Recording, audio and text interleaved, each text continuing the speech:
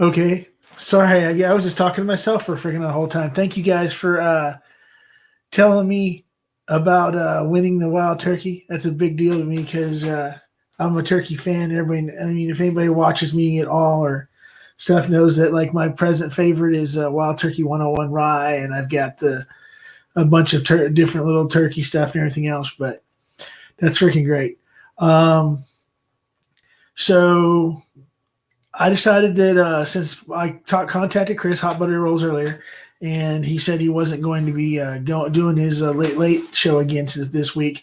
I wouldn't figure he was. I think he's because of the fact that Mash and Drum sometimes it can be an hour, sometimes it can go longer, and then after I think he was thinking about going on the other night when with the whole shelf turds thing and before, but it didn't happen because things went a little bit longer, a little bit longer, a little bit longer. But so I might be stepping into the spot when he doesn't want to do it. So basically, welcome to the Late Show with me, Stan Wagner, the Mash Bill. I'm freaking. This week's been freaking interesting. I'm really close to 400 on Instagram. At 500, I'm giving I'm not going to tell anybody, but I'm going to be giving away something pretty good. If I ever get to 500 over here, then I'll be also, of course, doing a giveaway. I'm probably going to do some, how you say it, some like little things like some samples or something like that in between at different points, maybe at like 100 and then like 250 and then whatever. But we'll talk about that. Hey, Bourbon Battalion, James Morgan, what's going on? Let's see. What's Kilco have to say? Main reason why I set myself a limit each week. Okay, there you go. So Cole George, thank you also. Young Pei Chang. Hey, Whiskey Crusaders, thanks for coming over. I know that you're I want to make sure of this. So Whiskey Crusaders, are you in Texas or where are you located at? Because I tend to see you on some of the extremely later shows that come on YouTube and stuff that you pop in every once in a while and everything. And so it's one of those things where I think, some people that don't want to be coming on here, it was midnight, 1 o'clock in the morning, everything else. Like right now it's almost, I expect that in 10 minutes that everybody's going to drop off because the East Coast is going to disappear. And that's, hey, you got to sleep, you got jobs. Oh, wait, I just became your 100th. No way. Hold on a second. No. I just became your 100th. Shouldn't have done that.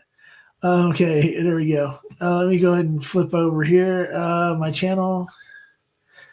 Okay, now I have 103 subscribers. Thank you.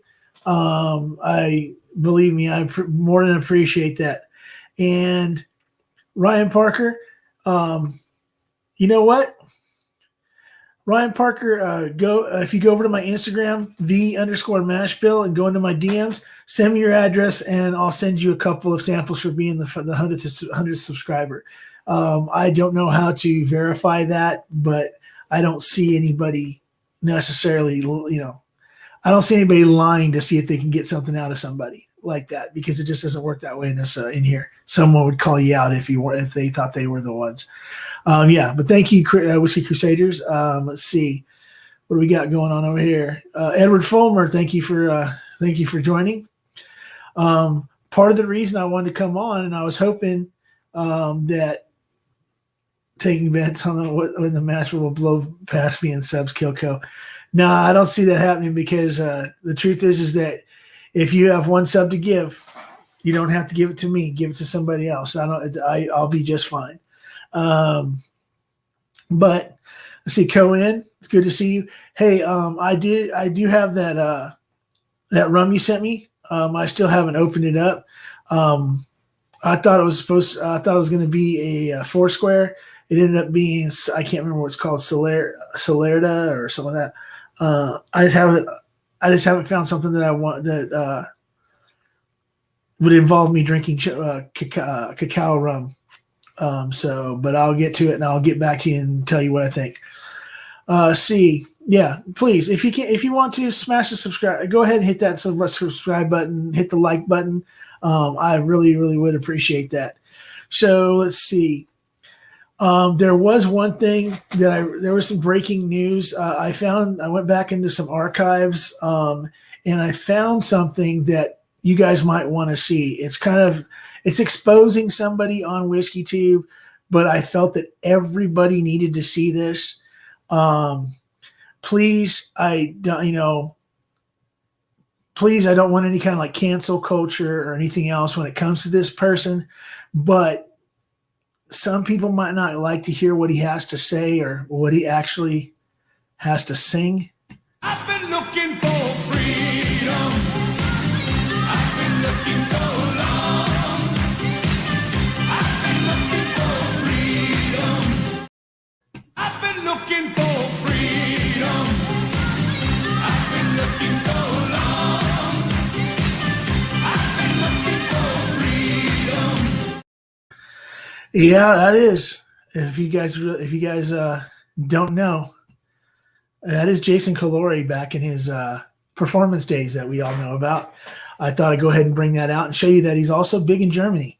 Maybe this might be the new Rickroll, but stay tuned. When I get a little bit more of my regular videos and to my other lives, because I've been doing some deep dives on Mr. Calori, and I've found a few videos and some other YouTubers that might pop up here and there. But yeah, if anybody would like to pass that on to Jason, I'd appreciate it. I think that he'd get a kick out of it. But so basically, I just went ahead and decided to go on and see what everybody's up to, see if anybody wanted to jump on. Jerry Black, thank you for the congratulations and everything. Richie Z, good to see you. John Trombetta. Oh, yes, and Bourbon Battalion. If anybody hasn't had a chance to yet, please go over to Bourbon Battalion here on YouTube. Subscribe to his channel. He's got a new channel. And I will be shouting out some of these in my next shout out video. These people will be brought up again a little bit more, maybe a little bit more detail, a little bit of quick shots of their stuff or whatever. But if you get a chance, go check out Bobby over at Bourbon Battalion. Also, I actually went on to do a half hour on Instagram Live last night, just impromptu again. It turned into 3 hours, and about 2.5 of those hours were actually talking to Bobby from Bourbon Battalion about a different way of using woods to smoke cocktails and stuff like that. It was very, very interesting. I learned a lot, and I really, really look forward to working with Bobby with some other stuff too in the future.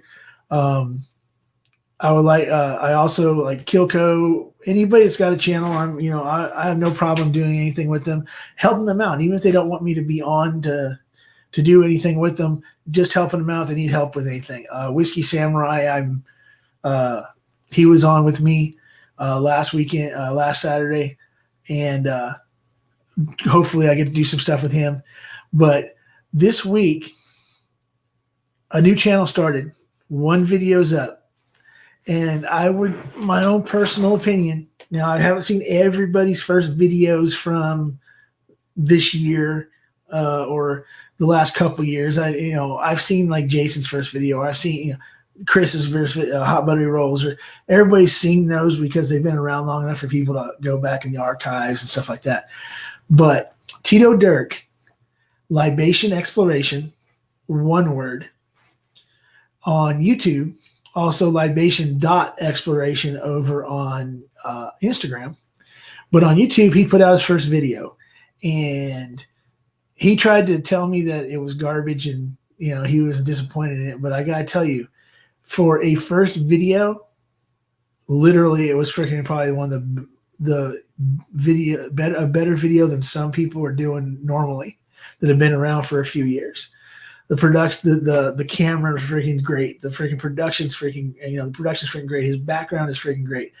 Wearing the chemist freaking jacket and his whole freaking progression through the video was freaking great. Oh, hey, and I got somebody that wanted to pop on too. Let's see. I'll get you. I'll get you in a second, Ken. And then, thank you for anybody that's been a new subscriber and everything else today. I do have so I'll go ahead and run through my banners real quick just so people can see them. So here we go. Like on Instagram, I am _Mashville, and on Thursday nights at 5 p.m. Pacific, I go live. This week it'll be, just so everybody here knows, I'll be announcing it on Instagram. Will be changed to 8 o'clock Pacific time tomorrow because some other friends of mine have some other things coming on. Drums and Drams comes on at 5:30. I don't want to step on him.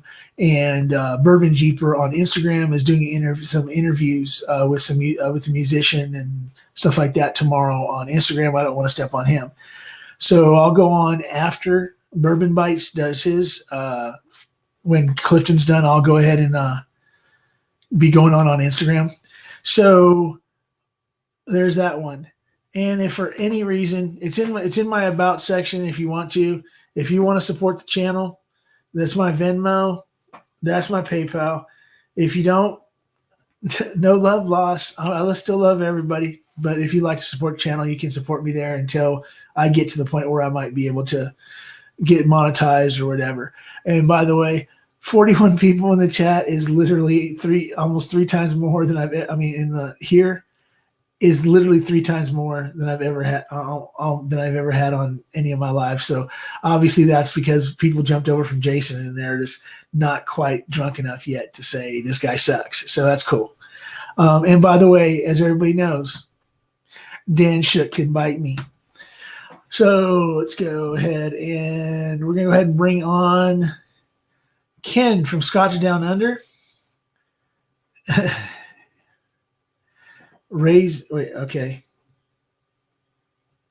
Okay, I'll have to work on that. I'm sorry. So let me go ahead and bring on Ken from Scotch Down Under. I'll have to work on that. I'm sorry. All right. So there you go. Okay, so you there? Can you hear me, Ken? I can hear you. Oh yeah, I hear you. I hear you great. I hear you good. You got me? Okay, cool. Yeah. So no. Guess what? Somebody else wants to jump on. I think you might know him. I don't know if I want to. His back is towards me, and I'm afraid to hit the button because he did lose his nipple last night on. I think I might know who you're talking about. Yeah. So I'm gonna go ahead and bring him on and see how bad it is. See if there's if he saved his nipple. But Chris, hot buttery rolls. Okay, he's got a blanket. I don't know. I'm just wondering if he's actually got clothes on or what is he? Oh, it's his shadow. Oh, hold on. Okay. Sick. All right. So, how's it going, Chris? It's going good, man. How are you guys? I'm doing all right. It's good to see you. Sorry, guys. I'm not trying to show you the whole galaxy, but I got my new set. Oh, you guys are the first ones to see it. That's freaking awesome. Actually. So yeah, that's awesome. Thank you very much. I'm pretty freaking pumped about it. Before we start talking about stuff and everything else, I wanted to do a really quick shout out. Chris brought these guys up the other day on his with Josh and that. But Bourbon Charity, they if you guys can go over to bourboncharity.com, check it out, make a donation. Bourbon bourboncharity.org. Yeah. Chris knows more of the details about it, but I joined him I was watching Clifton on Bourbon Bites last week, and he had the Bourbon Charity, the head guy. He was on there. Brandon, I think his name is, talking about the charity and everything else. And I joined then, but I joined the Bourbon Hood also, which is like it's another community. Like it's almost like the bourbon charity Patreon type situation where and stuff like that. And I didn't know I was getting anything. I wasn't trying to get anything. I was just going to be a part of the community on a more monthly basis rather than just one donation. And I opened up my door today, and there you go. Oh, almost there it is. Nice. Yeah, It's there's a freaking freaking Glen. yeah. A sticker. And then the thing that kills me was I was trying to figure out what the hell this was because it doesn't really fit around a can very well.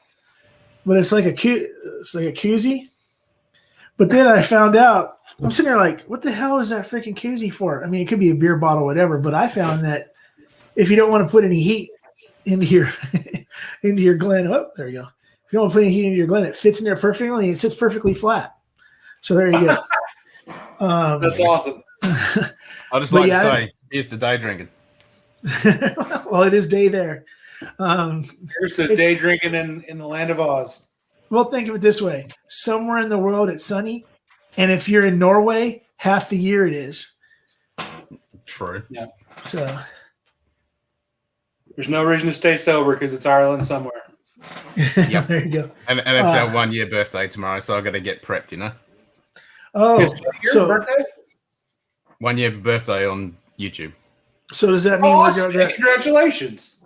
So does that mean Thanks. it's time for the 12-hour stream? Yep. I'm doing it. Love it. I've done 10 hours. I'm going to do 12 hours this weekend. He's a freaking madman. I think maybe I'll just, I don't know about what time here it would be, but I'll keep an eye on it. And when are the three of you all getting together for this celebration for a year, or is there like a specific I'm leaving time? it open to everybody. I'm just going to stream for 12 hours plus straight. And whenever people want to come jump in. Okay. It's going to be a free for all. Okay. I have no problem. I have time on my hands. It's gonna get I messy. forgot to turn the chat on. Yeah. I should probably actually look at that too, since people are actually watching me. Yeah, thanks everybody. But for once, I'm not used to people watching me. Let's see. You got Austin Feltz, Richie Z. Good to see you guys.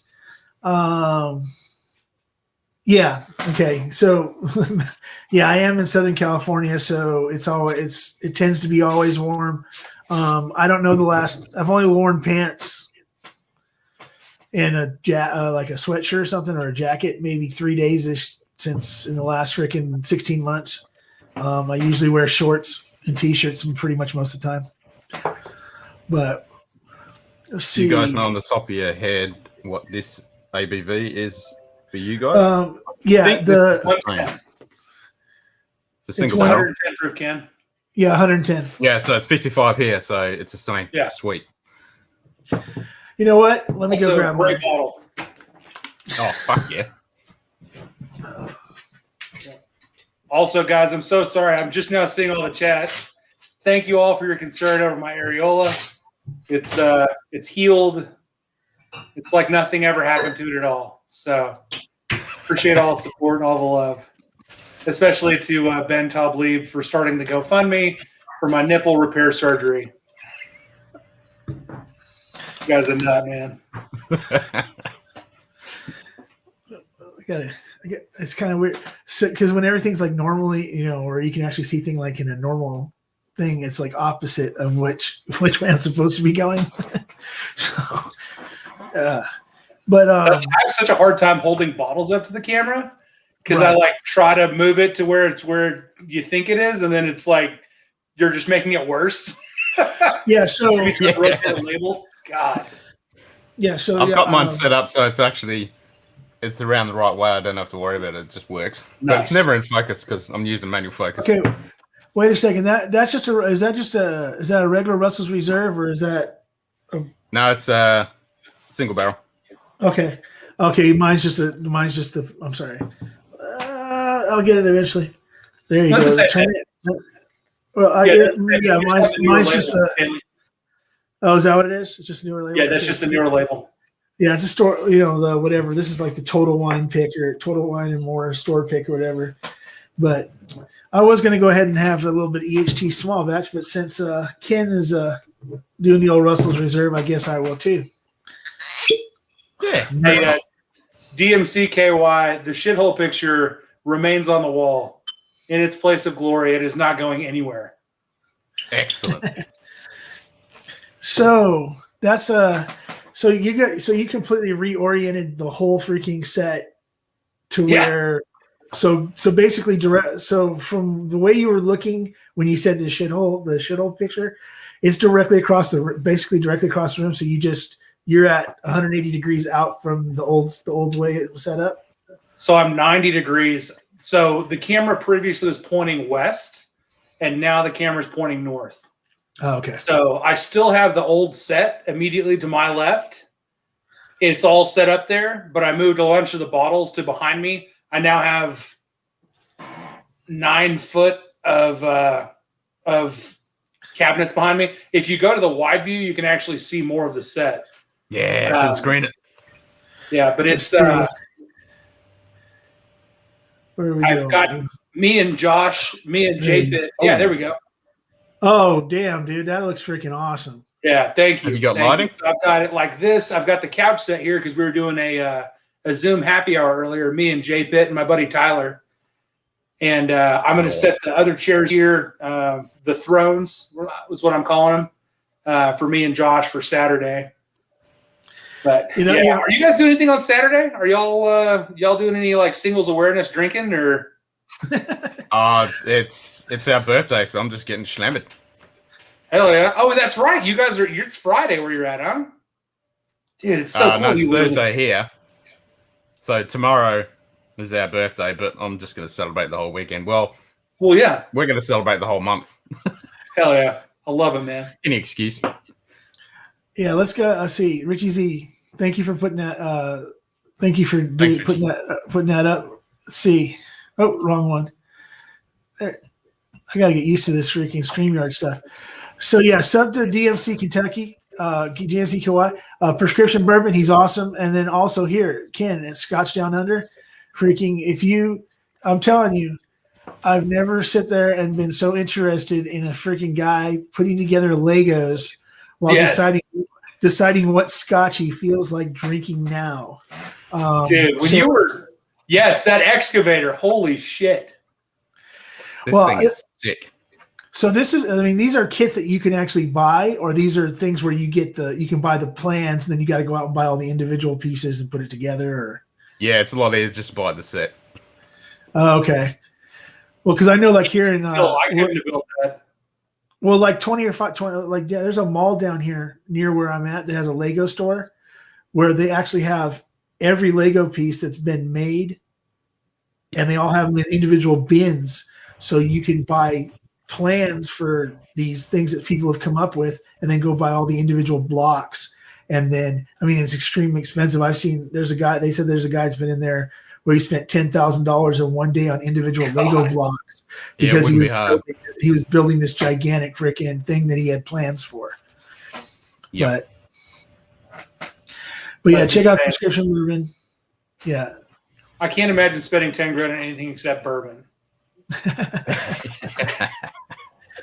Well, whiskey in general. Well, yeah, the freaking so this week's been interesting, to say the least. The Mashing Drum. Jason's here. What's up, buddy? Jason.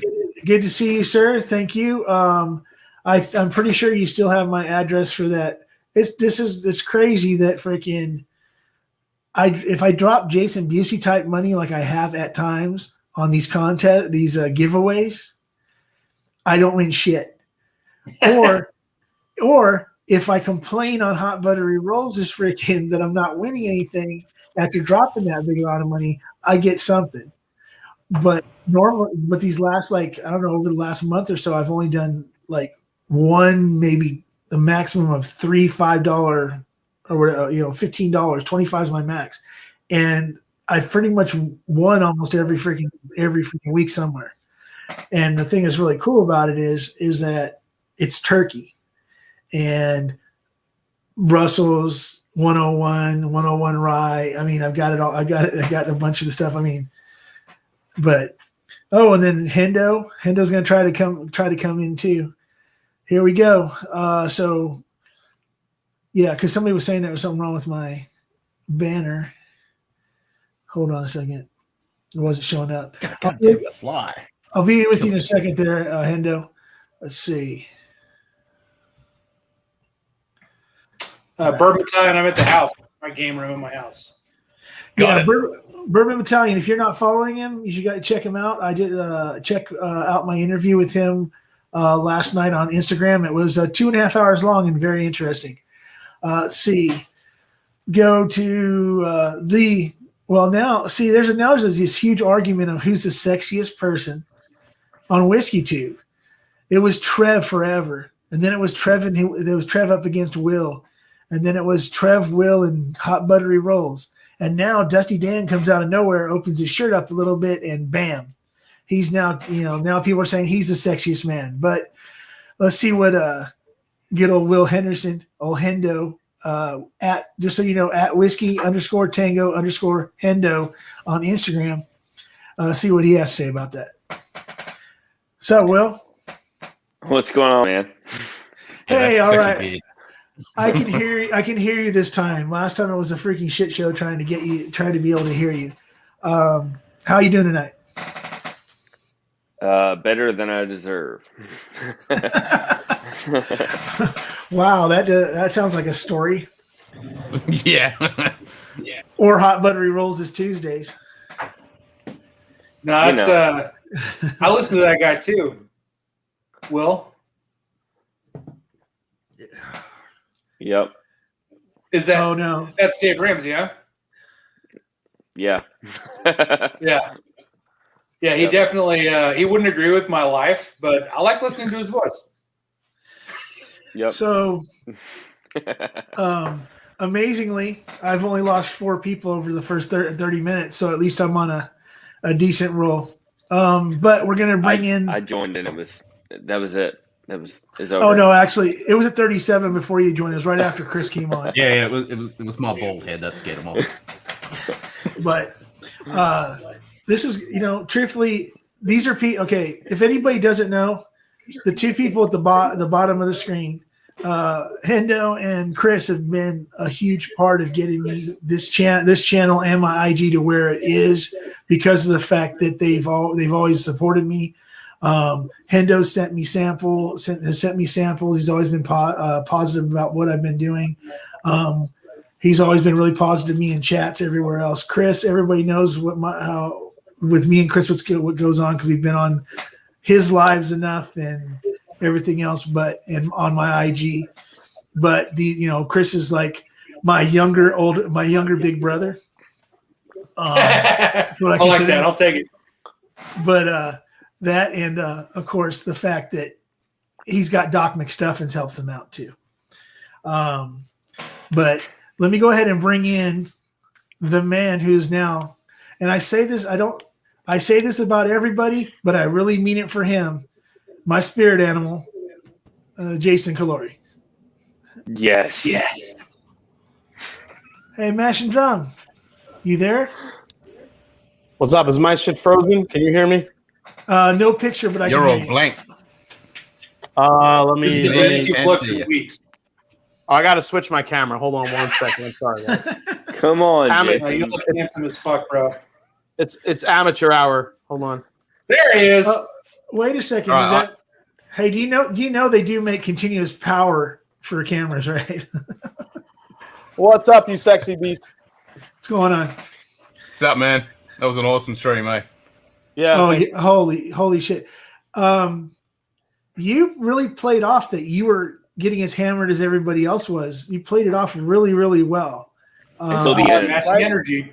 Right in the right kind of like 3/4 of the way, I started feeling a little bit, a little tipsy there, but Yep. That PBR got right to you, didn't it? I think the fireball did, man. Holy shit. Yeah, It It's sneaks good up on swing you, of that. dude, the turds, man, they'll get you with that. It just, yeah, every time. It was all they revealed it was all part of their plan. Yeah. So, okay, so real quick, I need to ask a question of you guys. Did you guys see my breaking news at the beginning of the stream? I jumped. I don't know if you guys were all on here at the first few minutes, but I did some breaking news, some stuff I found in the archives of a person on WhiskeyTube that I was going to out, and the thing is that I don't want anybody to throw any hate or shade towards him, but I've heard that he's really big in Germany. I've been looking for freedom. I've been looking so long. I've been looking for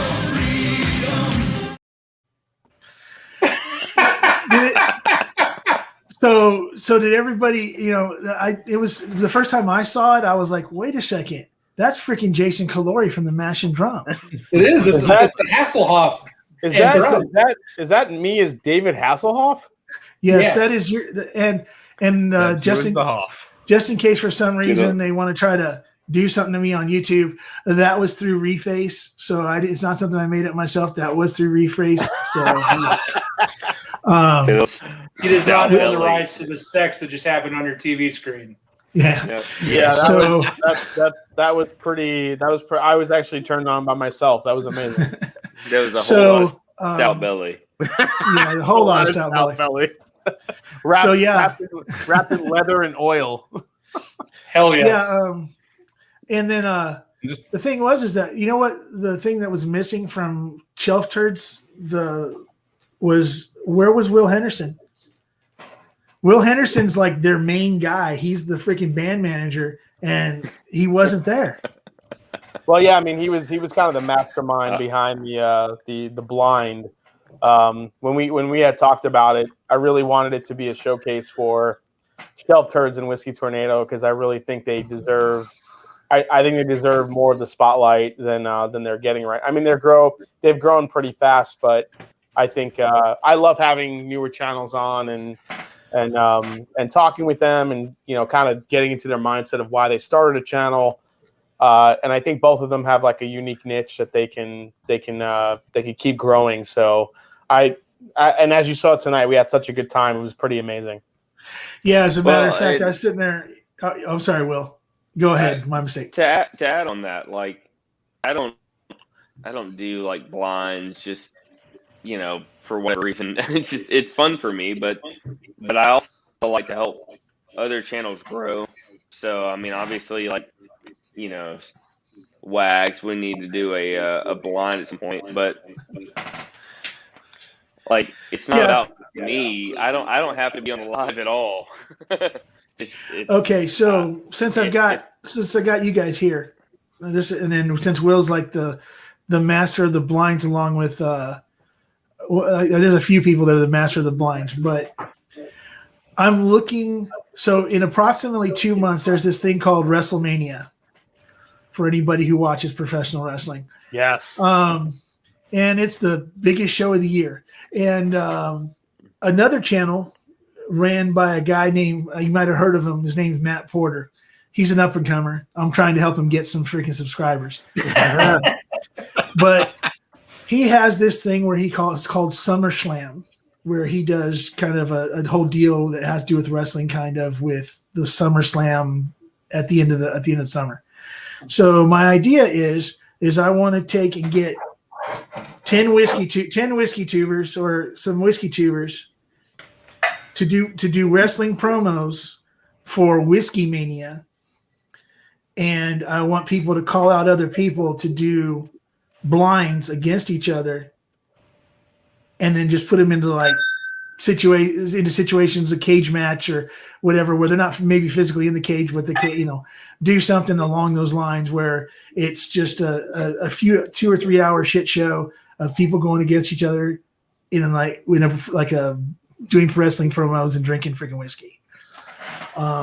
It's just an idea I have. And I thought, of course, look at Chris against Chris against J Pitt, they're right there. They could probably do something really good. Freaking, Scott and everybody that's already a team. It would work out a lot easier if they were the ones going against each other. But Dan and freaking Dan Shook getting slaughtered by freaking Sean would be awesome.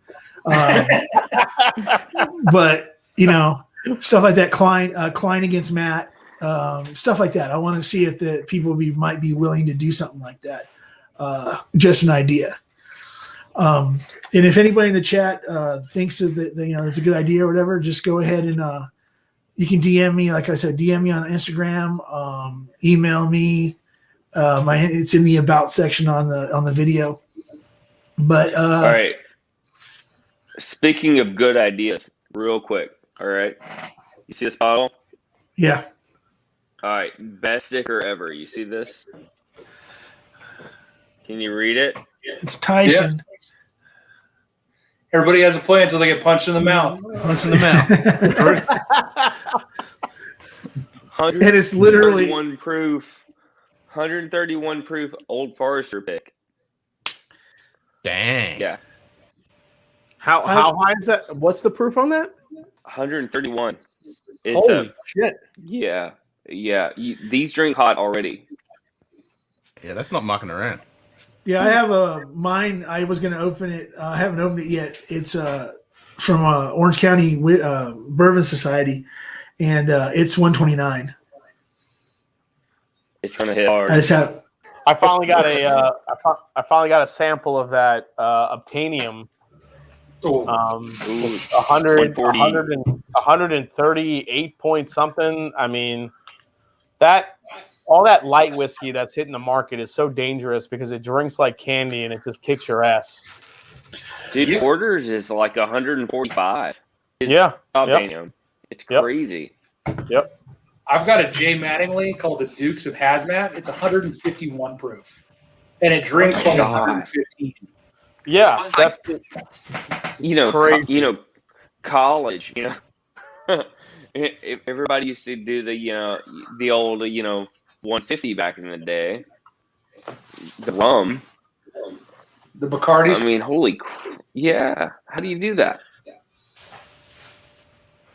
I mean, I can tell you I could drink 69.5, which is a local whiskey. What is it, Ken? It's Lime Burners down south. They win awards every year. They're kicking ass from my hometown, and it's 69.5, darkest winter. So it's 130. It's 139 proof. Holy shit! It's good stuff. Getting it? Yeah, I just want to quickly raise a glass to one of our family, Trooper. Yep. Your family and friends. We're thinking of you. You'll be missed. Yeah, light whiskey is kind of the new. It's kind of the new thing. Between you have big time blenders like Old Carter. I think Kentucky Owl starting that are using light whiskey within their blends to kind of bridge the gap between the old whiskey and the young whiskey. Because it's like drinking pure candy. None of you have had light whiskey before. It's usually about 98% corn, and you're distilling it way over 160, like to a vodka level. And then, you're putting in used barrels for, usually over 10 years, you're seeing it now, which gives it like this just crazy, like candy corn type of flavor profile. And when you blend that with like light, with a young and old whiskeys, or if you're just drinking it straight, like Hot Buttery Roll said, he's got one that's over 150 and it drinks like 115. It's a serious thing. It's no joke. It literally drinks like that kind of candy. It's very dangerous. And it'll end your live stream. Like, yeah. whether you know it or not, you should have been done. Yeah, that's why I asked the question, like when your last live stream with Nancy Fraley, like she's used it in some of hers recently. Yep. And that's why I asked that question. Why did you use light whiskey? And she was talking about the history of it. That's pretty crazy. I kind of asked her after that, about light whiskey and what's going on. And she says it's kind of like the perfect thing to add to a blend when the old whiskey and the young whiskey is too far apart. Right. Sometimes you can add, like if you blend young and old whiskey just right, you have some really nice flavors there. But you drop in some light whiskey, and it just has a way of bridging the gap between the old and the young whiskey so well that I think that's why more people are gearing towards using it. And like if you've had some of the old Carters, if you had what's some of the other ones using light whiskey? There's a few brands using light whiskey now. You could taste it a little bit. Rye 3 is using light whiskey. Just great stuff. Well, the Rye 3 guy learned from Nancy Fraley. So exactly. Yep. Yeah. So since I got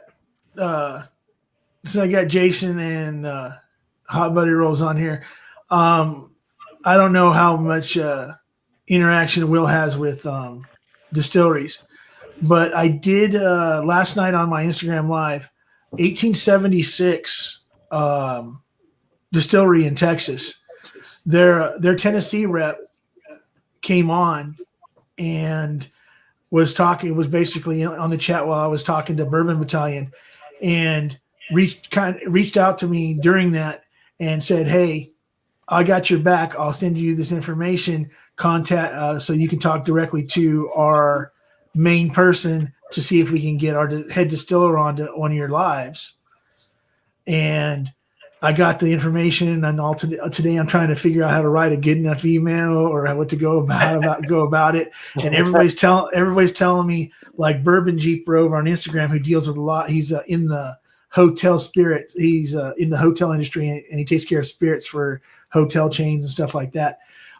He's like, just be yourself, because if they can't accept you for yourself and what you're going to say, then you don't want to do business with them anyway. Exactly. Yep. You damn sure don't want them on your channel representing themselves. If they're not going to give you a foothold, you don't want to give them one either. Totally. Because the thing is that, like I said, if anybody knows and been watching, Chris knows this because he's, and some of the people that here that's been watching my Instagram and everything else, the thing I promote the most is trying to lift craft distilleries and small distilleries, are just trying to get their name out there, and trying to work with them, because they might not be able to get in. They'll be able to talk to Jason. They'll be able to talk to Hot Buddy Rolls, because you guys have pretty much an open door. And as long as they're willing to take whatever you say as your word, you're not gonna pump up dog shit. Freaking, you can't make a table out of hard dog shit. So freaking, therefore, you guys aren't pulling any punches, so they can work with you. But there's people that might not work with them because they're a small distillery, in the same way that some bigger distilleries won't even talk to me at all, because I have less than, now I have more than 100 people. Thank you, everybody.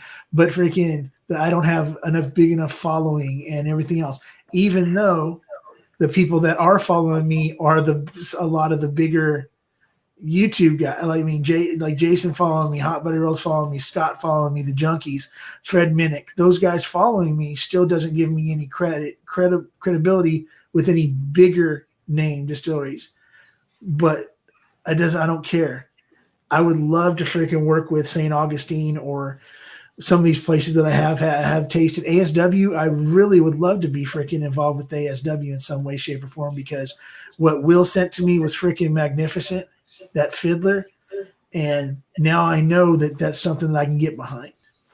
Yeah, listen, That's so good. Yep. The craft distilleries are the ones that are obviously going to be more open in the beginning, just to getting their name out there.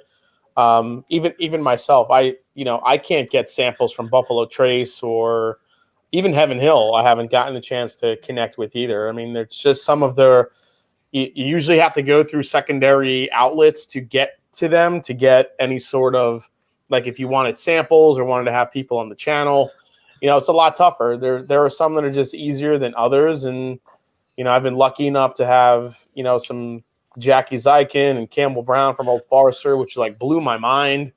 But But I mean, those are the distilleries that you want to, partner with and talk to. And then you have the craft distilleries that are just trying to make a name for themselves. So I would always suggest to everybody who always asks me, hey, Jay, how do I connect with this distillery? How do I connect with that distillery?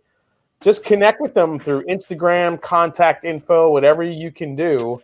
I mean, the worst thing they could say is no, but I guarantee you the whiskey community is so cool that 7 times out of 10, you're probably going to get a yes or let's talk. Yeah, because I was thinking, because I had this idea, this other crazy ass idea in my head that Jeopardy, like Whiskey Jeopardy, but the 3 contestants are Jackie Zykan, Dixon Dedman, and freaking Nancy Fraley. And then you go ahead and have just a charity thing where you have them on in the Jeopardy roles.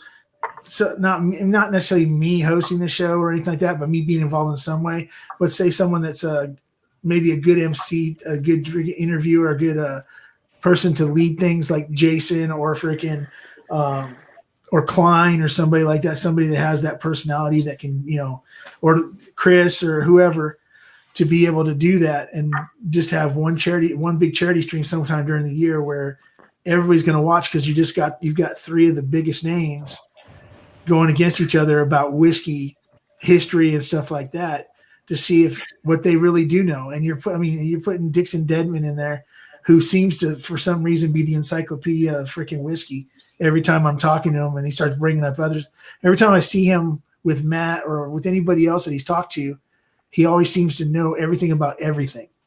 He's not focused just on his own thing. He just seems to be he's always posting pictures of all the stuff he tastes and what his thoughts are on everything, not just his own product. So it's like, I would just love to see something like that happen. You got to remember, like when we're on the outside, a lot of people that are on the outside that see this stuff, they think that, a lot of these distilleries are against each other, but they're all very collaborative and know each other, and they know what's out there, and they know the type of good whiskey that people are making. So, I mean, that would be an amazing, like just kind of hearing Jackie Zykan versus Dixon Dedman versus Nancy Fraley. Like, that's the best, like, triple death match ever. But, and anybody's you've got 2, like, epic blenders versus an epic bartender. You know what I mean? It's like, that would be awesome. Yep. But like, it'd be because the truth, my thing by saying something like that is anybody that wants to use that idea, I don't care. It's not it's just something that came off my head. Go ahead and do it. Just please involve me in it in some way, shape, or form. Even if it's, bringing coffee to the freaking contestants, I don't give a shit. Just have me freaking involved. I'll say honestly, like dealing with some of the distilleries, you have the high profile people that are in those distilleries that you want to talk to. But then there's always there's a marketing team or some kind of team behind them that may see things differently, which becomes problematic sometimes. There's always people that have people that you have to go through to get to those names. And if the lens of what you're talking about doesn't quite match up with their lens, then it can get a little bit, dicey. It'd be great to be like, yeah, why don't you come on, Jackie? Why don't you come on? Right. But they have a whole marketing powerhouse behind them that likes to kind of, massage all the narrative that happens there. So it can get a little bit dicey. And they definitely don't have money to lose. Exactly. But but like I said, the whole idea was doing it for a charity so that no matter, truthfully, nobody loses. And guess what? Everybody's fallible. And that's what I like about watching Nancy when she was talking to Jason. The only one that I've watched that doesn't seem like she'd be she might be the one that would say, "Oh, I made a mistake," is Jackie. But then again, she's freaking Jackie Zykan. Yeah. But I'm saying but like everybody's fallible, and most, like, Dixon is really I mean, when he makes a mistake, he's the first one to say he did it. Nancy seems like the same type of person, or if she's wrong about something, hey, shit happens. But guess what? I'm still the nose, no matter what happened. Just what happened 5 minutes ago. Yeah. I'm still the fucking nose. And a lot of people give Dixon Deadman shit for the prices of Kentucky Owl, and I get that to a certain degree, but it's not him setting those price points. So I just hope everybody knows that, because it's not, Stoley is behind all that, and it's not Dixon is just the one in the lab blending all that stuff. He's not setting the prices, unfortunately. So. Okay, so yeah, with that, like you guys talking with Forgate last week when on the live. Yep. My thing about that is that he brought it up. Is that Kentucky Owl, yeah, they're backed by a bigger company and so like that. There's the expense of the Kentucky Owl is not, say, what Forgate's going through. And so people tend to give Forgate or any of the other, those type of, or freaking Smoke Wagon or any of those blenders, give them a little bit of leeway. They complain about it, but they still get a little bit of leeway. But everybody comes down on Kentucky Owl. It might be a little easier for people to suck up the fact they're paying so much for Kentucky Owl. The rye, I'm sorry, I don't care. I've only tried it once in a sample, and damn it, if I can ever afford to just throw $300 at a freaking bottle, guess what bottle I'm throwing it at? Okay, because I think it's worth it. But the bourbon, when you put out a bourbon batch and then tell everybody that you put out 14,000 bottles, but then you're going to sell the bottle at $189, then there's going to be blowback. Don't release the. The rye is 189 and the bourbon's 300. Oh, is that what it is? Okay. I know one of them was like. I think Kentucky Owl Rye, well, except for the most recent batch, which I haven't had, but I won't have unless I get a sample of it because of the price increase. Yeah. I mean, you can tell me that cardboard tube cost $80. Yeah, I agree. I think the fact that they upcharge it another $75 to $90 because they're marketing it as the last rye batch that's pure marketing greed to me. Yeah, and it's not any older than we've seen. Nope. It's not anything different than what we've seen. It just comes in a special tube with some different text on the bottle, and you're going to upcharge people another $100 for it. I think that on the part of Stoley is just fucking pure greed. Well, I mean, look at the whole thing about Dry State, $1,000 for a semi-rare bottle. And I got to think, based on the interactions I've seen Dixon have, and I've been following Dixon for a long time. I follow him through the podcast. I mean, you guys know Will Breeze from the podcast. They've been talking to Dixon for years, and he'd come on the show and he talks about his passion for the whiskey and wanting to make a really good whiskey for people like him to drink. Dude, people like him don't spend $1,000 on a bottle. They don't buy $300 ryes. I mean, not the Dixon from 5 years ago. And to me, I mean, it's unfortunate because once you sell out your brand, it doesn't matter what you intended it to be. You can still make incredible whiskey, and he does. But it's up to the brass to decide how it's going to be priced, how it's going to be pushed, marketed. And some of your people that, you spent literally years bringing around to understand the value and depth of your whiskey are now getting fleeced like sheep in front of your eyes. Yeah. Yeah, I just got called out by Richie Z. I was going to say, so I'm a sales guy. Chris, you're a sales guy, right? Hogs get, pigs get fat, hogs get slaughtered, right? So at some point you have to find that happy medium in your price point to where the market actually hits, right? And if it doesn't, the problem is everybody's buying bourbon right now, and they will keep buying bourbon at $400 or whatever. So I don't know what the fix is there. Yeah, and there's some still sitting on shelves, but not a lot. So Oh no! I mean, in Southern No. California, the God's honest truth is here in Southern California, I haven't seen a Kentucky Owl bourbon in over a year and a half. Period.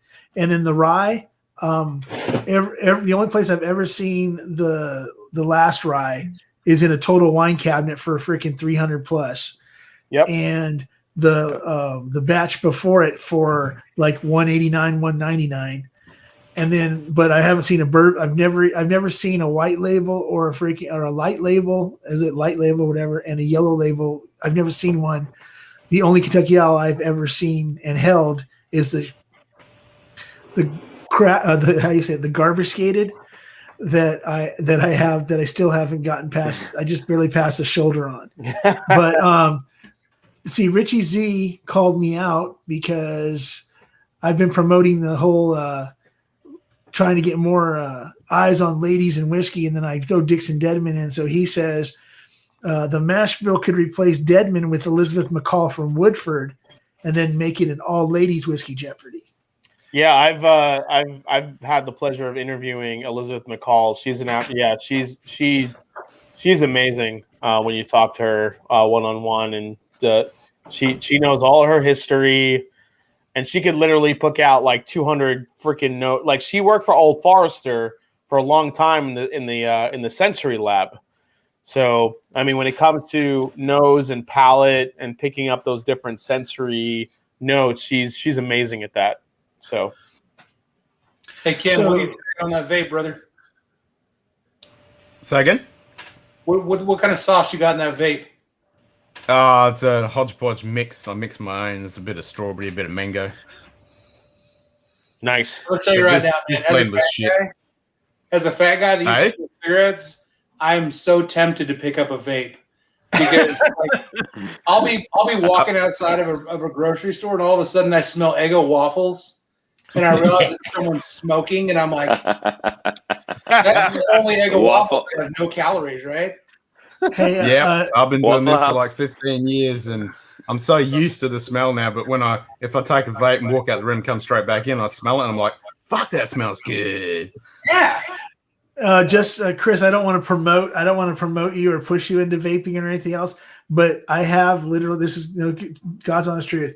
I have a friend that actually bought a flavor called buttered bread. Oh snap! And so I'm sitting there going, and he told me about it, and I smelt it, and it smells like freaking hot bread, butter thrown on it. And I was like, okay, it's amazing how close they can get to it. There's a whole bunch of artificialness to some of the smells, but some of them are so like you walk in, you go, holy crap, it smells like somebody's literally roasting a brisket or smoking a brisket and stuff. And because they've got these weird freaking flavors, I'm sure Texas has like freaking hay smell and freaking steer smell and freaking. We do not have hay smell. I will say that if they could get your sister's bedroom smell. If they could do that's just what my bed smells.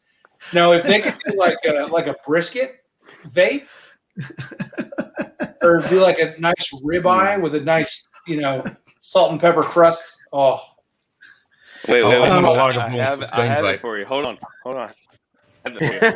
So speaking of things with a brisket vape, this is my recent freaking discovery right here. Oh yeah, so Cook. That's that Cook the freaking. Burning chair. There it is. That's that burning chair wine soaked bullshit. Yeah, that's Dave Finney. It's Savage Cook. Is that the Nichols sourced or is that the MGP sourced? Exactly. Hey, Will, all just to get on it was barbecue. Do what? Is it Dickel or MGP? MGP.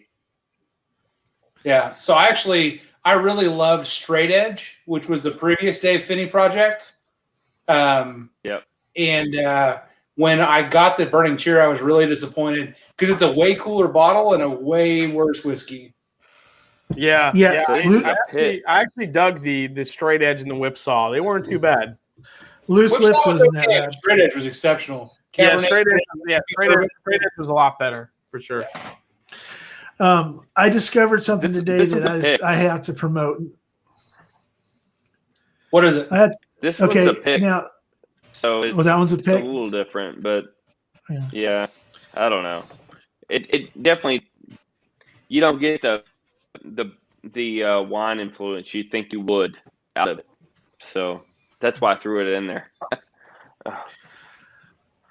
So basically, today I stopped drinking soda a few weeks ago, except for when I make when I want to make I always have a bottle of diet Coke or whatever that for a mixer if I want to just have something real quick, a little cocktail.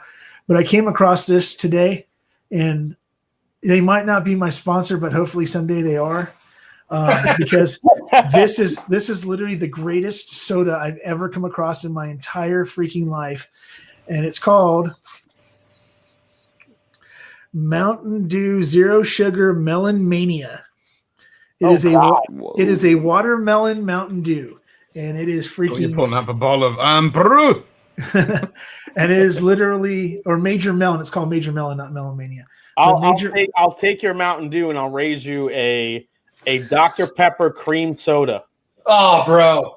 That's good. Jason, my little brother. Cherry is vanilla. I like cherry vanilla manager for myself. Dr. Pepper USA, Yeah, and I still can't get Dr. Pepper with cream soda. dude, it's fucking epic. I literally I painstakingly drink water all day as much as I can, and when that shit hit the market, I fucking bought 2 freaking huge sleeves of it, and I'm going through it like it's underpants. I love it. I love that your underpants doesn't last very long. Neither does mine. Hey, by the way, was I the Oh only my one God. was I the only one that noticed that when Jason was in the tub on Shelf Turds that his traps were freaking just like bam. Oh no, he's so bulgy. Oh my Yeah, the god. whole time he was trying to hide it. The whole time he was trying to hide his nipples. So that's all he was doing the whole time. Yeah, I was That's what those dips has been Is doing it in like the a tub. cassette tape? Because Yep. if it was, that video would have that one section worn out. I just kept rewinding it and rewatching it. Oh, Yeah, Hot Buttery Rolls, just so you know, some of the proceeds from tonight's live stream will be going to your new nipple. so that's hilarious. So Ben Tablib, he like is this crusader for my Save the Nipple Fund. I don't know if you've seen. He was just basically spamming the shit out of Dan's stream last night. He made a GoFundMe for a nipple replacement surgery, and literally the goal was $2, and no one would donate $2. It won't allow Chris. It won't allow you to. Well, because that's Jason Busey went and donated $5 and killed it. Yeah, because the minimum I tried to put in 50 cents, and the minimum is $5. So I was like, well, I don't want to ruin the 0 for $2. It's too good. It's too good that nobody wants to put in $2. I think that Jason was like, "Shut the fuck up, Ben," and then just killed it. Dude, I was just modding freaking Jason's stream, and turds. You can't even say the word turds without having to like get mod approval. So I know it's so weird. It's so weird. I'm not understanding like you can't even write like fucking Dickel in it, like Dickel whiskey. Dude, you can't write the word money in the super chat. Yeah. If you put the word money in it, I it just will typed the not word let. turds. Did that come through? So Shane Long is asking me, "Did you get your package?" Shane, I'm guessing you're Not talking yet. about the package that you sent to me and Ken. And yes, Not I yet. did. Ken, did you get your package yet? No, Koala's got it somewhere in the outback. Bro, On the it's back like of the I was gonna kangaroo. say, as soon as you're ready, brother, kangaroos get it. It's just let me know because we're gonna stream and do this blind taste off.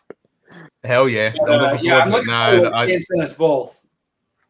I got no idea when it'll get here. I mean, You're Yeah, talking he was about like, "Hey Australian man, I snowmelt. sent you and Ken a blind flight, and you guys need to schedule it." And I'm like, "Well, I think we probably have a couple months before Ken gets his from the fucking Didgeridoo Express." Kangaroo. Yeah. The Ken, here's Ken, did you get any of this yet? Any of the A121? That's supposed to hit You gotta here get that actually. one. I think next week or by the end of this week here in Ohio. So I'm looking forward to trying that. How is it? Will? It's good. Yeah. It's good. It is low. It's much lower proof. Yeah. Thank God. well, Because well, hold on. Thank Hey, God. Ken, just real quick, Will. Drums and Drams, he's actually here, and he just happened to do a freaking review on that A121. Oh, So, nice. Cameron, Snap. you should jump on and tell us what you think of the A121 after Didn't- Will gets didn't- done. Didn't he do the Larceny A121, which I have? Oh, I have that one over here. I just Yeah. got okay. that. So yes, it was larceny. I thought, Yeah. what was it I will larceny? tell you though that Cameron is willing to sell his soul to get an ECBP 121 because I've seen him on all the secondary sites. Like, I will trade you my anal virginity for a fucking ECBP 121. Let me check. Okay, just so Cameron, if you want to jump on, cool. If not, I understand. But if you really are looking for an ECV barrel proof, it's gonna. I just got a thing earlier today from one of the places I go to saying that they have it for $80. I got to go check tomorrow, and actually have to drive down there tomorrow because they won't hold on to it and see if there's there's anything still there.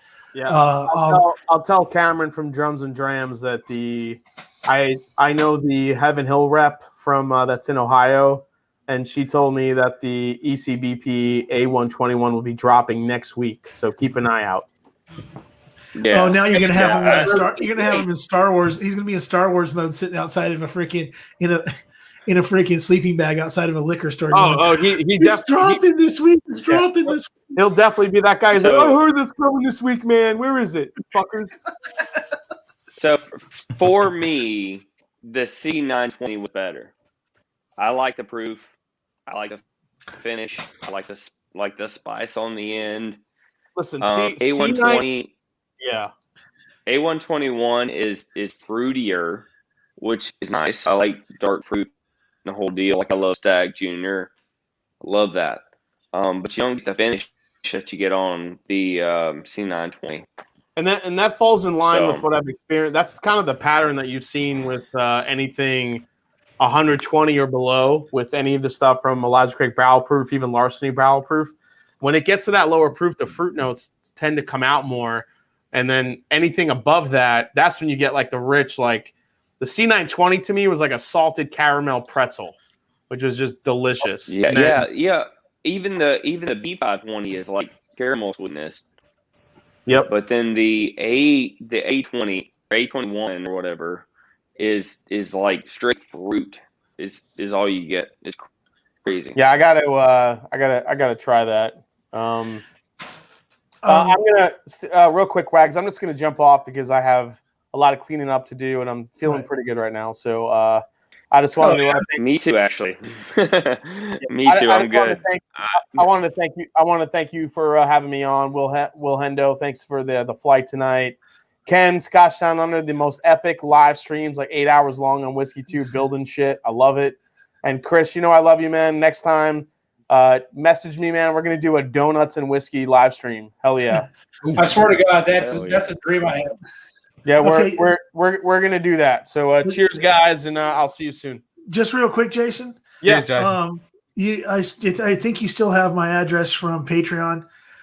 Thank you for that. I mean, speaking of freaking pumped up freaking prices, that freaking I wear the turkey strong shirt with pride. I just poured my freaking 101 rye. But yeah, that's huge to me. Freaking, I mean, it wasn't a unicorn, but damn it, freaking, I'm glad I got it. And then Chris sent me Chris. I won a Rock Hill a few weeks ago from Chris. So this has been a pretty decent year, and I got 28 people still giving a rat's ass about me until you jump off the stream. And then Yeah, I mean this is a this was only a duty free store pickup, so the Right. markets the stores weren't getting this one, so limited yeah, edition man. father son collaboration. So I hope to watch you crack this open on a live stream and enjoy the shit out of it, man. Oh yeah, when I do it, I'll Badass. make sure that you know. Even if I can get you to come on for like 2 minutes, I want to do it with Yeah, you. I'll jump on and try it with you, man. All right. All right. Have a good night. Take care. Thanks, guys. Thanks a lot. Later, Jason. All right, I'm All right. out too. Y'all- Yeah, I Good understand. You're over in Georgia. You're on the East Coast, so. Yeah, I had to work more. Yeah. Thanks for coming on. Lord Thanks help for coming on, Hendo. I do appreciate when you sent me the samples and stuff. I'm still nursing them. I don't want to finish the ASW until I can get a hold of a bottle at some point in time when I got the way of getting a hold of one of those fiddler bottles, because they're actually really hard to find. But yeah, thank you very much. A lot lately, but yeah, check out Sealbox is weird. They- Sealbox is weird because it says it has it, and then you go to order it, and then freaking an hour later they send you an email saying, "Oh, we're out of it." This has happened to me like 3 times, so it's like, okay, Gotcha. well, all right. You have a good Gotcha. one, Will. Thank you. All right, see you guys. Later, Hey, Hendo. Will. Hey, Chris, thank you for coming on. I wasn't expecting that you would come on tonight because, like, after last week and like you were gonna do the late show, and then you decided, well, no, this ain't gonna happen because it was a long day for me. And then the other night you were thinking about maybe jumping on because everybody was kind of going really short. Then all of a sudden it turned into way more than what it was, and you're like, well, I was gonna go an hour ago. Well, I was thinking about doing it an hour ago. I guess it was on the Junkie stream last night, but they won't shut the fuck up. These shelves got here at 11 a.m. And so I built these shelves for 5 hours. Damn. And I was Could live fucking stream that. exhausted. Like, I was Right. smoked. And so you texted me earlier and you're like, are you going to go late? And I was like, nope, I'm going to be in bed by then. But here I am drinking whiskey into the night with my friend. Well, with my friends. Yes. Well, shit. I got a dry glass. We can fix that. Also, Yeah, no Cameron, problem. Drums and Drams said he was going to come in, so check that lobby. Okay, well, I'm looking at the lobby Yeah, right so now. he was gonna come in. Yeah, I don't ever. I try not to go to full screen on my computer. Yeah, So that's a mistake that I make because I go full screen. Well, I used to go full screen, so I did a few upgrades to the studio this week. Yes, Lava Man, second wind. Thank you, Bert. But yeah, no, luckily- I built these today, and yesterday I got a rolling cart for a TV from Amazon, and I went to Best Buy because they're having. I don't know if you guys know this, but the Super Bowl is the best time of the year to buy a television. yes, I got a yes. 55-inch TV for $320. Nice. And let me guess, Ridiculous. that's your chat monitor, right? Oh my! No, I can see everything. It's so cool. Oh no, you're not going to believe this shit. You guys can't see any of this stuff I see on StreamYard, but I don't know how. I wonder if he's hammered because he's in his. He's got a gong. There's a gong behind him in this picture. Yes, he's a percussionist. That makes sense. Yeah, he's a percussionist. That's in the gong in my bedroom. But before I bring on Cameron, just real quick, when you said full screen there, Hot Buddy Rolls, had you moved up another freaking 2 or 3 inches when you were moving around, we would have all got full screen on the shorts that you were wearing. Yes. So I mean, I don't know if it's a full screen. I'm not, I'd have to ask Hot Buttery Breadsticks, but I really don't want to know the answer. But yeah, so let's go ahead. You're a girthy boy, as David likes to say on Shelf Toads. It ain't the legs, it's the girth. Yeah, I'm gonna go ahead and bring on yet another sexy man off the freaking whiskey tube. I don't care what anybody says. They think he looks like Sebastian Stan, the freaking Winter Soldier. And here we go. Sup, Cameron? Hey, can you hear me? Yeah, I can actually hear Oh you. shit! He's down in his basement. His beat laboratory. Yeah, this is the studio. He's gonna give us some beats. Yeah, Yeah. I just and let me know I can adjust my audio. I can't hear myself in my headphones, but Yeah, bring your mic in, bro. Yeah, it's a little Yeah, punch it up a bit bit. low. What about now? Good, better. Bit more. Slightly better. Bit more. Sorry, I'm boomed over right now I did a review earlier down here, so I was having a good old time. There you That go. may not be the You got that mic good that's studio hot sound. because it's not making any difference about the position. Check. Much better. Okay, Yeah, now you're way loud. There you go. Okay. Anyways, yeah, I've been drinking with a friend all night, and I just got home. So, yeah. Drinking to the point where it's going to be really, really fun watching you freaking mess around with your percussion, or I'm not doing anything tonight. No, I just did a benchmark vertical review. That's what all these glasses are. Hell yeah. yeah. I thought when there was one night when Emily Chamber, the Brewbakers, I believe it was, were talking about sending out a vertical to someone, and I said, hey, I wouldn't mind doing a taste test of that freaking vertical, and I think they forgot at some point in time. I'd like to do the benchmark vertical because I keep on having to buy these freaking benchmark 8s and fucking bundles to get what I want, and I'd like to try something else besides that that fine freaking whiskey. Dude, I wore white gloves in my review and a full penguin suit. I mean, it's gonna be. That's hot. Oh damn! That's that top shelf shit, bro. There we go. Did you do the review with someone else that's like your band? I know that you have like in your videos that you have the girl and the other guy that you've done shows with before. Is that what you were doing? Is with one of your other percussion friends or? No, just me. Yeah, I mostly do solo stuff. So, yeah. Did you know that? Samurai, I appreciate it, and also good for you. Whiskey Samurai got their first bottle of Smoke Wagon Straight Bourbon. Said it tastes like root beer. I actually will agree. I think that a lot of the MGP products taste a little bit like root beer, sarsaparilla, old timey soda pops.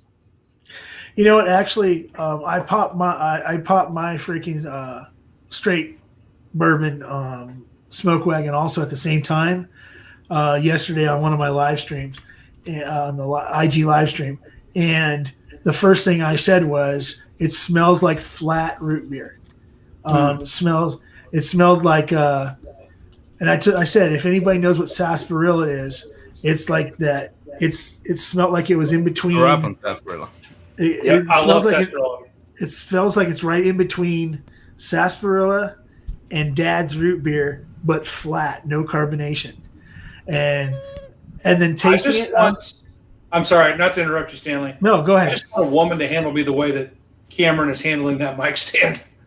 He's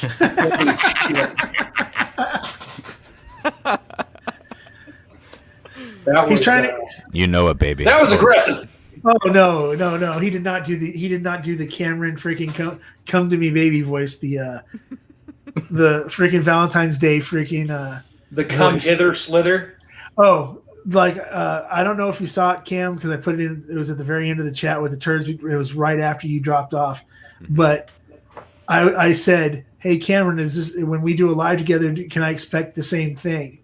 And I said, "If so, tell me so I can go dig out the smoking jacket." But Hey, man, I'll do whatever you want, Wags. He will too. hey, especially if you I got to see my DMs. I'm easy. well, see, so right now I'm sitting there, I'm going, wait a second. I know that Chris wants a freaking baby blue bottle of freaking classic laddie, and I know that freaking Cameron wants ECBP 8121. Oh, yeah, that's why I came on here, by the way. To defend myself. Look, I need them subs desperately, you know. So get it. Like when I got the Larceny review out, or I got the First Stag 15 review out too, and I got like 2,000 views. So I need those subs. That's why I'm gonna pay $100 for a fucking ECBP. Good luck, buddy. Kill yeah. me. So yeah, it'll be, like I was saying to Jason, he was saying that he talked to the Heaven Hill rep or whatever, and it's supposed to drop next week. So I'll wait until then. I'm I not gotta running be out. Jason, you know. Yeah, I'm not running out to because it's about an hour and a half to drive to where the one place that they called me and said, "Hey, we're going to have this come in tomorrow if you want to come out here." Yeah. And I'm not to be. I'm Elijah Craig. I love Elijah Craig, but I don't know that I want to drive an hour and a half tomorrow morning to hope that it's there. Yeah. So, but if I come across one before it drops in Ohio, well, I'll contact you. But Chris, are you still looking for a classic laddie? So you said that, and I was like, "Oh, I am," because I don't recall looking for a classic laddie. Okay, because what it was is one of your streams with J Pitt. I probably like almost a month and a half, 2 months ago, when you guys were first starting up. When you did like you were doing the 5-hour freaking lives and stuff like that, which That you sounds might have. like me. Which means, like you tell everybody, if it's past hour 2, I please email me because I won't remember. Yep. I didn't email you, but you said that it was one of the things you wanted to get a hold of was a brutalotic. I can't never pronounce it, brutalotti, whatever the Yeah, hell. Brooklyn, yeah. Brutalotic freaking classic laddie because you love the baby blue bottle and you just want it for the bottle. So that's Oh, true. it's And I expensive. also watched the documentary on Brooklyn, and it's such a cool Water of story. Life. Yeah. I'd love to have one, but I don't remember asking for one. It sounds like something I would do though. Well, you just brought like up that that color. you wanted to That's it. get a hold of one.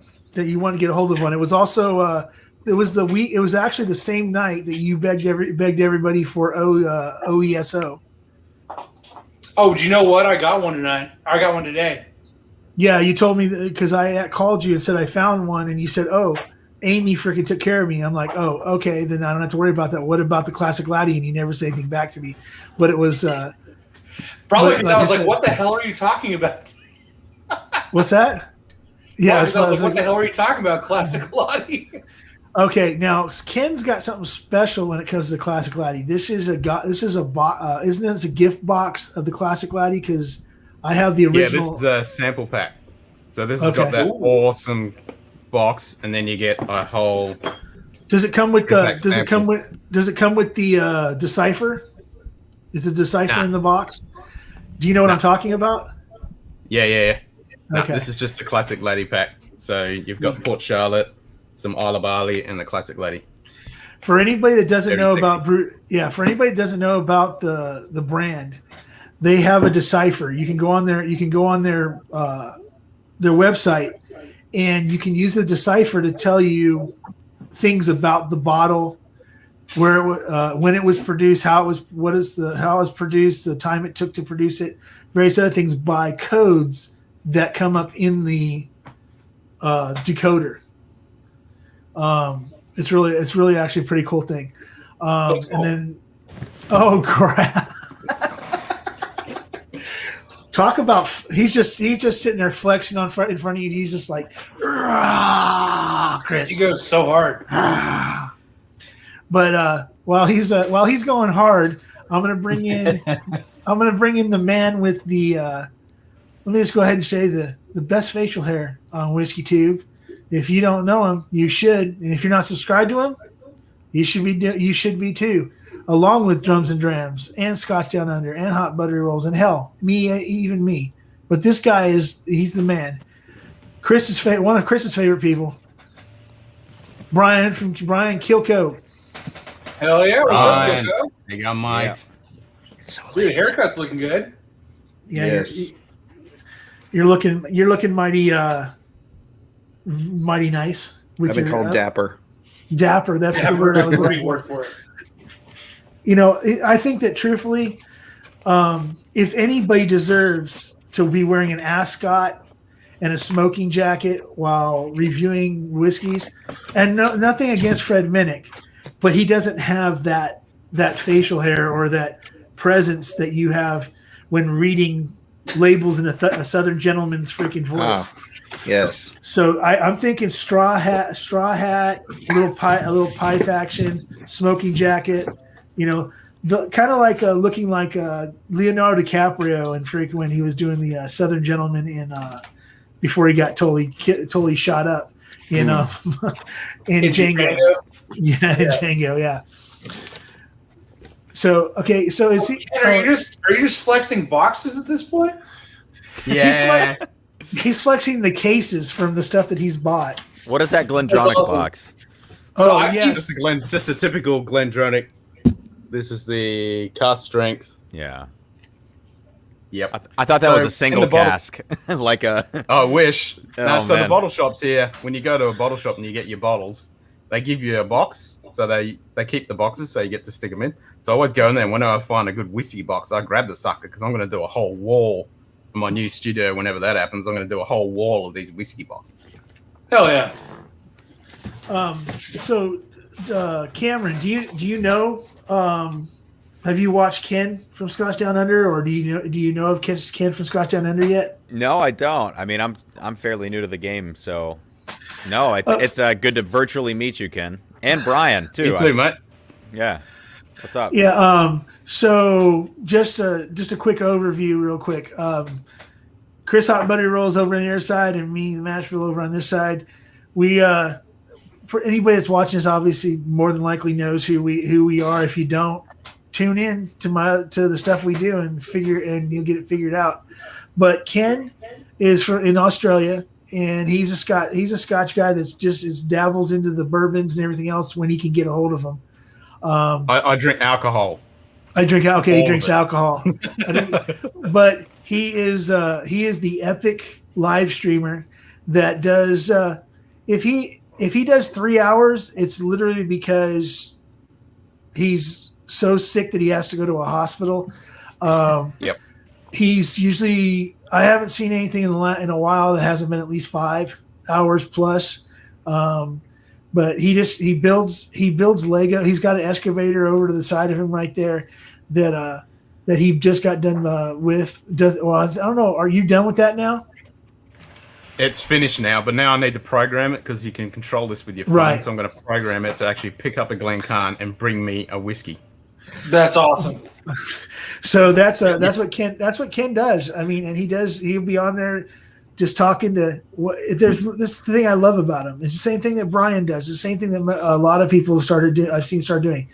Whether they have one person watching or like me right now, 27 is still literally almost 10 more people than my average for a whole live. So I'm freaking happy as hell about that.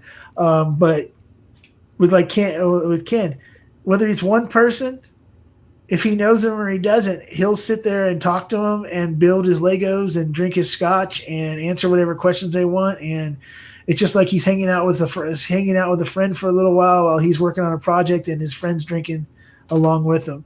Brian's really good about that too. I've seen Brian freaking sit there and talk to just me on his lives, and because that's just he's doing what he likes to do. He's keeping himself occupied. Rambling. And then Cam, he likes to do his lives the exact same. Half hour into my IG live, so I only catch the last 15 or 20 minutes of his. But when he does it, because he's trying not to step on other people's toes, I'm trying not to step on his toes. So, like I said earlier, before some of you guys came on, I'm switching my IG tomorrow to 8:00 Pacific after Bourbon Bites, because Cam goes on at 5:30. Another friend of mine's going on at 5:30, and I want to watch Cam do a whole show, his live and everything else, and I'd like to not step on other people's stuff. And I can go on at 8:00 on IG. I'm still going to have people that are going to they'll talk to me and watch it and everything else, so I'm not really sweating it that much. So Cameron, But, your live I tomorrow don't have the afternoon? problem of stepping on people's toes. Yeah, mine is it's at 7:30 Eastern. Is it, So- you said, yeah. Oh, is it 7? Okay, 7:30 7:30 Eastern, but it's about an hour, so it goes. It'll be like an hour and a 7:30? half. Yeah, it'll be an hour and a Wait, half. I'm that's trying to. 4:30 Pacific? Yeah. Right. Yeah, because someone's at 9 maybe. So you got- I don't know. Somebody's at 9, and I'm just trying Okay. to avoid. Yeah. So you got Cameron. Okay, so Cameron goes on from 4:30 till 6 on the West Coast. Right. Okay, at 6 o'clock on the West Coast, Rock Gut Review goes on, That's it. Yep. Yeah. and then at 7 on the West Coast, Clifton from Bourbon Bites goes on. But sometime in there, Drew P. Whiskey comes on. Now his live is newer. I don't try to step on his either, but he's kind of like overlapping between the last half of Rock Gut Review. Yeah, I think he's. I mean, he does have. I think he does have a way different fan. I think he's got a lot more of like the hipster base and people that love coffee, and you know, he's a great guy, and he brings a lot of milkshakes to the yard. And he's dank. He's dank. He is super dank. But I will say that, you know, I think that a lot of the traditional Whiskey Tube fans you'll be all right if you go on during that time. I think that it's fine. Oh yeah, and another big fan of Kilco was just saying, just like I said, Ben Demon Hunter.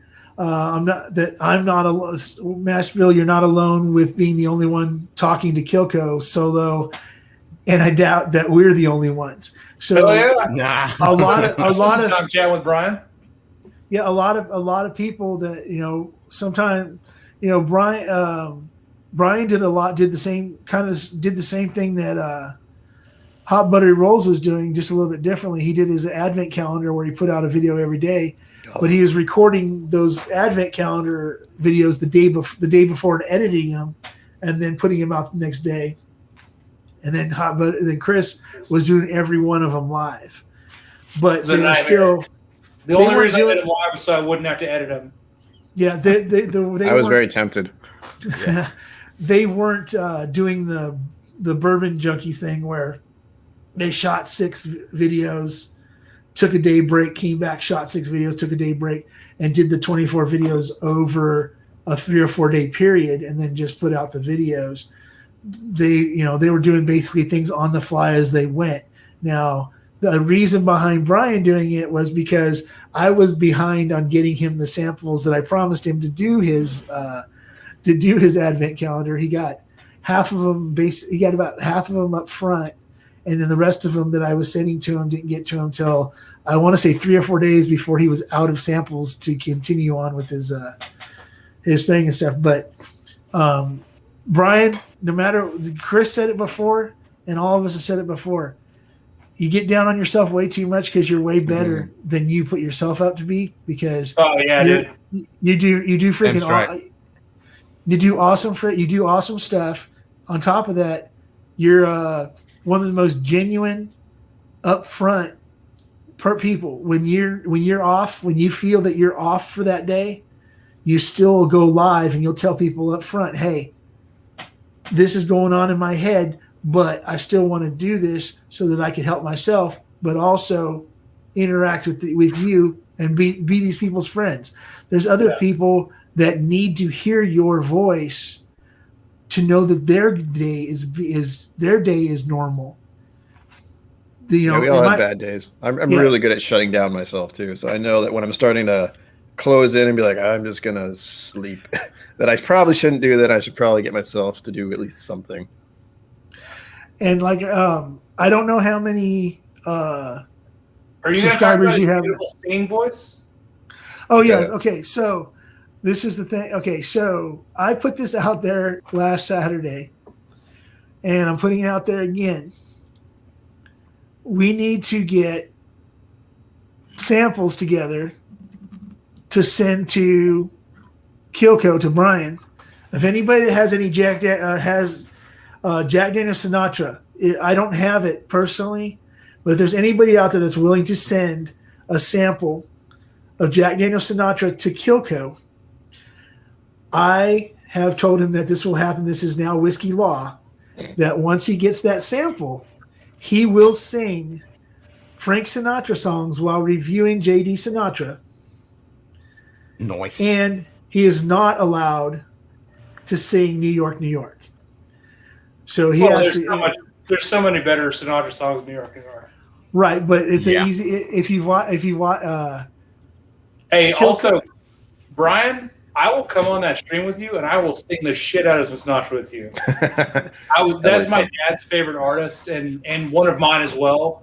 But I was raised singing Sinatra, and I would love to be part of that. And I'll see. There's a store locally that had a bottle of Sinatra Select, just kind of like hidden.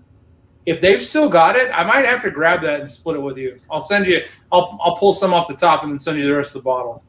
Nice.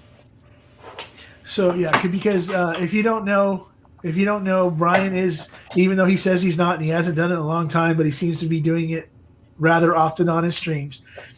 He is a good singer. He is a very good singer. He's got a beautiful singing voice. He's not a singer. Sorry, he's not. I'm not gonna say that he is. He's a crooner. There's a difference. He's a songbird of our generation. Yeah. So if you're, he's not Michael Bublé. He's a real nothing against Michael Bublé, but he's what I consider to be like a real crooner. The Dean Martin, the freaking Frank Sinatra, that Sammy Davis Jr., that Rat Pack freaking style. Rat Pack, hell yeah. Of singing, he has a really cool voice for that. So yeah, like I said, anybody that wants to get a sample over to Brian, and when he gets it, and don't think that you're gonna be able to hide it, Brian, because I'm sure that I'll get a DM or an email from somebody saying I sent it to him. So. What whiskey? I don't know what you're talking about. Yeah, I don't know what you're talking about. I know nothing. Oh, Brian, by the way, what video is it that you read that video for? Read the label of the E.H. Taylor small batch. I assume it was. Oh gosh, I want to say it was Alive, but I don't know. I think I reviewed it, but I'd have to double check. Yeah, well, you did like a really quick review, but it's not like one of your normal reviews, so I think it might have been stuck in one of the lives before Rock Gut Review, or something along those lines. You know my memory. I don't remember what I did yesterday. Yeah, I don't remember what I did. 5 minutes ago. Yeah, but if you ever get a chance, okay, if you haven't watched it, go back, hit the freaking. Okay, well, guess what, Kilko. If you go onto Instagram, you go to whiskey_samurai, and you go ahead and send him your address, he will take care of you on the sample for Sinatra. okay. Yes. So thank you very much, Whiskey Samurai. If nobody knows who Whiskey Samurai is, he's over on Instagram. He's starting to get into trying to do a little bit of whiskey photography. He's working on. I'm trying to help him when he needs the help to get him up and going on YouTube. So just keep your eyes out for that. I'll make sure that everybody knows about it when it happens. So yeah, so he says that I'll have some Sinatra I could donate to the cause. Thank you very much, Mr. Whiskey Samurai. That's great. So let's see. Now so if you have the time, or if you've got the time to go ahead and binge something, excuse my language, fuck Netflix. Go to freaking Kilco.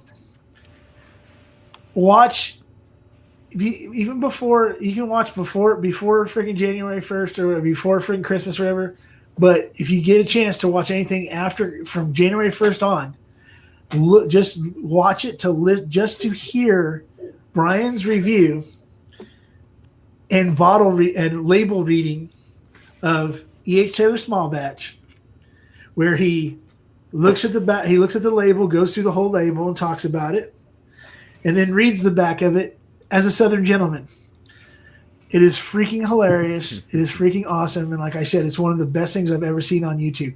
Unfortunately, it took over the number one spot got taken over yesterday, or I'm sorry, Monday, I guess you'd say it, by the Shelf Turds Valentine special, where and then I'm sorry to say you got dropped down to third, Brian, tonight with Jason Calori with the Shelf Turds and the Whiskey Tornado, and not the whole video, just the Valley Girl stuff. The Valley Girl segment. Oh my god, was freaking amazing. I almost peed. Yeah. Oh, he's got. Okay, so I'm a huge Glenn Morangi fan, and every time I see cake, I want to grab it, but it's like, Same.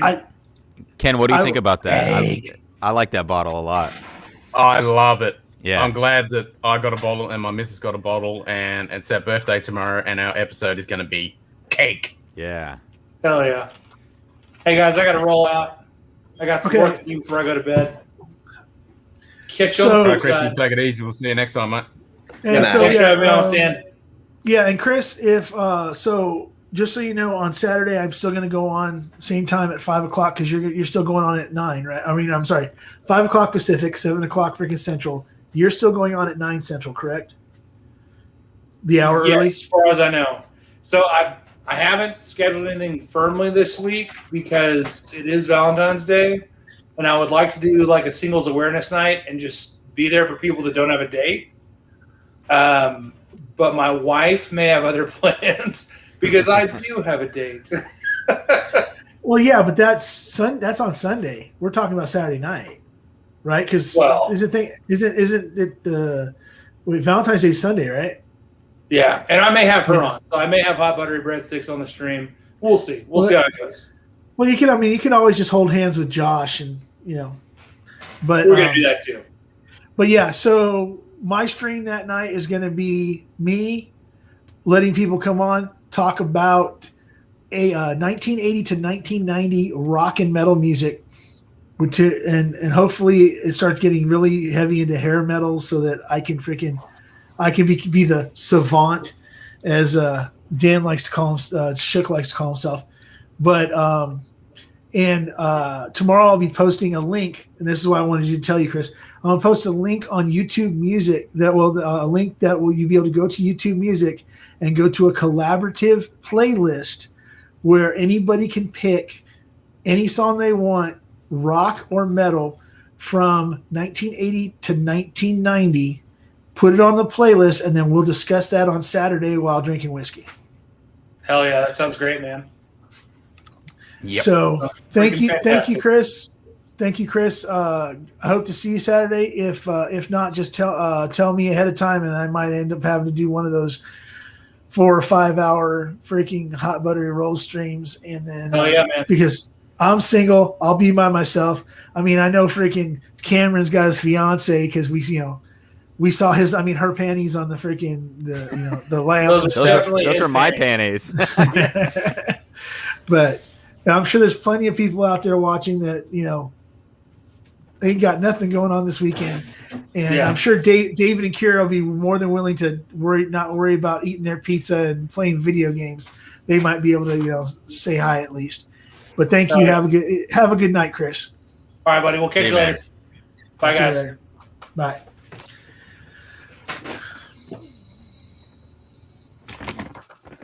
So that's my favorite. I mean, okay. Now the truth is that I've only had the sampler pack, Glenmorangies, the Santa, the Noir. So Cam, are you gone? Oh, okay. There we go. Dropped off My computer is going to die in like 3 minutes, but that's okay. I'm here. Okay. So yeah, the Morangi, however you pronounce it. I'm a big fan. I'm a huge fan of the 10-year. It's basically one of the very first scotches I actually I went ahead and got a hold of a bottle for really cheap, and I said I'll try it, and I was like, oh hell yeah. And then the Noir, that's great. Is that Spios? Yeah, he's got a spot. He's got every one of them. He's got the ones that I can't get in the States anymore because they're limited editions. He's the flex. If you want to see a Scotch flex, you think Aqua Vitae is freaking a Scotch flex? This guy seems to be able to flex Roy from everything. Aqua Vitae can Scotch flex. Or I'm trying to think who the other gentleman in San Francisco is. Was it Whiskey? I'm trying to think who he is. I know somebody in the chat knows who he is, but he's a big Scotch guy that does a lot of Springbank and goes over to England and does awesome. He has an awesome freaking collection. But he's in the San Francisco area. A guy from England, married to I believe it's a woman from. His wife is from like India, the India area. I think. Oh, you're feeling deeper from Whiskey Mystery. There you go, Whiskey Mystery. He's really freaking those he's got he can flex because the stuff that he doesn't have behind him, I've seen pictures of the stuff that he has that's not behind him. So he can definitely flex.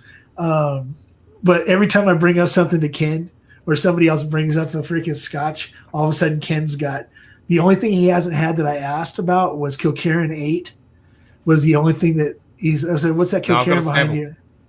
Okay, he's got a sample of it, but the 12 is right behind it. Yeah, because couldn't get it in Australia. But I do have the 57.1. I can't find that. I can't get any of that. So yeah, jealous. it's starting to come around. I'm seeing quite a few posts of people, but it's selling like hotcakes. It's gone before it hits the shelf. Yeah. Yeah, the bad thing about here in the States is that some of the I've found is that some of the scotches that aren't the main brands, like if they're not Macallan, if they're not freaking Glenmorangie, if they're not Glenlivet, or even sometimes Glenmoray, you really can't find. You can only find them at like big box stores, and you're only going to find whatever there's nothing going to be special there, like Total Wine or something like that. You have to really search for. I mean, for a Spios or Spios, you got to search. Yeah. You got to search your ass off to get a Spios. Luckily for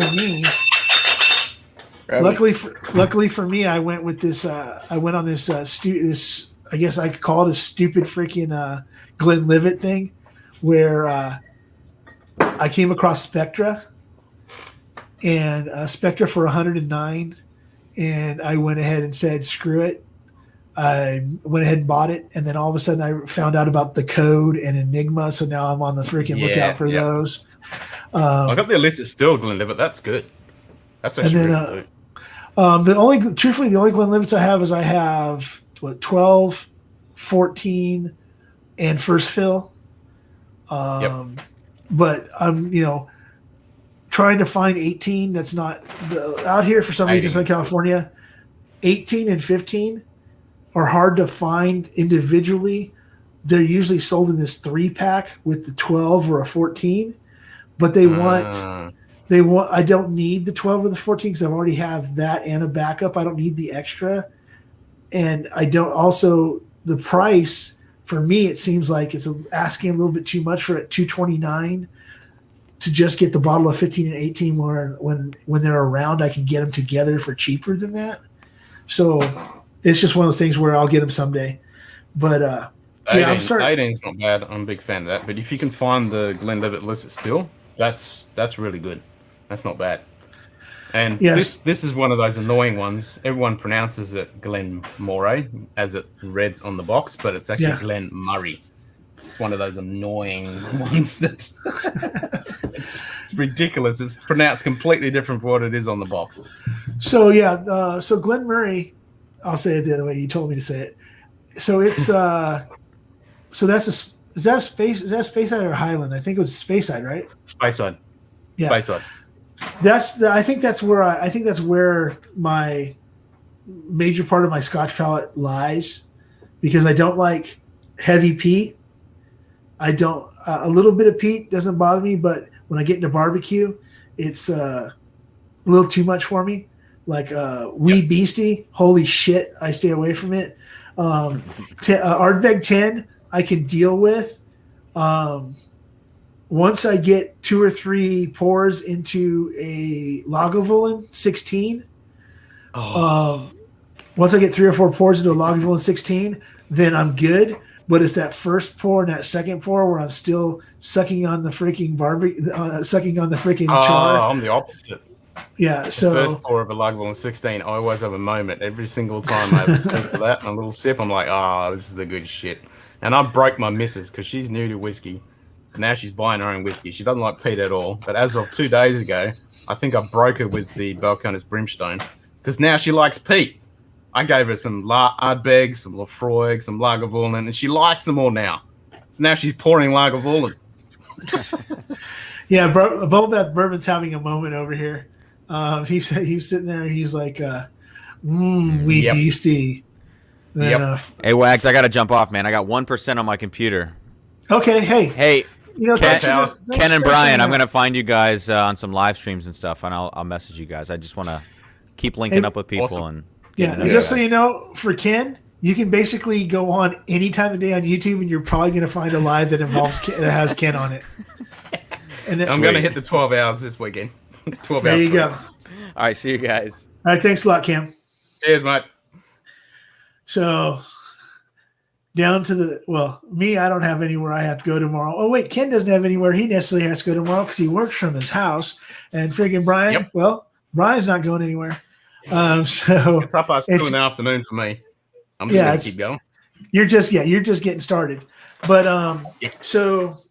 I know Brian does like some scotches and stuff. I don't know what I know what I've seen him try. I know that I don't think I've ever sent him any samples of any of the scotches I have. I might have. Oh no, and I sent him some. What do you call it? The sampler packs and stuff like that of the Glenlivet. I think of the Glenlivet and stuff. But Compass box was amazing.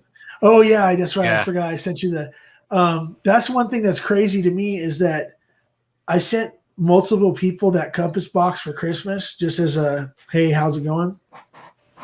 Brian, I had sent a bunch of, and Shayla of Whiskey Central, I had just literally sent a box of a bunch of sampler sets. The Compass box, one that actually has like Lagavulin and Talisker in it, and some other things, and a mini Blanton's like I sent to Brian there, but and I was amazed at how many people came back and told me how much they appreciated the fact that I sent in that Compass box sampler.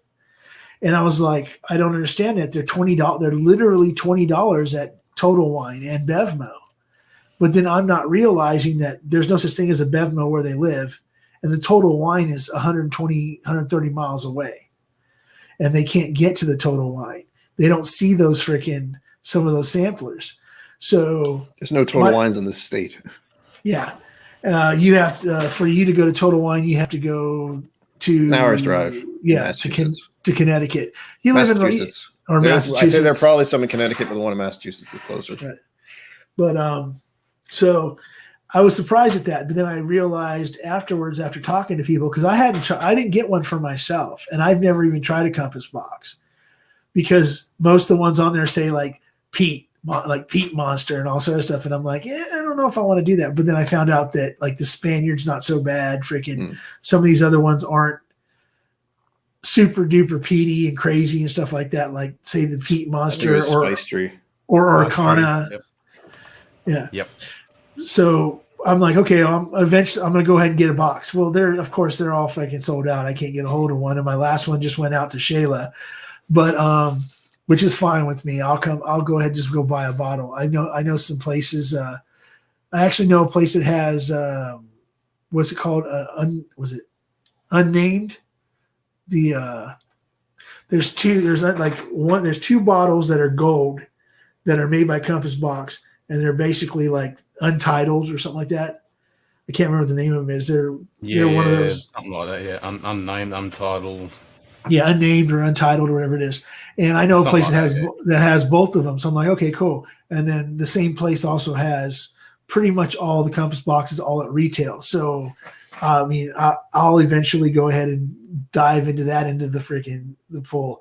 But I'm really, the space side I think space side's really where I kind of feel real super comfortable. I mean, I like Highland Park. Magnus. It's not too bad on the smokiness of it. I have a Highland Park 12, which everybody says I need to try because it's supposed to be amazing. But I have this problem called I'm obsessed with Vikings and Odin, and I know you've got a Mjolnir, freaking Thor's hammer freaking necklace that you wear all the time. Believe me, I've noticed. I'm banned. Yep. Yeah. So. And I'm a medieval reenactor, and we do Viking stuff. Yeah, and like me, you'd have to look at my original Instagram, but I have a Valkyrie tattooed on my forearm. Nice. And so I'm really into that whole Viking Odin, the Odin culture, the freaking the tree. Yeah. Well, that means I'm just gonna have to drink some mead. 1 sec. Oh, now you can drink some mead. Okay. Well, flex again. There's a mead guy out there too. I'm trying to remember his name now. On YouTube, but he's done like one video and that's it. Yeah, there's actually I don't know if you remember the show on Disney called The Sweet Life of Zach and Cody.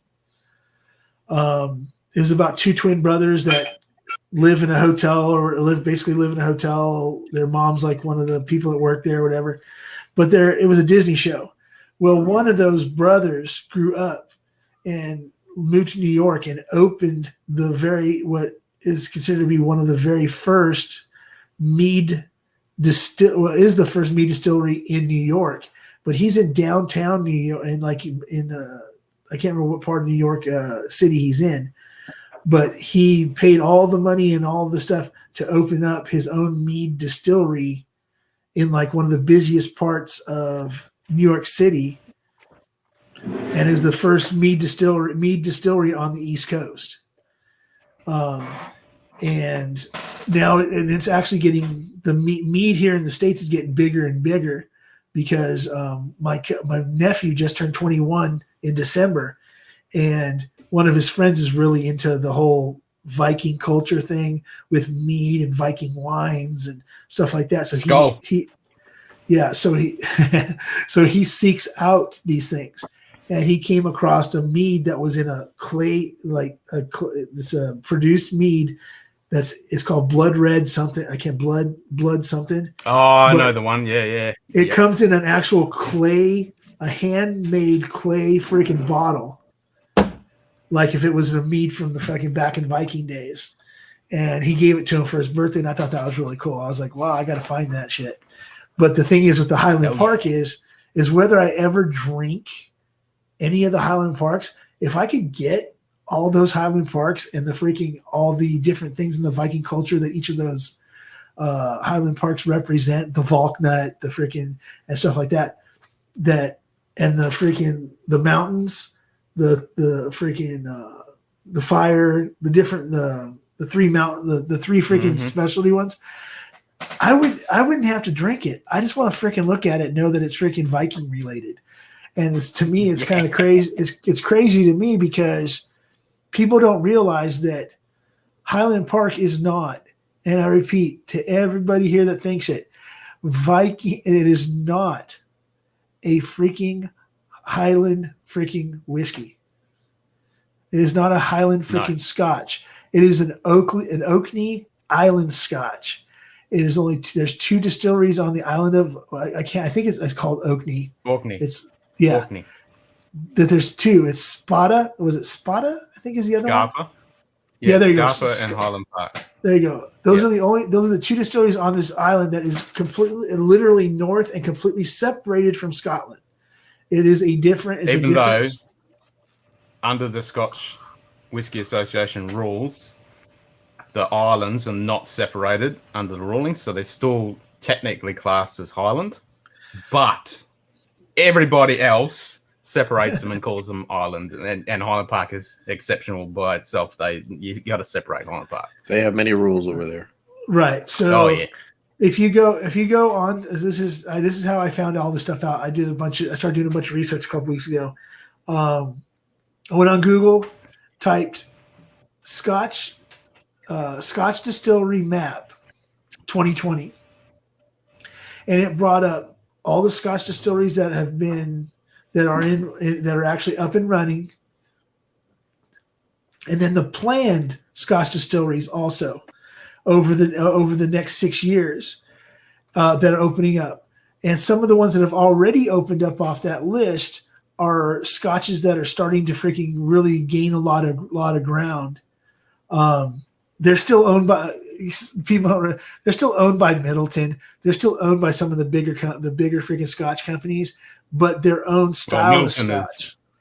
Middleton is Irish, but yeah, you're talking about Diageo, Pernod Ricard. Yeah. There you go. I'm sorry. I just got the Middleton thing keeps on popping in my head because I just had a big long conversation about Irish like yesterday. But yeah. So Diageo, the big names are these are new distilleries that are popping up, but they're still being brought up by bigger names backing them. Yes and no. There's a lot of independents coming out. Like Alexia has just got permission to build their distillery on Isla. So that's going to be interesting what they come up with. But there are some other really small independent distilleries that are actually starting to crank up as well as the big ones under the big names as well. Yeah, like I said, you're the expert on that. You're the expert on the Scotch. I'm just like literally the serious newbie into it. My big I'm thing still is, noob. Yeah. What my huge thing about this whole Scotch thing is what's going on with this blue spot. People were going batshit crazy over okay. Don't take this. I don't want anybody to ever take what I say the wrong way. But why in the hell is I mean, I understand it hasn't been around for 50 years. Oh my God, it's a fucking cast strength. But what nobody seems to be able to bring up is that it's only a 7-year freaking whiskey. And it doesn't fit what everybody knows is a spot profile for the other freaking spots that have been around for I know this is being a revamp and everything else. And I want to try it. I have never tried a spot in my fucking life, and I'd love to freaking try all of them. But and I know the bourbon cast, the Madeira cast, the stuff like that. Stop flexing on me, Ken. Every time, let's see. I'm gonna figure out. There's gonna be a Scotch you don't have. There's lots of don't have. You don't have not Scotch. Oh, I'm sorry, or Irish. Okay, the non-bourbons that are Jim Beam or freaking Russells. The flex that you always throw at me. Okay, I'm gonna go ahead and I'm gonna see if you can flex on me again. You don't have any Aaron though, do you? Yeah. God damn it. I got Aaron right there. Yeah. There's Glenallachie. I only just popped this like 2 days ago. The yellow spot. So I've got green spot and yellow spot. Okay. So as soon as so he's gonna. So this is Bourbon Battalion. I'm gonna bring him on. He actually did a 2.5 hour live with me last night on Instagram. He kept on coming back. I only get an hour on Instagram, and I kept on coming back, and he kept on coming back with me and doing, talking to me, interviewing with me, and talking about his process about smoked drinks and just various other things, stuff like that. So I'm gonna go ahead and bring him on. This is Bobby from Bourbon Battalion. Hey, how's it going, sir? Hey, good. How you doing? How you doing? All right. Doing great. Great show. Well, thanks. This is just literally off the top of my dome. I'm just trying to freaking do something for a few hours, help people pass their time, whatever. Down to 15 people now, but it's been 2 hours and I didn't go on till late also. That's 15 more than what I usually get. Well, no, hey, I've been on there where you've had like 7 or 8, but then again, that's some epic if I've got 7. If I've but got that's 4 like or 5, I'm a happy camper.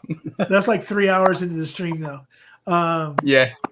But yeah, so like Cohen, yeah, he's all over me over here with the scaffa stuff and correcting me. That's good. Thank you. Yeah, there you go. It's called Vikings. Look up Scaffa fly during the First World War. Yeah, awesome. But Vikings blood. That's what it's called. But so see what do we got going on here. So yeah, Bobby he was talking to me last night about his something he's working on and stuff like that with his brother Gunny. For anybody that doesn't know, that I brought it up last night on Instagram. Bobby and his brother were both Marines. I believe Bobby was a staff sergeant. And his brother was a gunny sergeant. And the reason that his own brother calls him gunny is because it's completely out of respect for achieving a specific status inside the enlisted in the freaking Marine Corps. Once you hit gunny, you basically lose your first name and it becomes gunny. So Yep. That is the way. yeah. So that's definitely so the way. yeah. So Again? like he was saying that is the way. He's working with his he's working with his cell phone, which we had a lot of fun with last night, falling over. I kept falling over. Well, from one grunt to another. Cheers, mate. Cheers, bud. Here, I got a hefty pour going here. Whoa, he's got a Now Russo that's pour. a pour. Down here. What are you drinking? Right now, I'm on Weller Special Reserve. Oh, okay. So you're still keeping it light. Yeah, I just went through and was going through. On the bar, I always have decanted, like we talked about last night. I always have a bourbon, a rye, and a weeder. Well, I started with the mash and drum and drank through my bourbon, so now I'm on the weeder. Yeah, the mash and drum stream was definitely something new. That's the thing that I don't think that Shelf Turds has actually realized. It doesn't matter if they got 40,000, 50,000 people watching them. They are, to me, at this point in time, one of the biggest shows on WhiskeyTube. People go out of their way. Hilarious. They go out of their way just to see what kind of shit these two will freaking do Yep. on a freaking camera. And I mean, come on. It all started with the jack off video. We're going to have a jack off. And it was just Kira talking about freaking Jack Daniels. But everybody wanted to see what the hell is this? How many times do you have your kid come down and bring you food and you have like I know, right? If you I don't know if anybody here's obviously more than likely you guys aren't patrons of freaking Shelf Turds, but they post videos on Patreon of their home videos, and believe me, their daughter knows exactly who these two people are, and she's as hilarious as they are. Her and David freaking do some crazy as dancing freaking videos and all kind of stuff like that, and it's freaking hilarious. It's great. It's great to watch. Myself, I think that I'd like to be as funny as they are. I like to do little things to make people laugh. Yeah. I hope that people got a kick out of the video at the beginning. The video I've popped up of Jason Calore supposedly as David Hasselhoff. When people see my people see my freaking the sign in the back when I have it lit says "Suck it, Shook" for telling Dan Shook to suck it. And when I pop up the banner, my first banner I learned how to use, and the first banner that Dan Shook can bite me.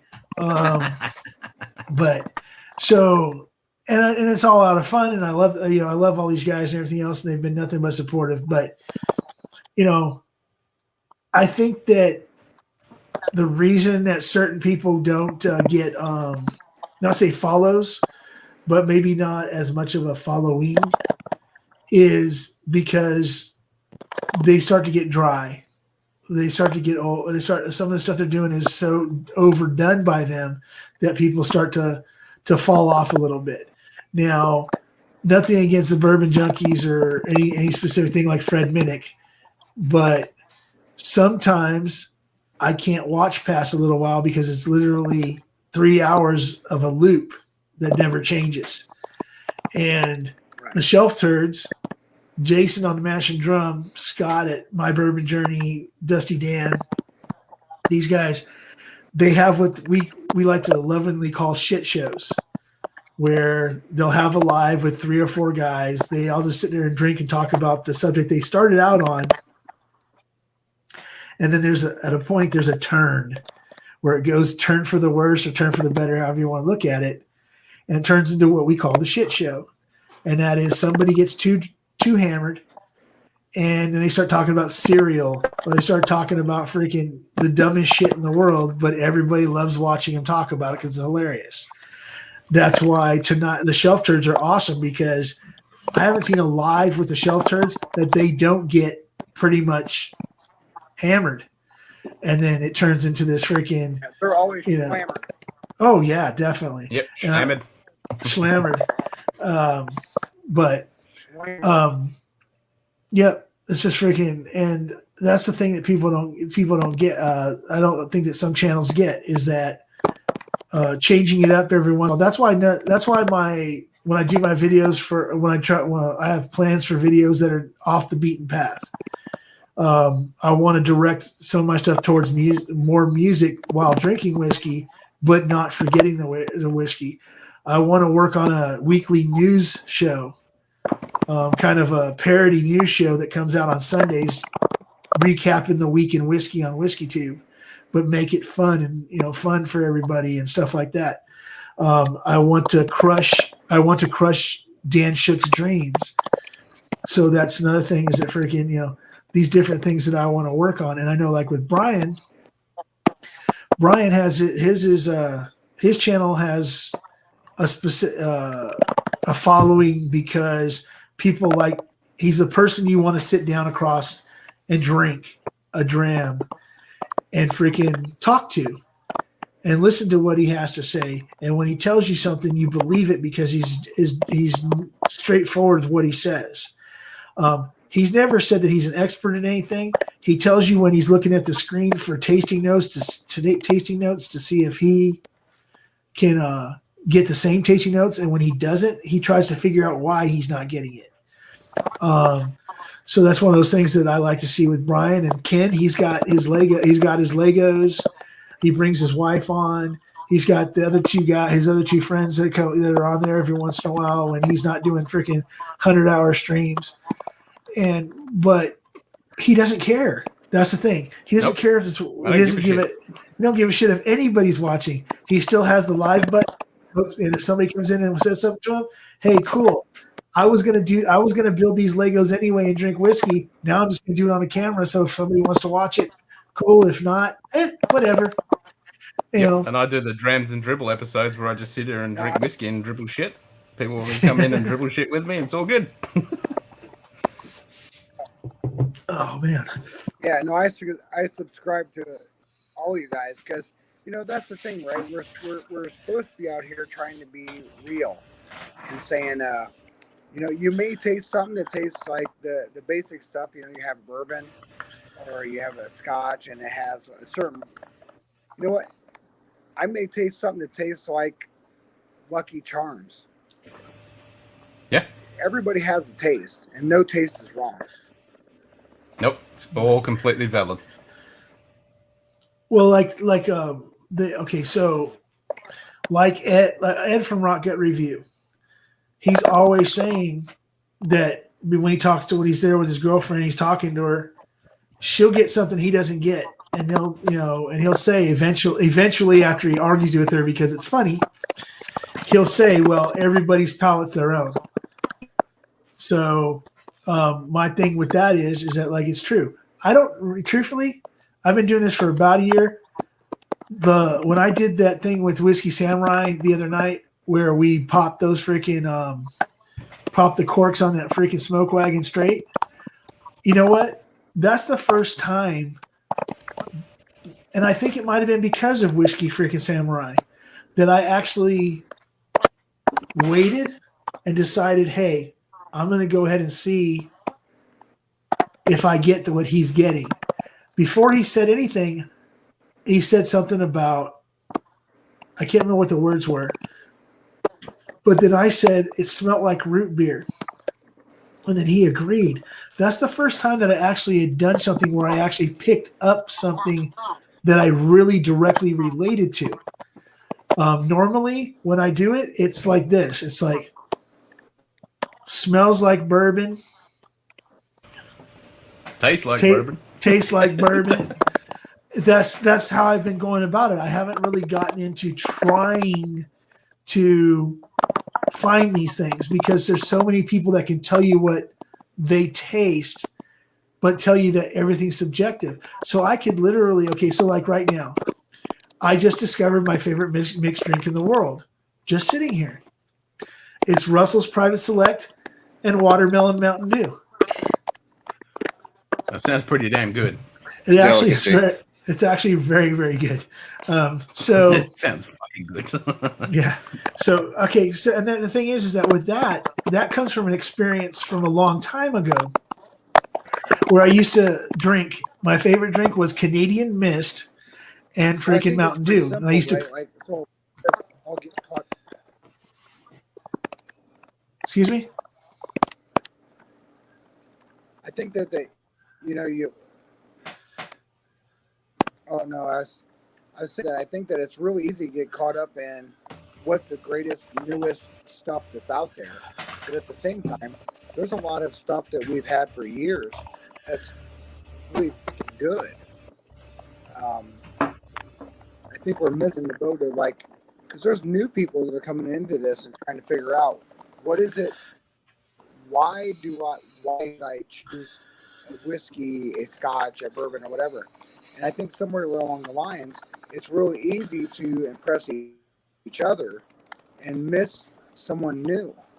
And how do we go back and say to someone that's just trying, hey, these are the things that you should look at and understand the basic principles, right?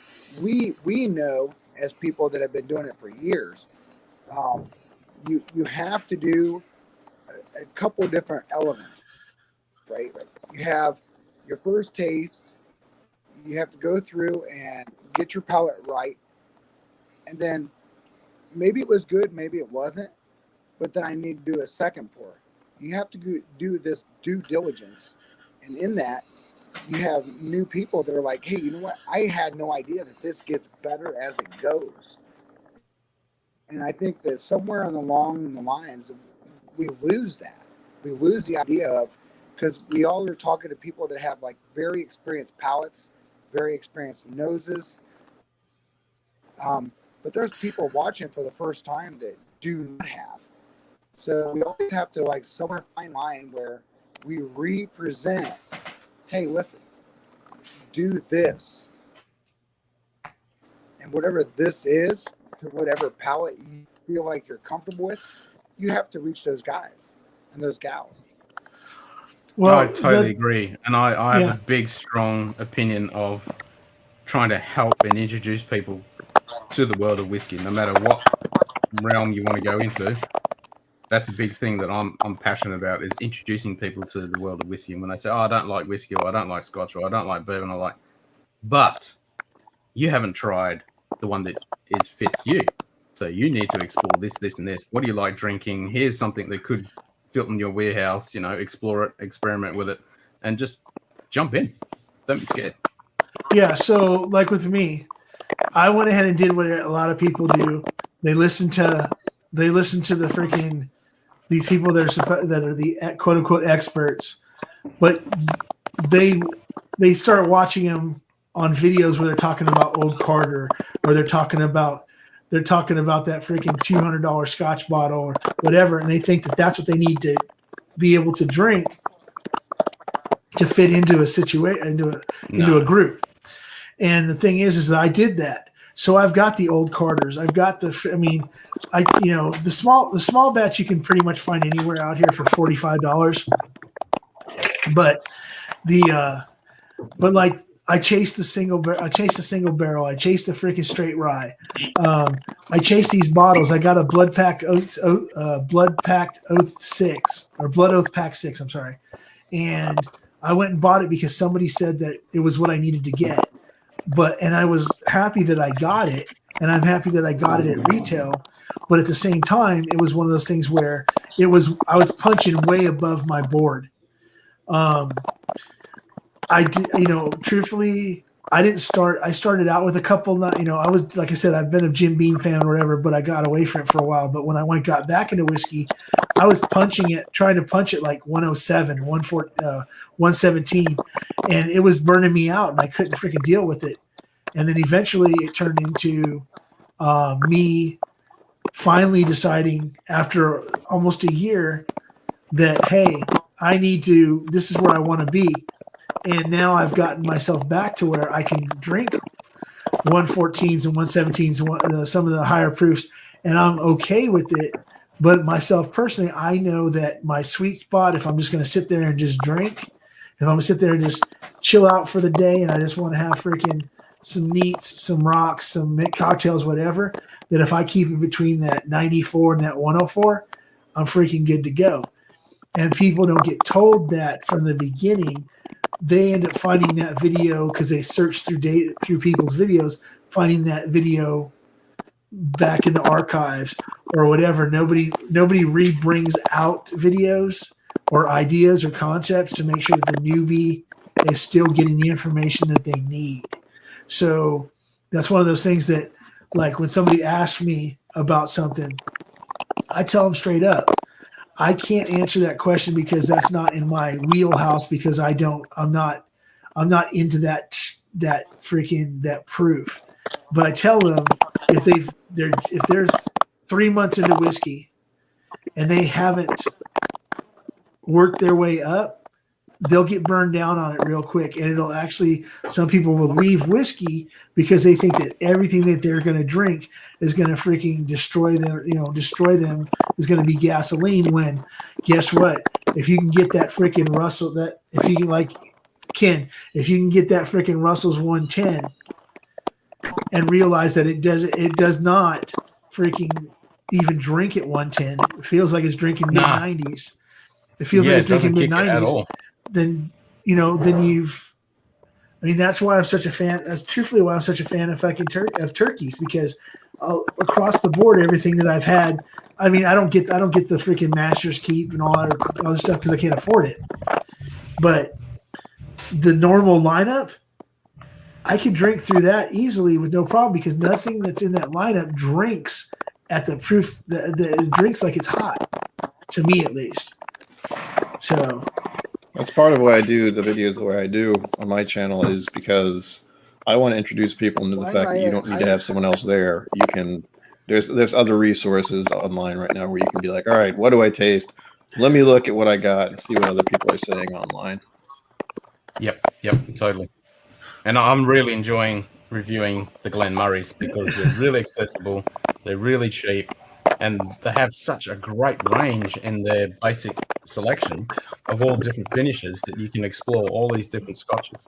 And if one you like, then you can dive into something a bit further. This is a great introductory series of whiskey. Oh wait, you review scotches? Oh, I thought you just drank scotch and built freaking Legos. So I can go back and I'll bring out a review episode. I'll bring out reviews every Friday. I'm just playing with you, but I haven't. I've been watching so many of your lives. I've kind of like not gone back and got for the last few weeks and watched any of your reviews. So I'll have to go back and hit up on that. But yeah, that's my new. As Glen Murray is my new. I think it's my next scotch I'm going to explore. I done the basics, the Glenfiddich. Yeah, Bourbon Battalion. I don't know if you're got a lav on or something like that, but something's rubbing really, really bad and banging really, really bad on your. Sounds like someone crunching some chips. Yeah. So but like I was saying, I think Glen Murray is my new one because Glenfiddich. I done the Glenfiddich. I done the Glenlivet. I'm not a fan of Macallan. Yeah, it's still doing really bad. Okay, but it's overpriced and overhyped. And then Alexander Murray, for some reason, it's accessible enough for me to go ahead and go buy bottles of Alexander Murray ahead of a Macallan. I'm not going to buy a Macallan.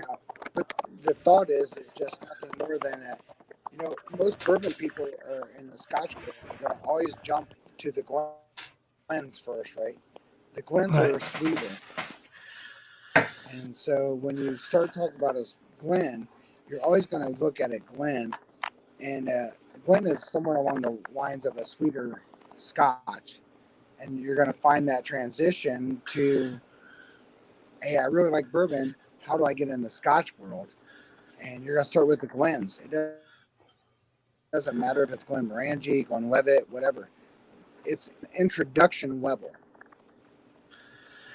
Well, I mean, yeah, to a point, but then once you get it, I mean, from what I gather, trying to get into different Glens, when you get into like Glendronach and Glenallachie and some of those, then you start getting into the more complex end of freaking the Glens, and you start getting there's a lot. I mean, and those tend to be, especially Glendronach, tend to be the more higher end scotches to get a hold of that aren't Macallans.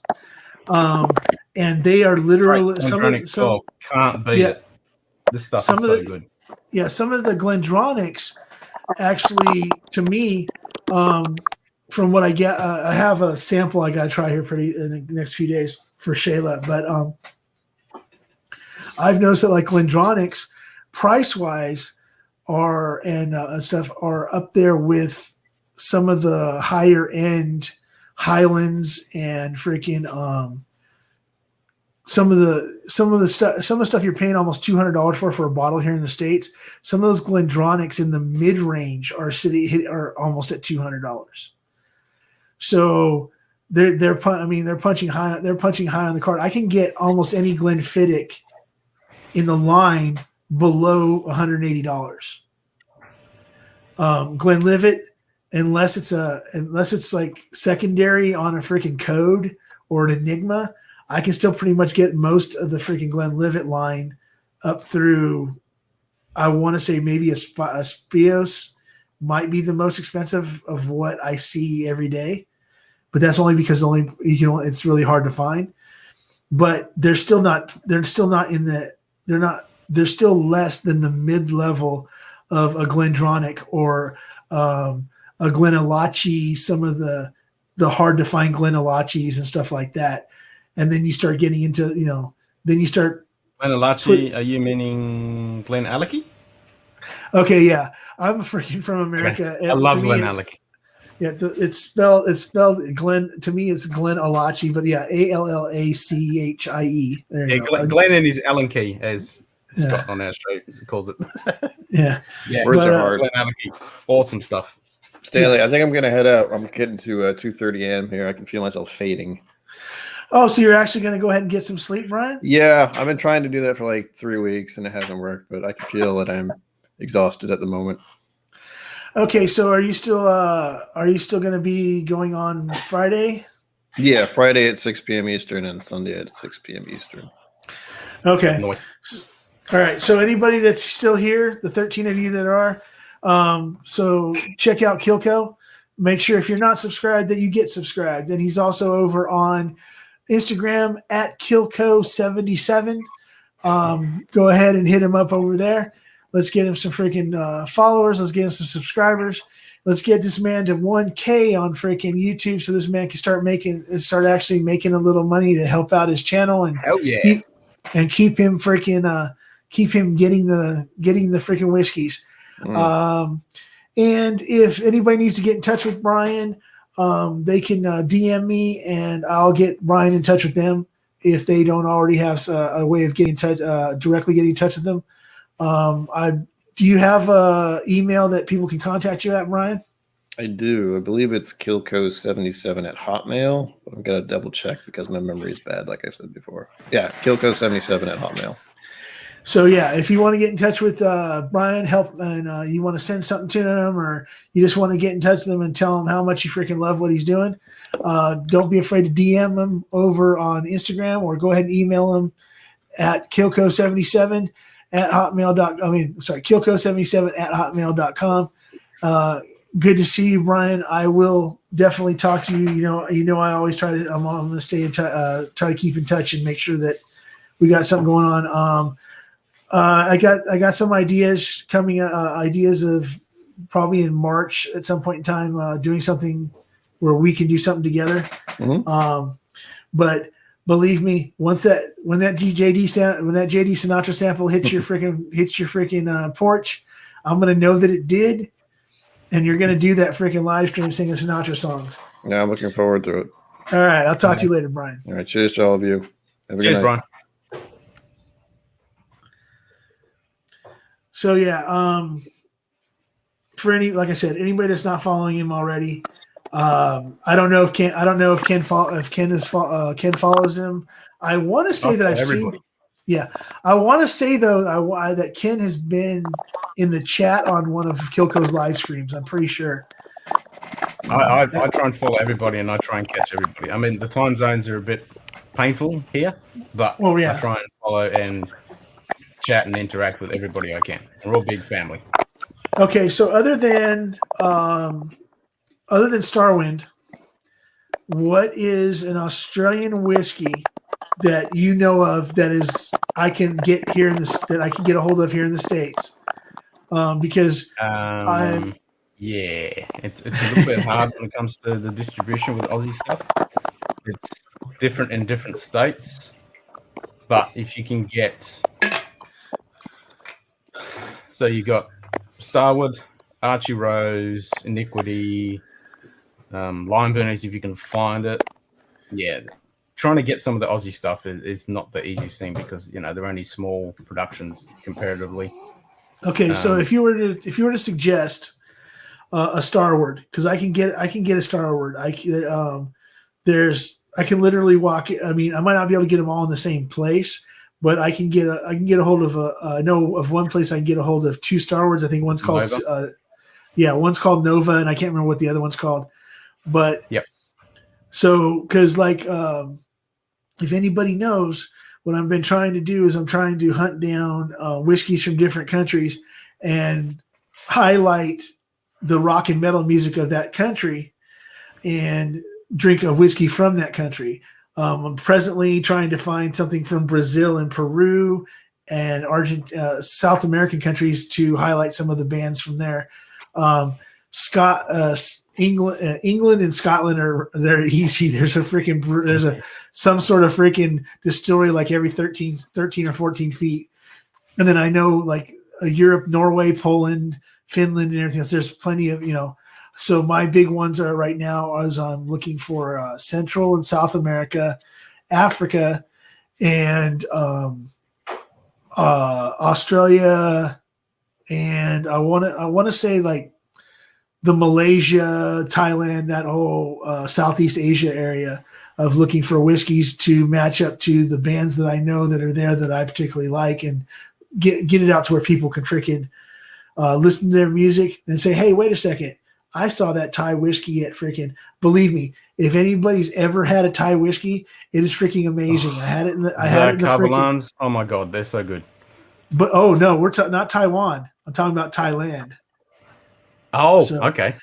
Thailand, they have their own whiskey that used when I was in the Navy, and maybe I don't know if Bourbon Battalion's ever been to Thailand when he was in the Marine Corps, but you can buy it for $5 a bottle for a 700-liter freaking bottle. Walk down the street drinking it, and then you were allowed on the ship to bring 2 bottles per person. So you found people that didn't drink at all, gave them the money to buy 2 bottles so that when you got back to the States, you had 8 or 10 bottles when you got back to the States. And the Thai whiskey, when you're freaking 20 years old or 21 years old and you're in Phuket, Thailand, or you're in freaking Pattaya Beach, Thailand, and all you're worried about is making sure that the girl that you're hanging out with doesn't have freaking a dick and drinking freaking Thai and drinking Thai whiskey and literally watching in a ring in the middle of the street of Thai freaking boxing while you're doing it. It's freaking great. And the whiskey was freaking awesome. I'd love to find somebody in the Navy that's been there lately and freaking got a bottle of it. But it's one of those things where I want to just open people's eyes up to the fact there's whiskeys outside of Scotland, outside of India, outside of Japan, and outside the United States and Canada, and just get that going. and really just basically, and then relate directly to freaking rock and metal bands. I mean, shit, freaking Australia. I'm wearing one of them right now. Most people won't know what the symbol is, but it's Parkway Drive. They're a pretty big band in freaking there in Australia. One of them I told you about is Nate Obliviscaris. I wrote it down. I think I sent it to you in a little message or whatever when we were talking about. Yep, I've had a look, and they're not bad.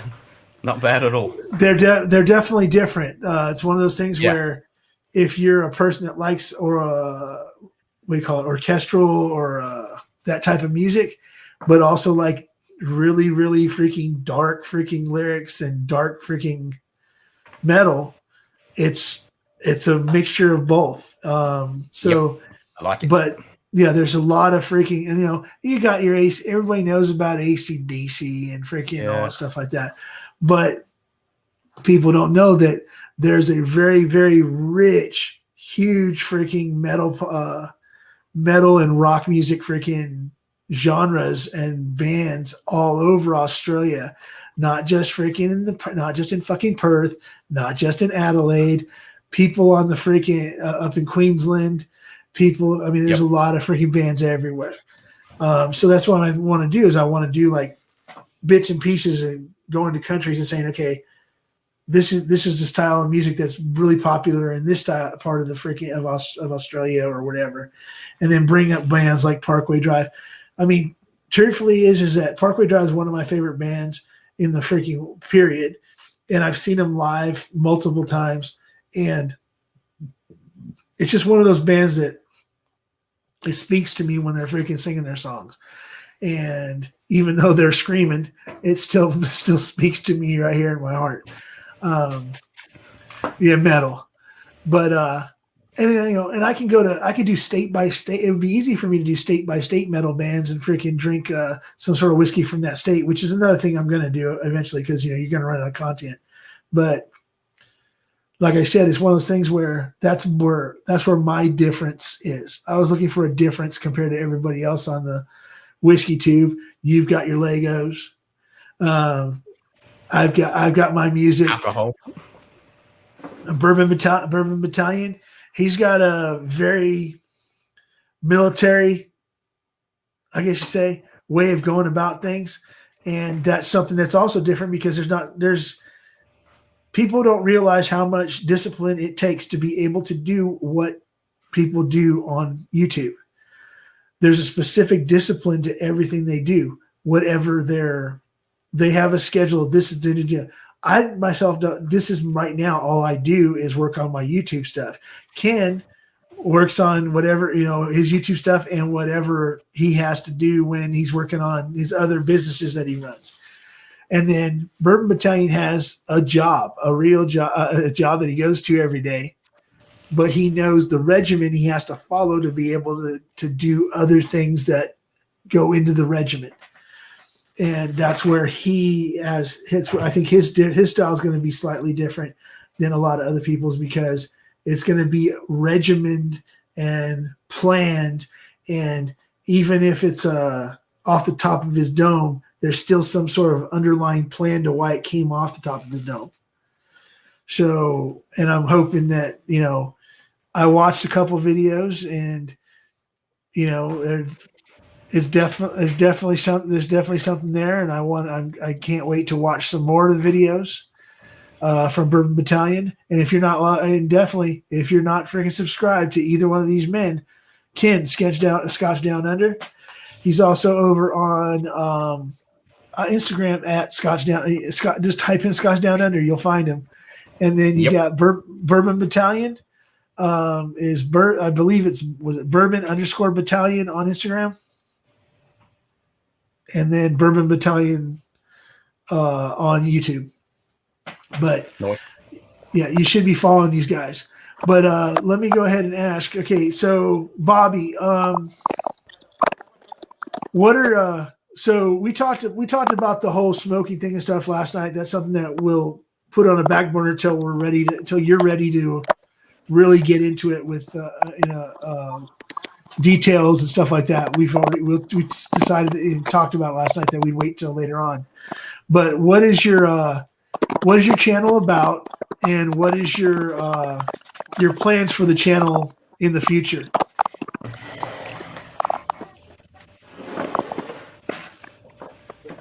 It was simple for me. I just wanted to make a common person is trying to figure out how do I go about tasting bourbon. That shit's hot. How do I go about tasting?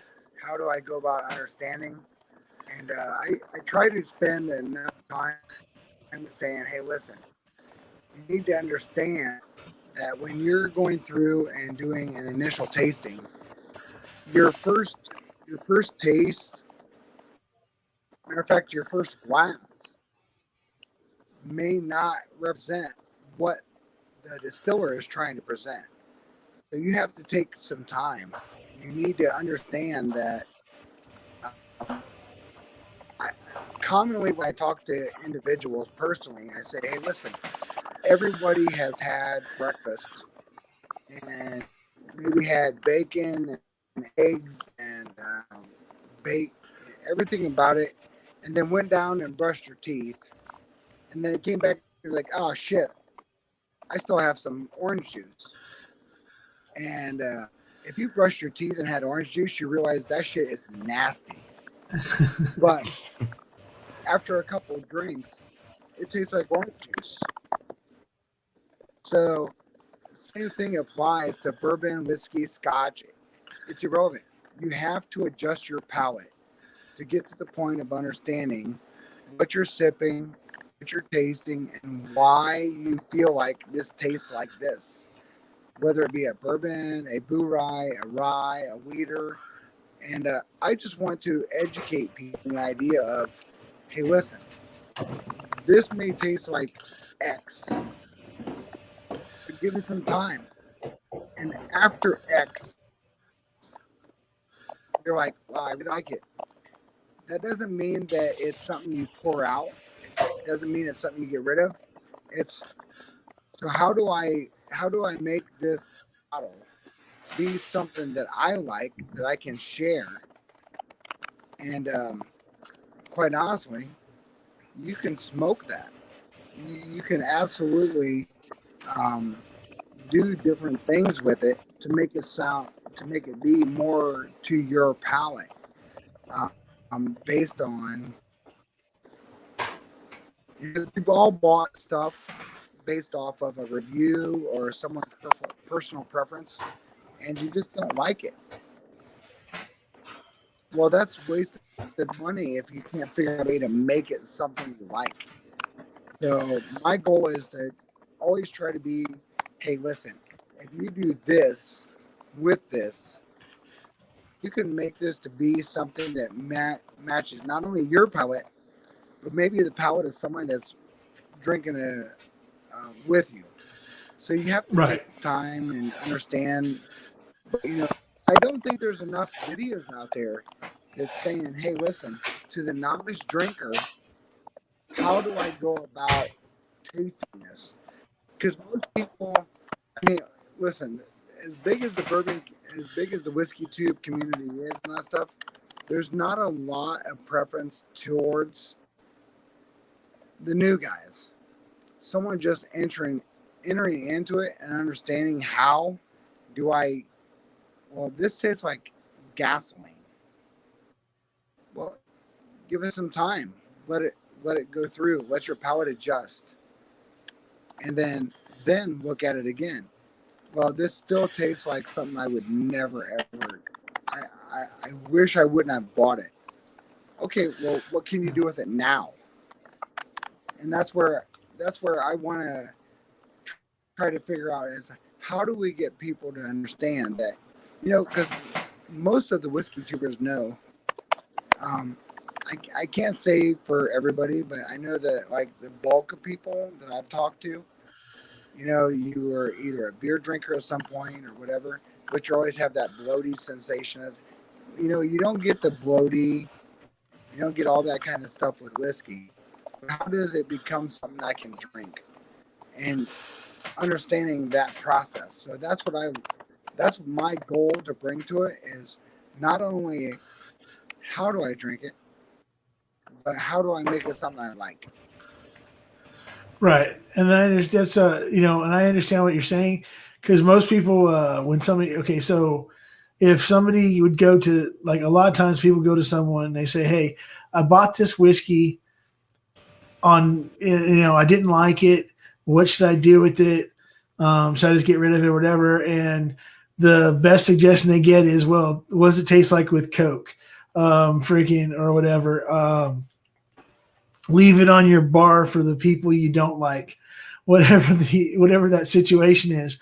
But yeah, so I understand where you're coming from on that, and I appreciate you coming on here and talking about it, and I hope to see that your channel progress to where people start learning how to maybe make tweaks of something as simple as a couple drops of water or whatever the situation. Maybe it's better over ice. Maybe the different ways that people go about trying to make a whiskey better, whether it be through smoking, whether it be through freaking ice, whether it be through freaking a couple drops of water, whether it be literally learning how to make some cocktails that aren't just freaking whiskey and Coke. Because I'm telling you right now, there's some really shitty whiskeys in the world that if you put it in ginger ale and do a squeeze of freaking lime over top of it, become fucking phenomenal. Mhm. And then on top of that, you use a high-end whiskey, like a freaking $200, $300 bottle, you do the exact same thing, tastes like complete dog shit. So freaking, it's finding that, and I understand finding that freaking thing that people can do to whatever they have so that they're not wasting the freaking whiskey, that they can find something because this might be a person that spent $30 on a bottle that can't afford a freaking $60 bottle. They can't afford that freaking private select freaking Russells, but they can afford a freaking an Evan Williams Black Label at freaking $18 or $8 for a freaking bottle, but it tastes like freaking tastes like rancid ass, and it doesn't taste too good in freaking Coke. But guess what? That same Evan Williams Black Label tastes fucking amazing in an old fashioned. It tastes awesome with freaking just a freaking squeeze of freaking lime and a little freaking soda water. Can change whiskeys and everything else to where it's, number one, not just tolerable, but something that you're willing to go ahead and keep on drinking, knowing what you need to do to get there. And I appreciate that. That would be an outlook that you would be taking on your channel and stuff. Somebody brought up something in the chat a little bit ago, Whiskey Samurai. I want to see if I can get this, but because it was very interesting actually to me. Because we've been talking about doing about him trying to get his channel up, and he brought up him and Cohen are talking about this. But is there okay here? I just missed it. There you go. What is it?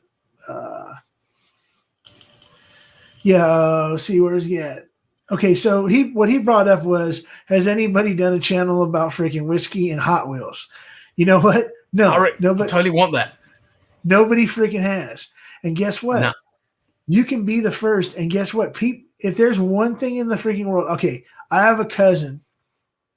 Okay, his wife is obsessed since she was a kid with Hot Wheels. She collects all the freaking special ones that come out, and everything else. She keeps them in the packages. She buys one in the package that she puts away. She buys another one, takes it out of the package, lets it breathe or whatever you want to call it, to play with her grandkids and stuff.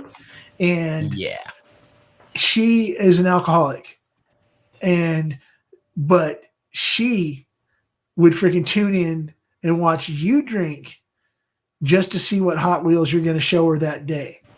So yeah, I'm totally in on that. Freaking awesome idea. Whiskey Samurai, that is actually, I think that's a way you definitely can go. I think it's a way it's actually a really good idea. If you're really into Hot Wheels, that's the thing too. If you're passionate about what you're trying to do, other people will feel your passion, and it has nothing to do with the whiskey. The whiskey got them there. The Hot Wheels kept them there. And Yep. so like when I'm watching Ken, right? He freaking sits there vaping. He sits there freaking drinking his drinks, but he has the plans on the screen, and he goes through and he shows you without talking. He just does it, but he shows you in a way to where you always see exactly what he's doing. To me, I'm not a Lego guy, but I am a nerd, a mathematics person, a person that freaking loves things like math and engineering and stuff like that.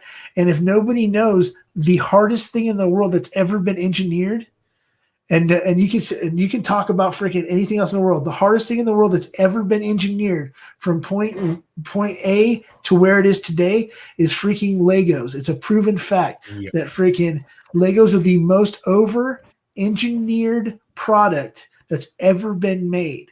We're talking about particle accelerators, freaking lasers, all this other shit have nothing on the engineering that has gone into the freaking Lego. And it's mind-boggling. Every single time I build a kit, I'm totally astonished on the engineering of the people that design this stuff and the tolerances of those pieces, how they fit together is. Yeah, amazing. And then Bobby down there, he actually is into the fiber optics under the oceans and everything else like that. And that's a freaking amazing thing in the world. But it's one of the thing is that there's a few. I can't remember the names off the top of my head, but there are a few documentaries on Legos when they go deep into the engineering of the original Legos and the original patents and how hard it was for them to get the patents because they were using engineering principles that had never been used before and they couldn't prove until they could get the patents to go ahead and. So it's a very interesting thing. If anybody could ever find that and tell me what that documentary is, but it gets into the whole thing about the Legos. So he has us. Nobody else is doing Legos and whiskey. We had to go all the way to Australia to see it, but guess what? But Ken's the guy doing it. So yes, that Hot Wheels idea is freaking. It's perfect. That is something that nobody else is freaking doing. All you need to do is make sure that you have the information to back up what you're doing. Do your freaking due diligence on whatever whiskey that you're going to be talking about that day, to where people still get the information about the whiskey because that's what they came there for. But they also came there to see what Hot Wheels you're going to show. Don't blow your load right off the bat. Start with literally start with a basic Hot Wheels. Basic freaking Hot Wheels everybody can go and get every single day. Then just tell them, Hot Wheels and basic whiskey and talk about them both. It'd be freaking awesome. And then work your way through the freaking lineups. And the truth is that if you can give them something they can go get. So let's just say you're drinking Jack Daniel's Black Label and you just got the regular ass 2020 freaking Camaro freaking Hot Wheel. You're talking about it, but guess what? The people that are watching it can go get that right now. Go to Target or the store, go get that right now and have the exact same experience that you're showing them on the television, on their freaking on their YouTube. So therefore, and then you could, so basically, and then you could, say, okay, and then next week I'm going to talk about this, and you make an accessible whiskey to an accessible freaking car. And then guess what? People will go out and start getting those things, and they'll be there literally playing with Hot Wheels themselves while watching your freaking streams. Yes, you're selling it. I'm super keen. When's the next episode? Yeah. Sorry, that's what my job is. My son would love that. sell everybody's channels. And then, of course, there are people out there that are really heavy into Hot Wheels. So therefore, if you can bring them on, even if they're not whiskey drinkers, just to explain what they've freaking they've collected or whatever, because the reason I'm so passionate about this is because my dad used to be a Hot Wheels collector, and he's got like those 1960s freaking dragsters, the front engine dragsters, and the freaking the little trees that you like release and it would drop down to the freaking green and you go down the drag strip. He's got all that stuff up, in storage and various other things. And then my brothers also collect Hot Wheels. I never did. I was always playing with them, but I never collected them. But my dad has a lot of old stuff like the original freaking Red Max with the chrome helmet, the chrome German helmet, and the freaking red and white freaking hot rod, the Munster Mobile. He's got all that kind of stuff. And I know that there's a bunch of people that are fascinated with that shit because I've seen it. Hell, just go on YouTube. You can find Hot Wheels where they freaking build the actual Hot Wheels into real cars and then compete them against each other around the world. So, like I said, yes, that is definitely freaking. I'm sorry, I shouldn't have gone off on that tangent, but god damn it, now No, I I want to totally see agree. it. I want to see that show. So, guess what, Whiskey Samurai? You are now Make it on the happen. clock. You are on the clock, sir. You got to make it happen. That'd be sick. Yeah, but you are going to need two things. You're going to need a clamp for your phone camera to be an overhead, so you can shoot Yeah, shoot you want down. something you can show them off. Yeah. So you can show things off. So basically, you're probably going to have to go get at least a couple of other cameras. They don't have to be too. You don't have to be too. Like really super expensive or anything like that. But at least a total of two cameras. One that's on you that you can easily move to show the car, and then or an overhead or some sort of way of boom arming. Yep. To where you can get the car by itself, the whiskey by itself, and you when you need to talk. But I'll help you out with that. We'll figure something out. But yes, definitely I'm on board for that. I think that a lot of people are on board for that. Cohen seemed to be, because he was talking back and forth about it too. Yeah. So let's see. Oh, wait a second. I missed this. Now I'm freaking kind of upset. So Cohen, listen to this one. So Cohen, now this is someone that lives around Southern California. He sent me some samples. He sent me some samples and a bottle of rum that I won off of one of the streams. But let's see, Cohen, Mashville. I know spots where in SoCal for good malt prices. Glendronach 12 for $43 and 18 for 135. So yeah, I'm gonna have to. Dang. Yeah. So I think amazing prices. Yeah. So I think that, yeah. And then he's also the guy that's been talking to you back and forth about Sepultura. Yeah, hell yeah. I've only just got it out of my head. Now you brought it back. But, and the thing is too, is that, okay. So Bourbon Battalion, I don't know if you're still here or not, but I have no video or no sound or anything coming from you. So basically, I'm going to go ahead and drop you from the stream. If you want to come back, go ahead and come back. If not, thank you for coming on. I will be talking to you soon about what we've talked about before.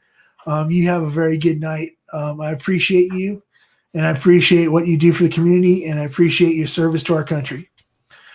So then we got...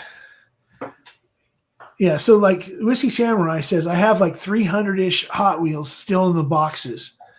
Most are JDM or exotics, but I also have a bunch of the Batman and movie cars. So yeah, so basically, even if you don't remove 300 episodes right there. Yeah, so even if you don't remove them from the boxes or from what they're, you can talk about them. If you can come across. You can come across some other, and if you can just go to a freaking what do you call them, a thrift shop or something like that, and come across some loose freaking Hot Wheels and stuff like that somebody's selling at a yard you can do sale a mystery or box. Come back with a whatever whole box and see what you got. Yeah, stuff like that, like Ken was saying. So there's a bunch of stuff you can do with Hot Wheels. There's a bunch of stuff you can do by just going. You can do okay, so. Here's one for you to start out with that has nothing to do with whiskey. Well, actually, it has to do with whiskey. You go hunting. You go whiskey hunting. But you pick stores that are near Walmart's, toy stores, thrift shops, or whatever, and you turn it into a whiskey and Hot Wheels hunt. And you go hunt. You go hunt down Hot Wheels first. And once you find the Hot Wheels, you decide what you want to pair with the Hot Wheel, and whether it be a little freaking 50 milliliter freaking whatever from the freaking rack to a bottle or whatever it is, you go on the hunt, You go ahead and match them up, and then take them back. Do review the whiskey. Do review the car. Because everything about Hot Wheels is online. Every single Hot Wheel is online. Whether it be just a regular ass one or be a specialty. There's numbers, there's markings and everything else that tell you what year it was made, when it was, what series of that year it was made and everything else.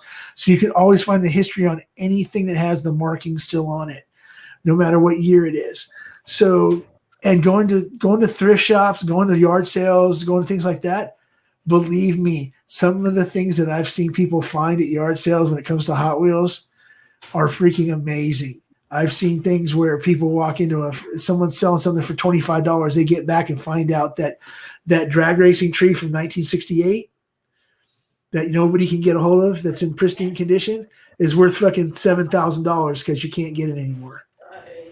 So that's what I'm saying. That's literally something people will watch to see if you just find something worth a shit. Not just if it's $7,000. You find something that's worth twice as much as you paid for it. I mean, there's people that watch golf. People buy golf clubs like that, but Hot Wheels. I mean, come on, dude, that's freaking iconic. It's almost. I mean, now I want to start doing that shit. Yeah, me too.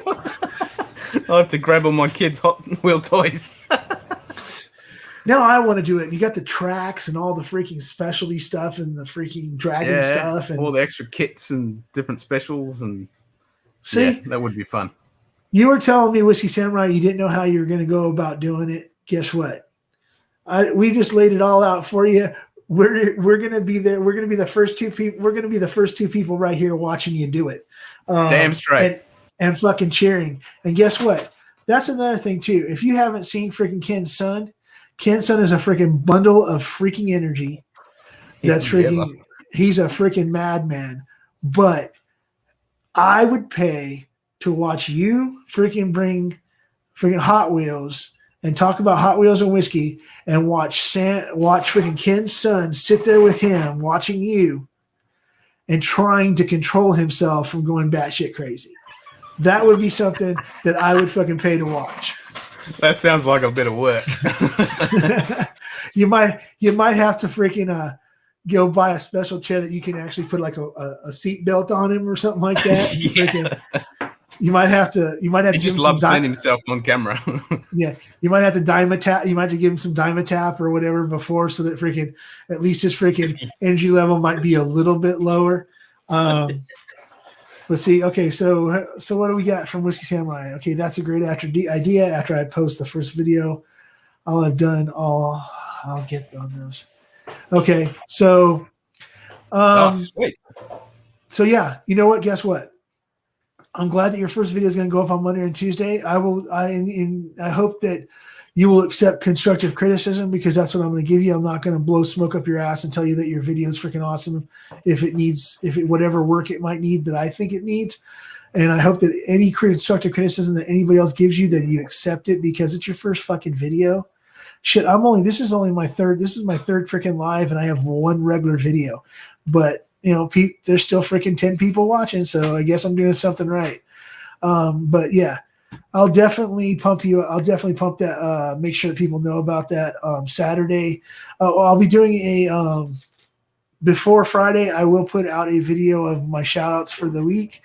Then the channels on Instagram and YouTube that I'm shouting out for the week, and then on Saturday I will talk about this during the live stream about the 80s to 90s metal or whatever. I'll talk about the Whiskey Samurai and his freaking Hot Wheels. And we'll get this going. You'll probably end up passing me up like nothing, because once people start watching them Hot Wheels, they'll be like, oh, I remember when the Mashville told him to freaking do that Hot Wheels channel. Yeah. Whatever happened to the Mashville and Ken? What happened to those guys that were what happened to those guys? Those guys are the ones that told him, do it. Whatever happened to those guys? Are they still even alive? Yeah. But, so yeah, seriously, Whiskey Samurai, I have your back. Whatever help you need, holler at me. I'll do what I can. And then let's see who else we got here. Yeah. Yeah, So shout it's out not. everybody if you're still in the chat. Yeah. So let's go with. Yeah. So Bourbon Battalion's still here. Yeah. The it's truthfully Bourbon Battalion. Your phone had cut out, and then I got no video. But then your sound was really freaking just really banging like somebody smacking a freaking tin can covered in freaking aluminum foil. So Yeah, it was like a pack of chips in someone's ear. yeah, so it was getting really bad, and I'm sorry that I went ahead and dropped you. We'll get all this figured out. And if anybody wants to start up a YouTube channel, if anybody wants just advice in general about even starting Instagram or anything else, I'm here to help. You can go to my about section. It gives you my. I'm sorry, I ate a freaking chicken burrito right before this. I was gonna say, did you have a burrito?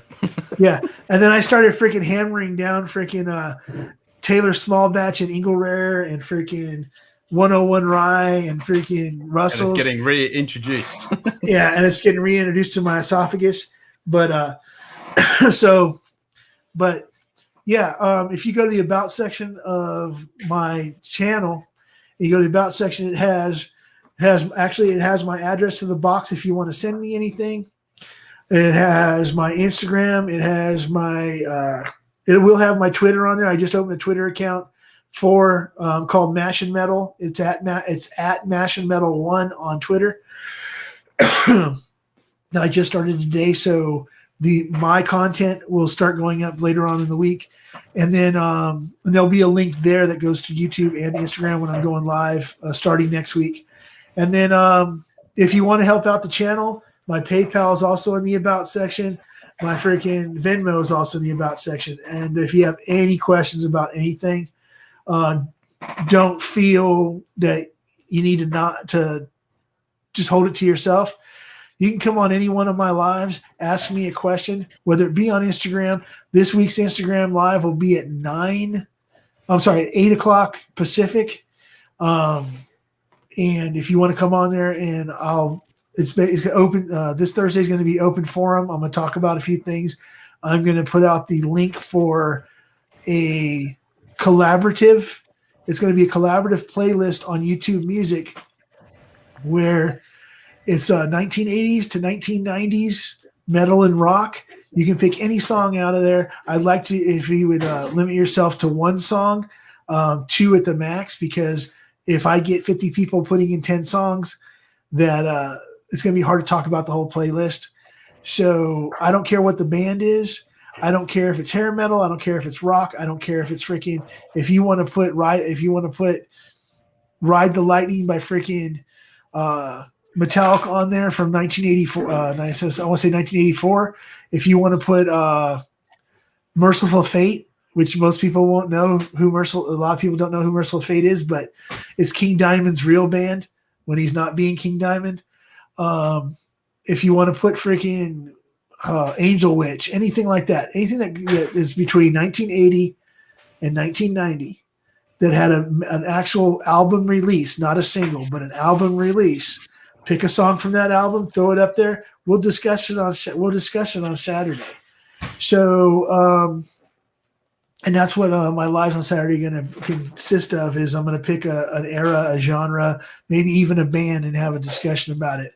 My big ones are, I can't wait to do freaking what they call butt rock out here in the States, which they consider like bands like Godsmack and stuff like that, butt rock. But sorry, if you've never seen Godsmack and freaking it live, you've really missed something in your life. One of the most amazing bands I've ever seen live. Definitely, truthfully, one of the best concerts I've ever been to, and people will make fun of me about it. I went to Tesla, Poison, and Def Leppard a couple years ago, and holy shit, if Def Leppard isn't one of the freaking most awesome bands I've ever seen live. They might have some of the cheesiest songs in the world, but if you're a Def Leppard fan, you know what metal Def Leppard is. High and Dry, Pyromania, before they started doing freaking Love Bites and all that stuff like that. When they do that stuff live, you cannot sit in your seat. You have to get up. You have to freaking move. You have to freaking bang your head. And Joe Elliott, he's a freaking amazing man. He is freaking amazing. But yeah, so and I've been to, like people know that I've been to hundreds of concerts, hundreds of freaking watching small bands in bars and stuff like that. So I'm ready to talk about all this stuff and get it.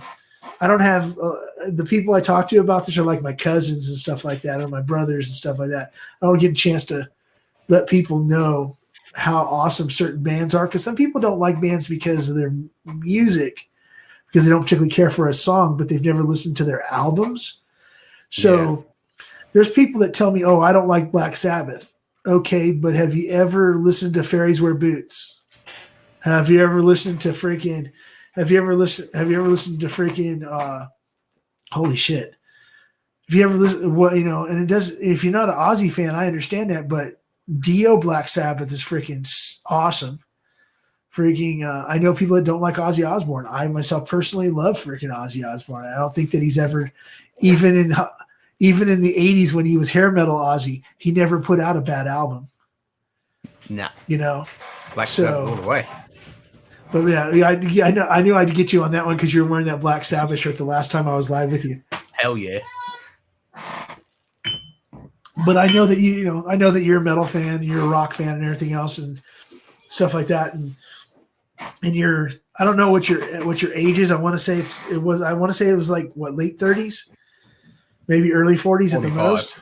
Okay, so 45. So yeah, so I'm 51, so you're 6 years younger than me. So I mean, I was lucky. I grew up through the 70s into the 80s, and I graduated in 1987. So I graduated in the middle of hair metal. Yep. So I grew up with the listening to Led Zeppelin and not having to go back to learn about Black Sabbath because I lived it growing up. But most people don't realize is that a lot of people who like Black Sabbath had to go back to find them through other means. The Ozzies, the Dios. Yeah. When Black Sabbath came out with Bible Black. It's not Black Sabbath. Bible Black was the supergroup, but basically it was Black Sabbath with Dio again. I'm trying to think what the name of the group was off the top of my head. But people didn't know. Heaven and Hell. There you go. Yeah. Heaven and Hell, the Bible Black album. People didn't. There was people I would meet when I went and saw them. When I went to see them, unfortunately, when I was supposed to go, the day I was supposed to go see him was not the day I was supposed to. A few weeks before I was supposed to see him was when they canceled the last Heaven and Hell tour. So I didn't get to see it because he was supposed to be doing a show, but he was sick at the time with his cancer. But people don't realize, Ronnie James Dio was in Black Sabbath. What? Yes. So is Ian Gillian, but freaking, we'll leave that alone. But no, people don't realize the history behind certain bands and what came from those bands, and Tony, the story behind Tony Iommi and his finger, the fact that the Geezer Butler and his fallout with Ozzy and why that happened. And people don't realize this history until they go back to find it. When they find out, these guys were in this band together, and it's called Black Sabbath. They go back and listen to the music, and then they realize, holy shit! Most of the genres that we listen to today, doom metal and all such stuff, Black Sabbath was the first one to do it. I mean, that riff and Paranoid. Oh my god. So iconic.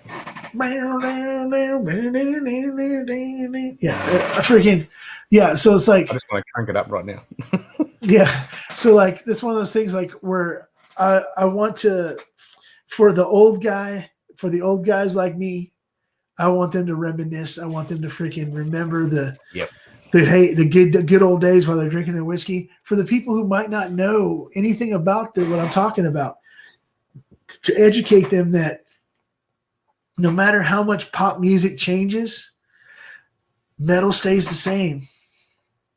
Yep. You can never, no matter what genre it is of metal, no matter what it is, whether it be death metal, whether it be freaking doom, whether it be freaking pop, whether it be pop metal, whether it be freaking, there's an underlying tone across the whole board.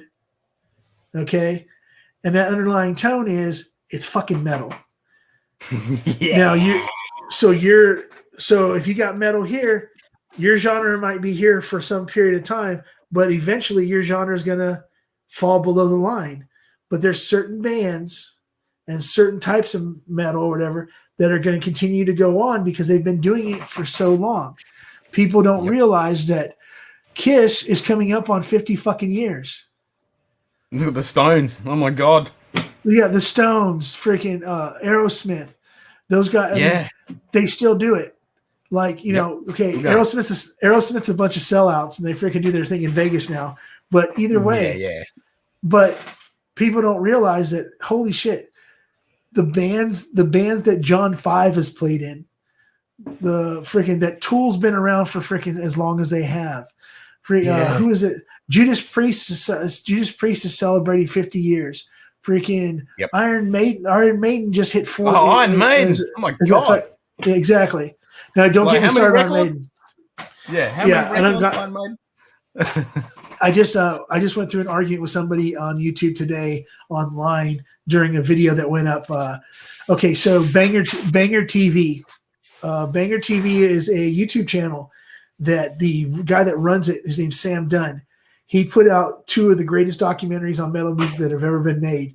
One's called Metal, a Headbanger's Journey, and the other one's called. I love those. And the other one's called other one's called World Metal. I think it's called World Metal. Yeah, they're brilliant.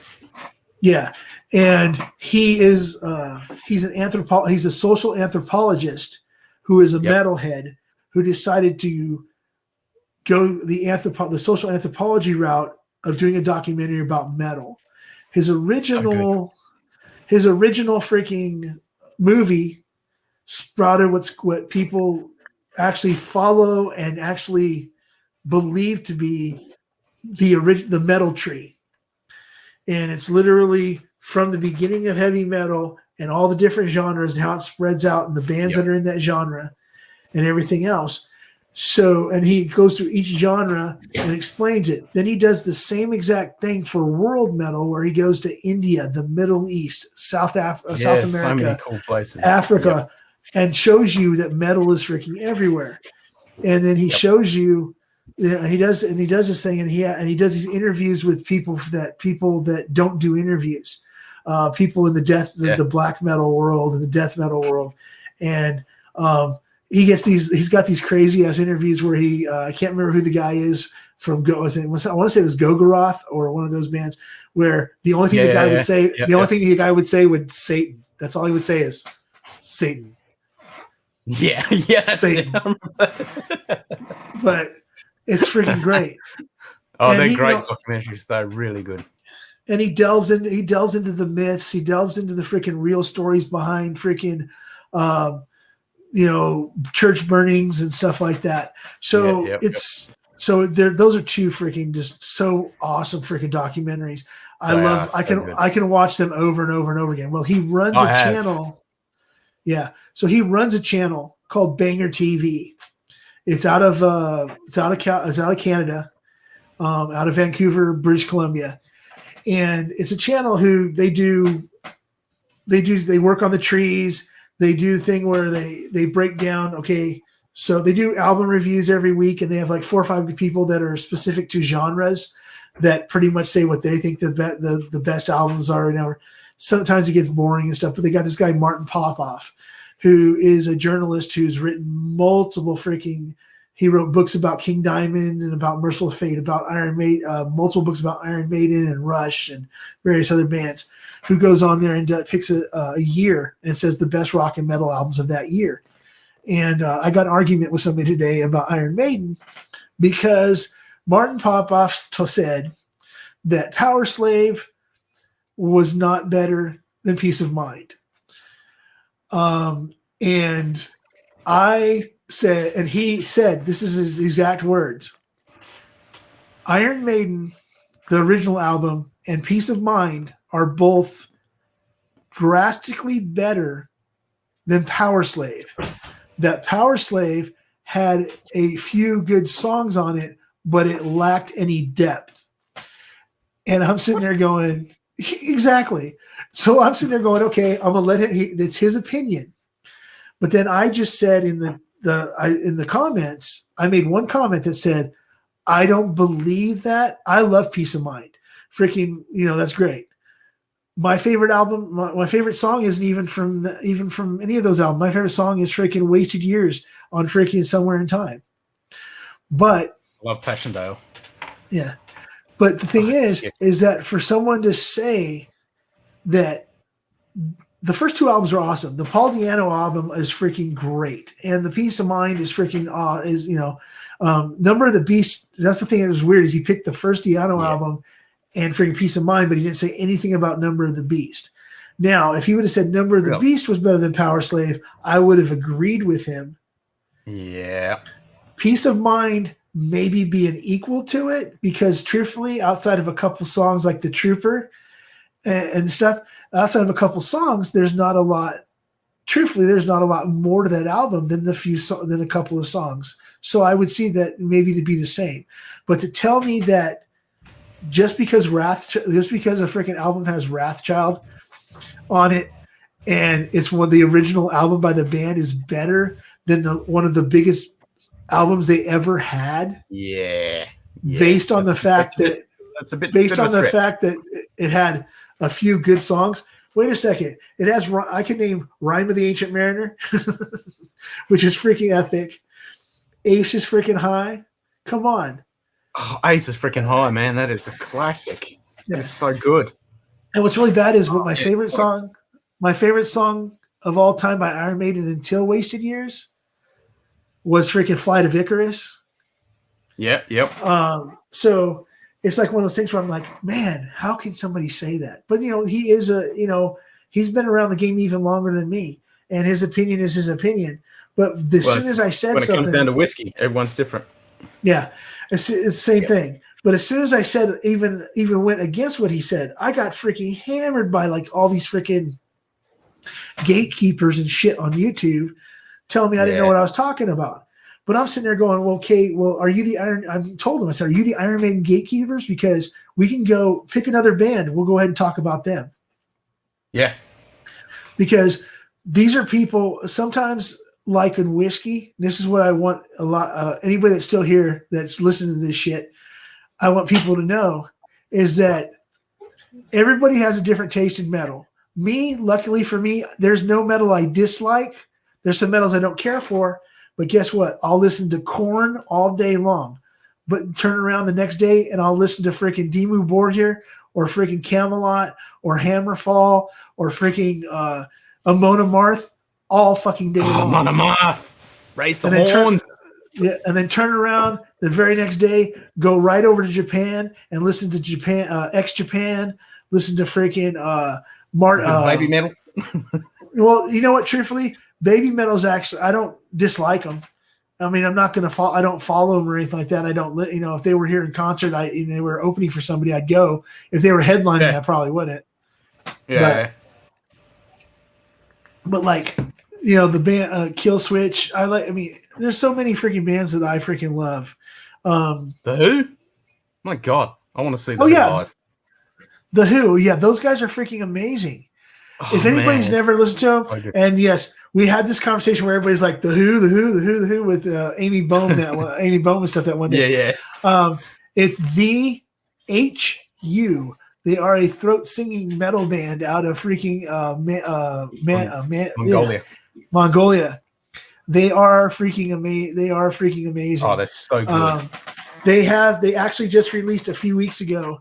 They released a version of what was it, Metallica's song that they just did. It wasn't Enter Sandman. It was fucking. It wasn't Sandman. It was Unforgiven, wasn't it? Or was it that or Holier Than Thou? It's one of those. But it was freaking. It was Unforgiven. Well, Yeah, someone hold on a released second. something with Unforgiven. I think it was Unforgiven. Or Nothing Else Matters. One of those anyway. One of the iconic ones. Sad but true. Sad but true. Yep. Yeah. If you check this out. And then now, so the latest one that they put out was in December was Sad but True. But if you get a chance to listen to a song they wrote called Song of Women that they do with Lizzie Hale from Hailstorm. I'm telling you, it will these guys, the Who, this The HU. Go on YouTube, give them a look. Good. Like Genghis Khan and with the special effects and their face changing and the sound. They will. It can literally change your freaking life. The freaking the video for Sad but True is a video that's made for a social awareness video that you don't realize is a social awareness video until the end. And it is freaking literally I'd have to say it was my favorite music video that I watched last year. But yeah, the Who's freaking great. There's like I said, I have this thing that them and then work your way through. Yeah. So then here's my my biggest idea I've had for a really long time. It's called 6 degrees of everybody knows 6 degrees of separation or 6 degrees of Kevin Bacon, whatever you want to call it. So what I'm going to do is every Wednesday starting what's today? Not next Wednesday, but the following Wednesday, starting that Wednesday, I'm going to put out a really quick video called 6 degrees of separation. And then I'm going to pick a band. And that band, whatever band I put up, that's the band I'm doing 6 degrees for. Now, this is something you can do for any band that you want to listen to, but a band you might not like. If you've listened to one song, say it's Falling in Reverse, and the Drug in Me Is You, you can go on and put Falling in Reverse into Spotify. You can put it into YouTube Music. You put it into Apple Music, and they give you these suggestions of other bands you might want to listen to. So what you do is you count up those bands that are in the suggestions. You do a random number generator, and the band that comes up in that random number generator, you go to that band. Then you go to the suggested, count the suggested, do it 6 times. Each time as you go through, write down the band that came up when you did the number pick. Then if there's a band you've never listened to, go listen to them. Then if there's a band you have listened to, go listen to something you've never listened to before. So therefore, you're going to have a total of 7 bands because you're going to do it 6 times, and then you have the original band. So you got 7 bands that you get to do research on and never have to leave your freaking your Spotify or whatever to do so. Yeah. That's a cool idea. So then you discover new music. You discover something else you can talk about. And then it's going to be different for everybody because they're all doing random numbers. Now, everybody's like, well, what happens if you do a random number back to back and it's the same band? Guess what? That's how it happens. If you want to pick a different band that's there that you've never seen before, go ahead. You don't have to follow the numbers necessarily. The whole idea is to get 6 bands plus the original band you started with and learn something new about it. If you find a band you don't like it, you pick a random song you don't like it, don't stop with the band. Yep. Always go with one of the top 5 songs that they list, and then outside of the top 5, if you don't like any of those, but if you pick one you like it, the next song you pick it, grab an album that they have. You can random number generate an album, whatever. Pick a different album, pick a random song, and listen to it, because guess what? Those are deep cuts that most people don't listen to. They just listen to all the famous songs. So there is so much. If you just put in Iron Maiden and did 6 degrees of separation, you would find so much Just from So them. much. You're gonna be there for a long time. You can okay, I'll just put it this way. I can give you 3 albums from Iron Maiden that if you don't listen to the songs that everybody knows, you'll still spend 2 or 3 hours re-listening through the rest of the songs. And those albums are, and I'll put them out there right now. Stick them in chat. I'm gonna put those albums out there right now. Number 1, Power Slave. You can never go wrong with listening to that album. Even if a song's mediocre, it's still better than most of the shit you're listening to. Then I would go with my next one would be Seventh Son of a Seventh Son. Yes. It's a departure from the early Iron Maiden albums, but it's what shows the difference between where they're headed and where they ended up being on a. It's the evolution of Iron Maiden. It's where they literally Power Slave was the beginning of it, but Seventh Son is literally the album that said, okay, we're no longer just Iron Maiden, the metal band. We're Iron Maiden the progressive metal band. But we're not fucking Rush. We're not Dream Theater. We're still Iron Maiden. But we've added a different some people don't realize that every album of Iron Maiden's after from Power Slave on is basically a concept album and a story album, every one of them. So, that's right. Okay, so Peace of Mind was just basically about somebody going batshit crazy, but it was only a few songs that told you that. The first album, not so much. Number of the Beast was just basic. It is a story, but it's kind of hodgepodge. You got to pick what songs go together to make the story, but it's still a story. But when they really got into concept albums, was it Power Slave, and then after the Live After Death album, Somewhere in Time, and on from there. Every album, even when Bruce wasn't there, was a concept album. And if you haven't listened to freaking the non-Bruce Dickinson albums and really listened to them, then you're really not an Iron Maiden fan to me, because there's some really good stuff there. It's not all great, but there's some really, really good stuff that I don't think that they deserve the hate that they got for when Bruce wasn't in the band. So Passchendaele from Dance of Death. Have you probably seen the video clip that someone did with the movie Passchendaele? You know what? I probably have in the past, but I haven't really. So good. I haven't really fits together so well.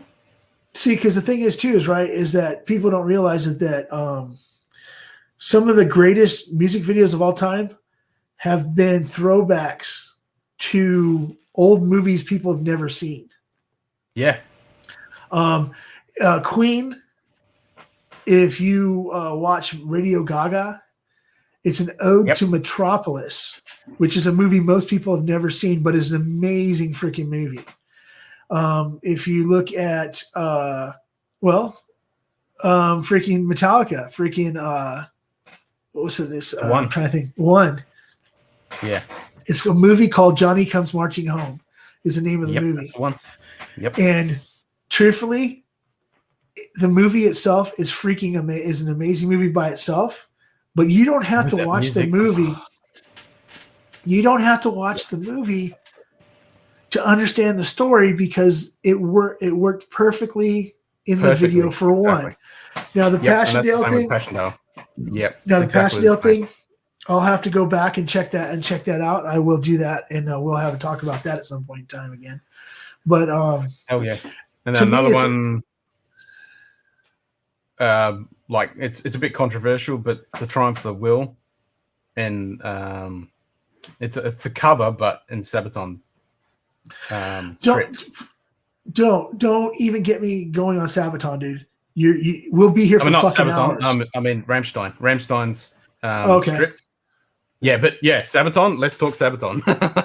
You do not want to get me going on Sabaton. We can go for fucking hours. I can literally sit on Sabaton. Okay. I'll start for a little bit. I don't know how long I'll do it for. I ain't got nowhere to go, so it might end up being a really fucking long stream. I'm good. I had no. Truthfully, there's 9 people still here. I'm so freaking happy that the 9 people are here. But if it was just me and you, I really think that we could end up freaking talking for freaking we ever just about keep this. wax lyrical about Sabaton and the good stuff. Okay, so for anybody who does not know, if you've never heard the group Sabaton, oh my god! please. Oh, and not only that, if you're into military history, watch Sabaton History. Okay, so here's the thing. Where they talk, yeah. So here's the thing. Sabaton is a band from Poland. No, actually, if you they're from Poland. Well, okay, they're based out of Sweden now, but originally the lead singer and the original guitar player and original drummer were all from Poland that put it together. And then when they moved to Sweden, originally, yes, and then originally they're from Poland. Right, yeah. And then yeah. But the lead singer looks like freaking Chuck Liddell from the MMA. Iceman Chuck Liddell. Iceman Chuck Liddell. But it's literally okay. So there's iconic frontman for a lot of bands. Okay. But I can say without a shadow of a doubt that bands have had other frontmen come out and be able to take over and be able to be the band and people not hate them, like Dio taking over for freaking Ozzy. For Ripper was it Ripper taking over for freaking Rob Halford? There was I can't believe how much no hate there was when Ripper was great, but the album everybody hated, but they never said anything bad about him. Yep. There is nobody, and I repeat, nobody in the world that can replace this man in Sabaton. He was a stand-in. Sabaton. And he was a stand-in. Yeah. He was a guy that stood in for the original lead singer, and then guess what? He is Sabaton. Yep. He makes all of the decisions in the band.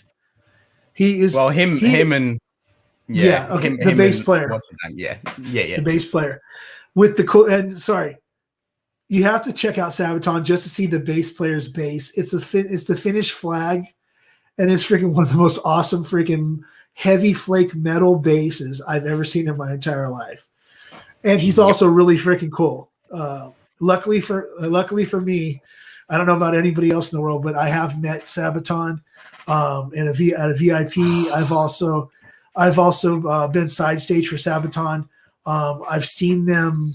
So jealous. So here's the thing. I didn't know who Sabaton was, and my son, this is 2000, we'll say 2013. We went to go see Iron Maiden. It was made in England. It was 80. Yeah, made in England 88. It was a tour. It's called the Battle of San Bernardino, because the first American tour place that they went to, the first place in the American tour they went to in 1988 on the Made in England tour was Glen Helen Regional Park in Southern California, about 20 minutes from my house where I grew up. So they came back to that same place and had a festival called the Battle for San Bernardino. It had Anthrax, Sabaton, I'm trying to think of all the bands that were there. But of course, Iron Maiden closing it out. But it had Camelot. It had a bunch of different bands, and we're there for the whole freaking day. It's a whole day festival thing. I missed out seeing Sabaton and Amon and Marth playing together. And that's the first time. That's the first time I see Sabaton. Now, my son is making fun of his girlfriend, my grandson's mother, who, whatever, baby's mama. They come down to see me and go to the concert. So she's talking Sabaton. She loves this band, and he's making fun of it. So then I listened to just one song. I listened to Primo Victoria. And I was like, you know what? That's not bad, but okay, let's see, whatever. So I started making fun of her about Sabaton. Okay. So they come on stage. They're one of the early bands, freaking. They're only on for 25, 30 minutes. I immediately turned around after I saw them play in their freaking, they're basically metal boy band, freaking camouflage pants and all this other stuff. I immediately went to the merch booth and bought 2 shirts. Noise. Well, hold on a sec. You keep talking because I've got to change my shirt. Okay. Oh, now he's got to go do Sabaton. He's got to go through Sabaton. Yeah, I got to put a Sabaton shirt on. Okay. So for anybody who doesn't know who they are, these Sabaton is a band from Europe. Finland is where they're based out of. They're a band who sings what I'd call epic metal. It's just really just boom, boom, driving freaking. Okay, if anybody knows who Manowar is, truthfully, I'd call him Manowar on steroids and just faster. Is Manowar faster on steroids? But because that's what they're freaking just nothing but freaking energy, and what they sing about is military history. And it's not. They talk about freaking so many different wars. The Prussian War, the freaking World War I, World War II, Vietnam, freaking Korea, Napoleon, freaking basically anything that's considered a major war in any region of the pretty much any region of the world. There's something that they've done a song about or that they work towards. They do songs about freaking squadrons. They do a song. Like, I'm gonna wait for Ken to come back to talk about this because I'm sure. Ken, I was just explaining. So yeah, I was just explaining that Sabaton is basically Manowar on steroids, going faster. That they're very bombastic. They're very freaking behind everything. Everything that comes out of everything comes out of their mouth. They believe and project. And the thing is about true history, and they do their research. Like they did Gallipoli, and for a bunch of guys out of Sweden, the lyrics that they pulled out for that song Gallipoli, which is really center of our core when it comes to Australians. Right. That song, oh my god, it just gets you in the guts. It's literally the only movie. All their songs. And Gallipoli is literally the only movie Mel Gibson's been in that freaking anybody gives a shit in Australia about anymore. Yeah, pretty much. Well, Mad Max. Well, Mad Max too. But so here's the deal with Sabaton. Okay, so they do songs about military history. Now, so that people understand what I'm talking about. They've done songs about Sparta, about the Roman War. They have a whole album that's dedicated to freaking nothing but Greece, the Romans, the Trojans, the freaking all those wars of that era. Yep. So they do one song about they do a song about Spartans that's freaking crazy amazing. They do basically everything through the samurai, everything through military history. Any war that's been say noted, because I mean they're not doing something about the Falklands, but they're doing something about the Prussian War, Careless Rex. Careless Rex was one of the very first songs I got addicted to. Careless Rex is a song. Okay, so anybody that knows Iron Maiden, I'm going to put Careless Rex. If you're with a bunch of Sabaton fans, if anybody's ever been in a Maiden concert or any concert, because they always play this damn song, Fear of the Dark plays. If it's a Mona Marth, it's freaking Raise Your Horns. Everybody freaking sings it. Everybody knows the words, and everybody's into it like they're getting ready to go to war. Well, that's what Careless Rex is for Sabaton.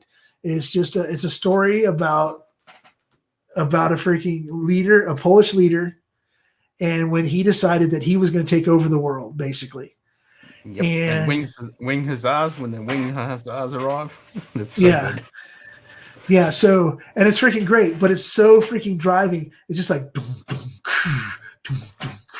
I mean, it's got that freaking, let's just say it's, when you hear Queen, We Will Rock You, that boom, boom. Yeah, it's like that. Yep. It's like that, but it's like you feel that there's a wall of military drums coming at you, and once it gets to you, you're going to die. because it's just it's taking over. So they go do this through all military histories. They do like I said, World War II, Vietnam was one of their latest, freaking Korean War, World War I. One of my favorite songs has to do with one of my favorite movies I've ever seen in my entire life. It's the one video, it is the one song that any band has ever done that touches me the most because of the video and the person it's about. It's called To Hell and Back. To Hell and Back. Yep. And it's the story of Audie Murphy. And anybody who might be old enough to know who Audie Murphy was, he was in the movie. Google it. He played himself. In the movie To Hell and Back. He was an actor who was in a lot of westerns, in the John Wayne era. Battled depression, battled drug addiction, battled freaking alcoholism, but the shit he went through. But literally is one of the greatest actors that have ever been. He died way too soon.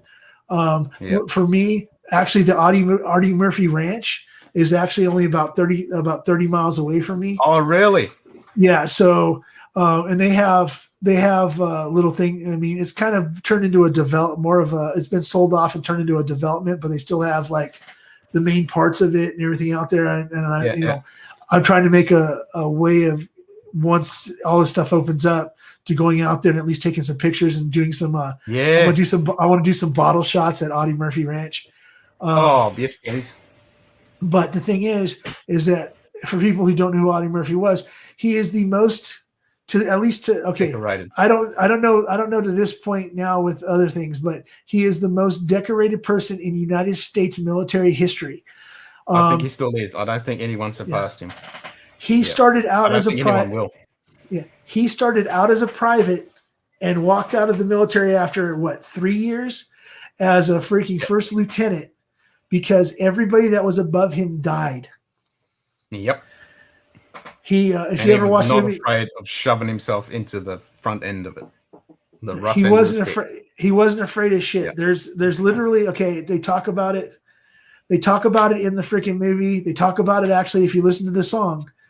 Not only that, and then you can go and watch on Sabaton History. You can watch him talking about like Indy Idell, who does the military history stuff because he's a military historian, and they've traveled together with Sabaton and they went to all the stuff in World War One and everything like that. But on the Sabaton Military History channel on YouTube, they cover all the songs, and they do a really good one where they talk about Aubrey Murphy.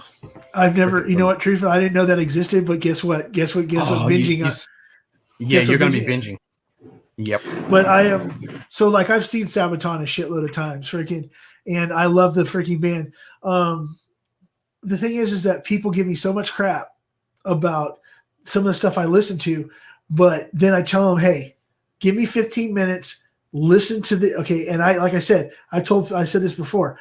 I download the playlist for the concerts because you can find it on playlist.fm. If people don't know, they can actually go on and follow the tour and see what's being played every night so they can get an idea of what the playlist is. And then what I do is I make Spotify or Google Music playlist, listen to them so I knew the cues for the concert. Because if I know the cues for the concert, a lot of times I know when I want to take pictures of certain things because I know of how the song's going to go and what their normal deal is. So this is one of those things where it's just something I did because I'm just obsessed with shit like that. But Sabaton, I've turned so many people onto them here. It's freaking, it's crazy. Me too. People that never listened to Hammerfall, people that have never listened to there's people that have never heard a Saxon song. How the hell do you live your life without ever listening to Saxon? Freaking Denim and Leather. Just listen to that album. That's all you have to listen to. You don't have to listen to any other Saxon songs, even though there are Wheels of Steel is a good one too. But it's one of those things where I love freaking metal music. I love hard rock music. And like Sabaton was one of those things I came across because my son turned me onto it. He turned me on to Camelot. I freaking love that band. He turned me on to Nightwish and freaking Night Rage and Gus G. Yep. Gus G and Ginger. Firewind. Ginger, freaking, I'm like, God, I freaking love that band. But I love the reactions because there's so many reactions to that Pisces song. Oh, that's the thing too. Is that so iconic? See, for me, okay. So the very first, okay. So I gotta look this up. What the name of the song is? But the first time I ever heard Ginger was, it was a song like it was off their first album, and it was just something that it was just obscure, but it's a video that has her and like she's behind a freaking chain link fence and there's dogs and all this other shit. And she's like, oh yeah, another one. Yep. Yeah, and I'm trying to think of what the song is off the bat. But that song, I saw it. So when they did when Pisces all of a sudden came out, kind of out of nowhere, it was one of those things where I knew what I was going to get because I knew that the guttural vocal thing. Yep. And then and people, this is like, okay, I don't know how much Australia gets a lot. Here's a lot of like European metal and stuff like that before necessarily Canadian or freaking American. Kind of like we don't hear stuff from Australia till basically it's made its way through Europe back to here most of the times. Bands blowing up and stuff like that. So there's a band called Unleash the Archers that are very, how do you say it? They're not Viking, but they're in that whole, the subject matter is like Blind Guardian-ish, mystical dragons, all stuff like that. But it's just like crazy freaking amazing musicianship. And the lead singer her voice is freaking unfucking believable. If anybody's never heard Unleash the Archers, please go watch them. Go see a video. Go download a freaking Samurai. We're looking forward to your Hot Wheels. Okay. Hey, I know people are going to tap out, especially Whiskey Samurai. Hey, sir, let me pour this real quick. Even though I'm asking up, I'll take one more freaking dram for you. Thank you. Thank you very much for staying on this long. I know that you're in Chattanooga and it's pretty late in the night, so early in the morning. So yeah, thank you for jumping on. I will talk to you. Just DM me if you need anything. Seriously, as soon as you wake up tomorrow, I want you to send me a picture or put it on Instagram. That once you wake up tomorrow, you put down 5 ideas, a list of 5 ideas of what you want to do involving Hot Wheels and whiskey. Hell yeah! And then I'll help you out with it, or you can go from there. But if you don't, everybody calls them storyboards or wish boards or freaking dream boards or whatever you fucking call it. I just call it a fucking list of something that you want to do. And so, dude, go ahead and do that. What happened to whiskey talk? We're talking whiskey. We're talking whiskey. Yeah, I said whiskey. But Cohen, we haven't talked about whiskey in a while, and I'll apologize for that. I had some other whiskey questions for him, but right now I'm in the middle of something that I actually really do freaking love, actually more than whiskey, and that's freaking talking about metal and then talking about one of my favorite bands. I've said it before. Anthrax is my favorite band in the entire world. One of my other top bands is Arch Enemy. Their lead singer, Lisa White Glues, she is literally, I have to say literally, I'm sorry to say this, the most beautiful person I've ever seen or met in my entire life. I went to a VIP. She was super freaking, I'm just nobody off the street. She's super freaking nice to me, but she could literally read a prescription bottle or the Z section of the white yellow pages. And guess what? I'll watch it for 2 hours. Stanley, read the chat. Okay, so which one? What am I looking at? The last one. It kind of turned 14 years old talking metal. Noise. Okay. Sorry if I'm fanboying out. And the thing is bad about it is people don't realize is that Sabaton is literally they've been around for 17 years, but 18 years, but they haven't been prominent here in the United States until like the last 7 or 8. Really prominent, like massive in Europe, like literally freaking headlining tours. People, I mean, selling out freaking concert halls and stuff, places as a headliner.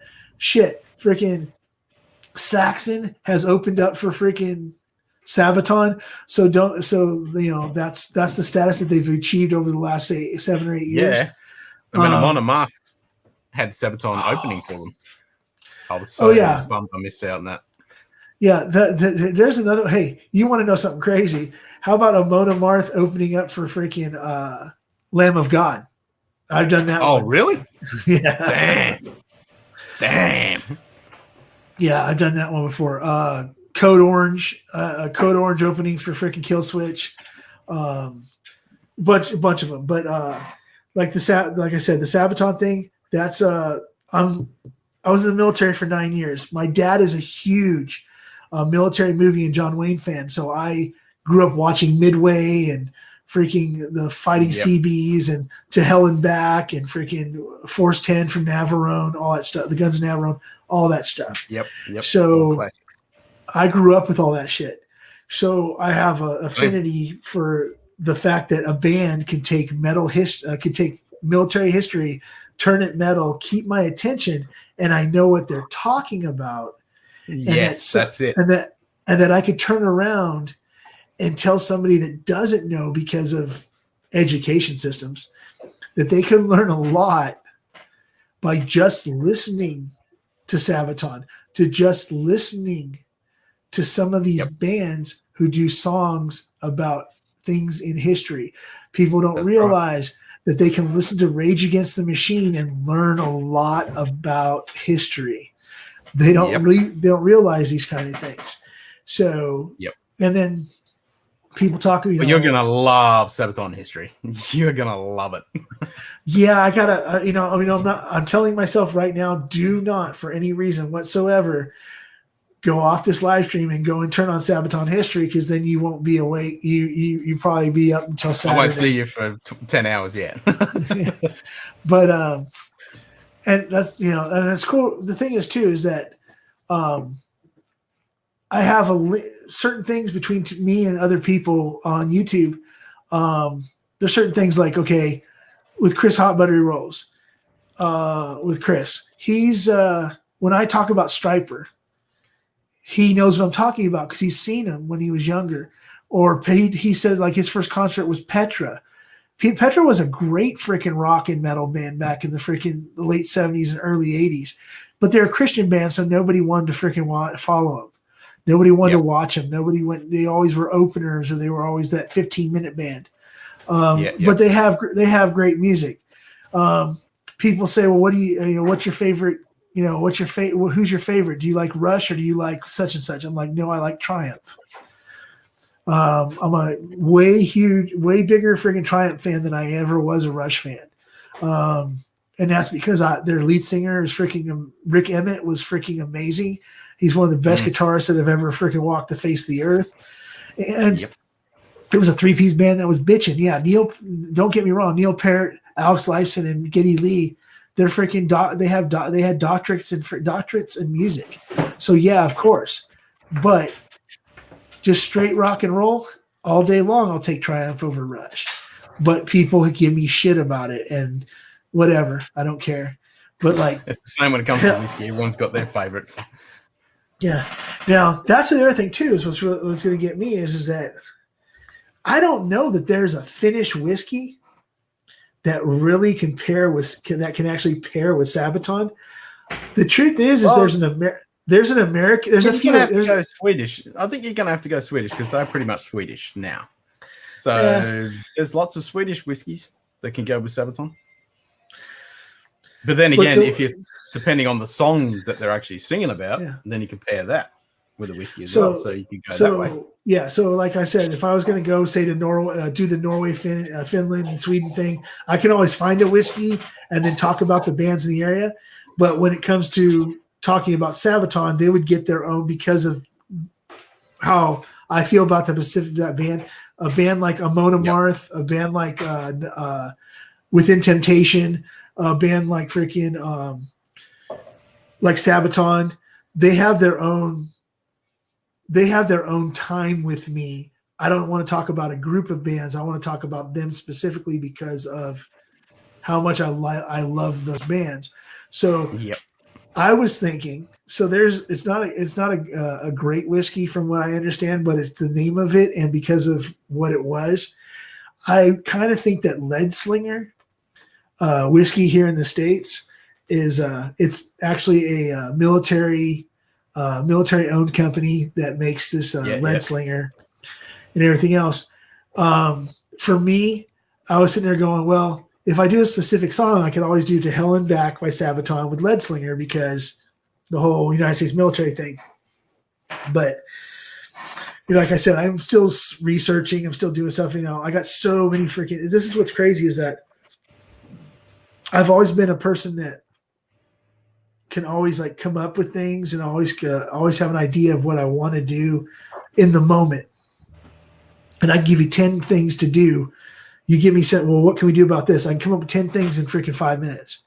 But it's been a really long time, like to the point where back before I was in the military, back when I was in like high school and college playing in marching bands, that I've had so many things and so many ideas of what I want to do creatively in my head that it's freaking, I just can't, I don't have the time. I don't think I'll ever have the time to get them all out there. So it's one of those things where it's like, I literally have not felt like this in freaking, like I said, years. And the thing that's crazy about it is that I could have done this freaking 2 or 3 years ago, just doing metal music, just doing metal music, just metal music, not even drinking whiskey. But it took getting into this community and the people in this community pushing me to do YouTube, to do something else outside of being in the chats, maybe jumping on a live here and there, actually do something for myself before all this freaking stuff started happening. And that's why I appreciate people like Hot Buttery Rolls and Hendo and freaking Destination Bourbon and people like Cohen that have been here freaking watching this shit forever. There's still 8 people in.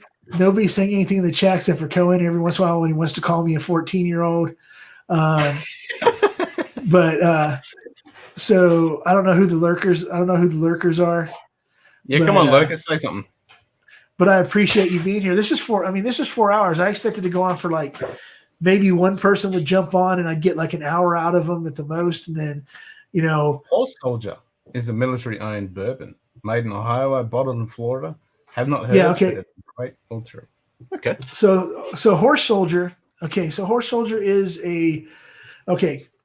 their original bottles that came out. They have a metal overlay, like their labels are actually metal. Were originally freaking metal that came from recovered metal from the fall of the Twin Towers in New York. They got a hold of some of the metal and stuff like that and made specialty cases for the original. It was just supposed to be a one time only thing by some military veterans that wanted to do something. Now it's based on, there's a movie with your boy Chris Hemsworth that about the horse soldiers in Afghanistan. Yep. Okay, where they were left in a situation where they had to get something done, and they all jumped on horses and took on a bunch of. So that was good.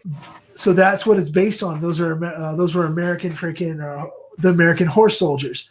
So that's where the original idea came. The original idea came from the actual horse soldiers were the guys that did the bottles. It wasn't a company that decided to do a horse soldier bottle. It was the original horse soldiers that were involved with making the bottle. Then it so became it's the actual guys. so then it became a big deal. Oh, wicked. So it became a big deal. And this is something that I've been told. I've done some research and some of the stuff is checked out, but I haven't done a deep dive on it. But the whole idea is they were going to put out these bottles and stuff, and every bottle that's sold, money goes to the upkeep of the Horse Soldier Memorial at the Twin Towers. Nice. So, so they keep the original Twin Tower Memorial, and I believe it's a plaque that has to do with the horse soldiers and stuff like that, is maintained by the sale of these bottles. That's cool. So that's another thing too. Is like I said, there's a lot. There's actually a lot of. It's really strange that there's been a lot of military owned companies that have gotten into the whiskey business. There is the metal whiskey with real metal. There you go. Yep. But and that's the thing too, is that people don't realize that all these metal bands that actually have whiskeys, including shitloads. Including, it's not a whiskey, but I believe that there's a Sabaton Pilsner. Yes, I did hear about that. Yeah. So okay. So it originally was So that one, just so you know, there's this thing called the Sabaton Cruise that usually happens every year. Don't tell me you've been on that. No, I haven't. I've always wanted to go to. Yeah, me too. To there and be there. It's literally the world's largest freaking cruise ship. I don't know how many thousands of people. I want to say it's like 3,000 people or something like that. It's something like that. Yeah. They go out for. It's called. Some people might know it as 70,000 tons here in the States. Same concept, except for it's Sabaton as the headliner every night for 3 nights. I think it's 3 nights. And it's just so they don't really go anywhere. They're in just basically one of the main seas right there off the coast of freaking Sweden. They just cruise around. They're just cruising around, but everybody's on the ship getting freaking hammered, listening to Sabaton, and they've had Nightwish on there. They've had freaking Within Temptation. They've had Camel. They've had a bunch of different other bands, but they put on this big show. Then you've got. What people don't know is people think that Rock in Rio is the world's largest open air. It is not. The largest open air in the world for the last 5 years. Well, I'm not saying last year because they didn't have it, but I believe for the last 5 years has been Sabaton Open Air. It is a concert that Sabaton puts on that ranges. I believe the last year that they had it was something in the. I want to say it was somewhere around 170,000 people. Were there, and the truth is, you can actually go. There's a reaction channel called Alex Hefner, where he does a reaction to Sabaton videos and realizes how many people are at Sabaton Open Air when they're doing Primo Victoria or they're doing freaking Careless Rex or freaking those are the first two that always pop in my head. But freaking Witches, Ghost Battalion, Witches. Wing Hussars. What's it? Extra. Yeah, but but there's a bunch of Sabaton videos, and that he has done reviews of, and he's not a metalhead. He's a rap guy that got into metal watching these videos, and he literally pisses himself. I mean, it seems like every time he sees a Sabaton video. I've seen these videos. Yeah. I know the guy you're talking about now. Yep. Yeah. He sits there and he shows you. He gets goosebumps fucking watching these videos and stuff. And he watched the Iron Maiden Rock in Rio video for Fear of the Dark, and he was lost it because when they do the they're doing the whole freaking sing along. There's 150,000 people doing this. Doing it, and then he's sitting there watching the video. He's like, I can't believe that. He goes. But for some reason, it just looks like it's not as many people as it was at that Sabaton concert. And then he goes back to the Sabaton concert and realizes that you can't see the back of the crowd because there's still more and more people that are you can't even see them. Yep. Yeah, but and then Speaking of vodka. reactions, have you seen Two Rockin' Grannies?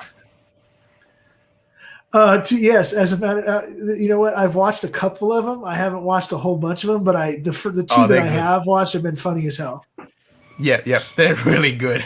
Two old grannies getting right into some heavy stuff. So good. The thing is, like with the Alex Hefner thing, is that his mom is a fan of metal, like old metal, 80s metal, freaking. She's a older lady, like around my age, maybe a couple years older, and he'll bring her on there, and then she'll start telling stories about how she met somebody at this concert because he's watching the video for freaking Maiden, and she'll say, "Oh yeah, I saw them in 1980 freaking 6 or whatever at here." And then I met this guy and we hooked up, and he's like, "Will you shut the hell up? I don't need to hear this." And she's talking about that she was one of the freaking metal girls. She was one of the freaking girls that were out, she wasn't backstage, doing that, but groupie stuff, but that she was into it, so like that. And it's just fun. It's just funny as hell to watch him lose his shit because his mom's talking about it. But yeah, the Rockin' Grannies, I've watched a few of their videos. They're pretty freaking cool. Yeah, they're pretty fucking funny. So Mohead Single Malt and Scorpion Malt by McNamara, from Sweden. That's the McNamara. That's the one I was thinking of. Yeah, speaking of the Lemmy thing, I brought this up the other night. This is the video I'm presently working on. It's probably going to take me a few weeks because this is the one video that I want to make sure that I think is good enough to be on YouTube. The rest of them, I don't really give it. No, I'm not going to say I don't give a shit because I do give a shit. But the one that I want to put, that I'm putting like all of my eggs in one basket, I'm really wanting to make a freaking decent video, is my Lemmy video about his relation to Jack Daniels. Yep.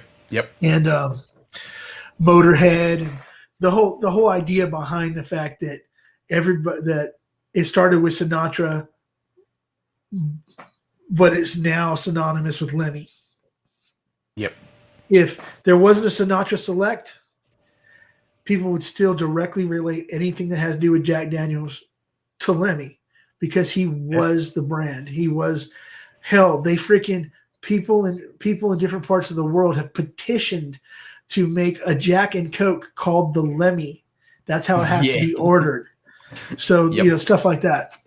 And then, but then what I didn't know is, and I learned a lot of things from documentaries, is that few months before he passed away because of his diabetes, he thought it would be smart to switch to vodka and freaking orange juice.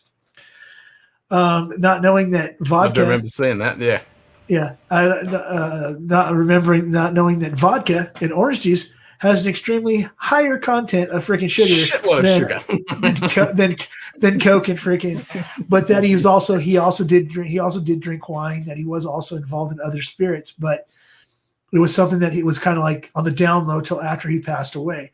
So there are a shitload of metal bands that have put out freaking whiskeys that nobody knows about. Hammerfall has two freaking Scotch single malts. Oh, it just said Slipknot. Slipknot has number 9, number 1. Okay, it's called Number 9 Reserve, Number 9 Iowa, which is what was the original introduction, and people were like, iffy for the price, maybe. But Reserve, from what I'm understanding, it's out of Cedar Ridge Distillery. I've heard that it's actually very, very good. If you were lucky enough to get a pack that they put out a few months ago when they released Number 9 Reserve, it had a special clown deal in there. Basically, it was Slipknot Moonshine. Nice. It was his clear whiskey that was strictly clown's deal. So, but yeah, you got that. You've got, like I said, Hammerfall's band related one I've got, which we tried, which was freaking amazing. Amona Marth has multiple beers.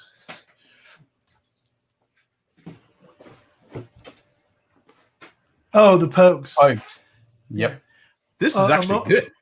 Yeah, Amona Marth has multiple beers. A lot of bands have beers. You got Metallica. You got Metallica with Blackened. There's some meads. There's some meads out there from some Amon Amarth, I'm surprised didn't put out a mead yet. I know that there was like, where's the mead? I would buy that up. So I know from my research that a year and a half ago that Amon Amarth was working on a mead, but it didn't come out because it was supposed to be released at the beginning of 2020. So that it never came out. So I don't know. I don't know if that's something that'll eventually make its way out or not. I would love to find a way of contacting Johan and freaking saying, "Hey, what's up, brother? Hey, can you give me a freaking lead on this, please?" Yeah. But see, that's the thing too. Is what's crazy is that my old job afforded me the money to be able to pay for VIPs and stuff like that. Or I would talk to a stage person and they would be like, "Well, hey, we'll try to hook you up." Sometimes I get hooked up, but I was lucky enough to VIP Arch Enemy and Amon Amarth on the same day. And then I was then the same. Okay, so the same. So in 1 week, okay, I don't want to brag. I don't give a shit. I'll brag. Freaking do it. I did a bunch of VIPs in 1 week. Okay, so I did a bunch of VIPs in 1 week. I did Camelot and freaking Delane, Flotsam and Jetsam, Amon Amarth, Arch Enemy, and Trivium. Oh, no, I didn't do a Trivium. And who was the other one? Oh, and Anthrax, all within a 7-day period. Luckily, it was one of those things where I took a week off from work and I decided I was going to go to at least one concert every day for an entire week and then finish the week off at a festival. That's the way to do it. Yeah. So that was a great week. I've been to all the Knotfest here in the States because they hold it at the, like I said, 15 minutes from my parents' house. So I've been to all the Knotfest and been. I was involved with a company called Dirtbag Clothing that after that I met at the first Knotfest, and then they've been really nice to me and got me into certain things and stuff like that. But I've met people in the industry and through YouTube, just making some comments and people saying, "Hey, well, Cobra and the Lotus." People might not know who they are, a Canadian band, pretty much they bridge that gap between early heavy metal and rock, but they're Canadian band called Cobra and the Lotus. They're freaking amazing. She's actually the lead singer, Cobra Page. She's actually married to Tommy, the lead singer of Camelot. So she, I put out they were playing with Xandria and they were opening up for Xandria. And I said, "Hey, I love what you guys freaking do.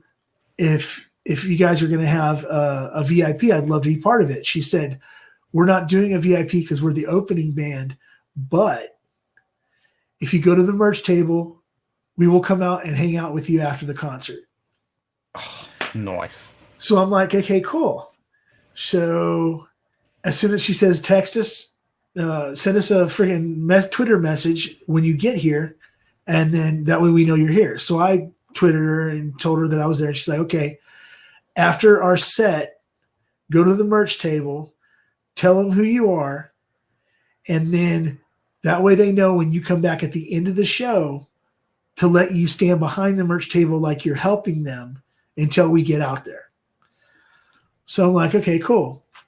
So then I do that. The whole band comes out there. They take pictures with me. They drink beers with me. They freaking hang out with me.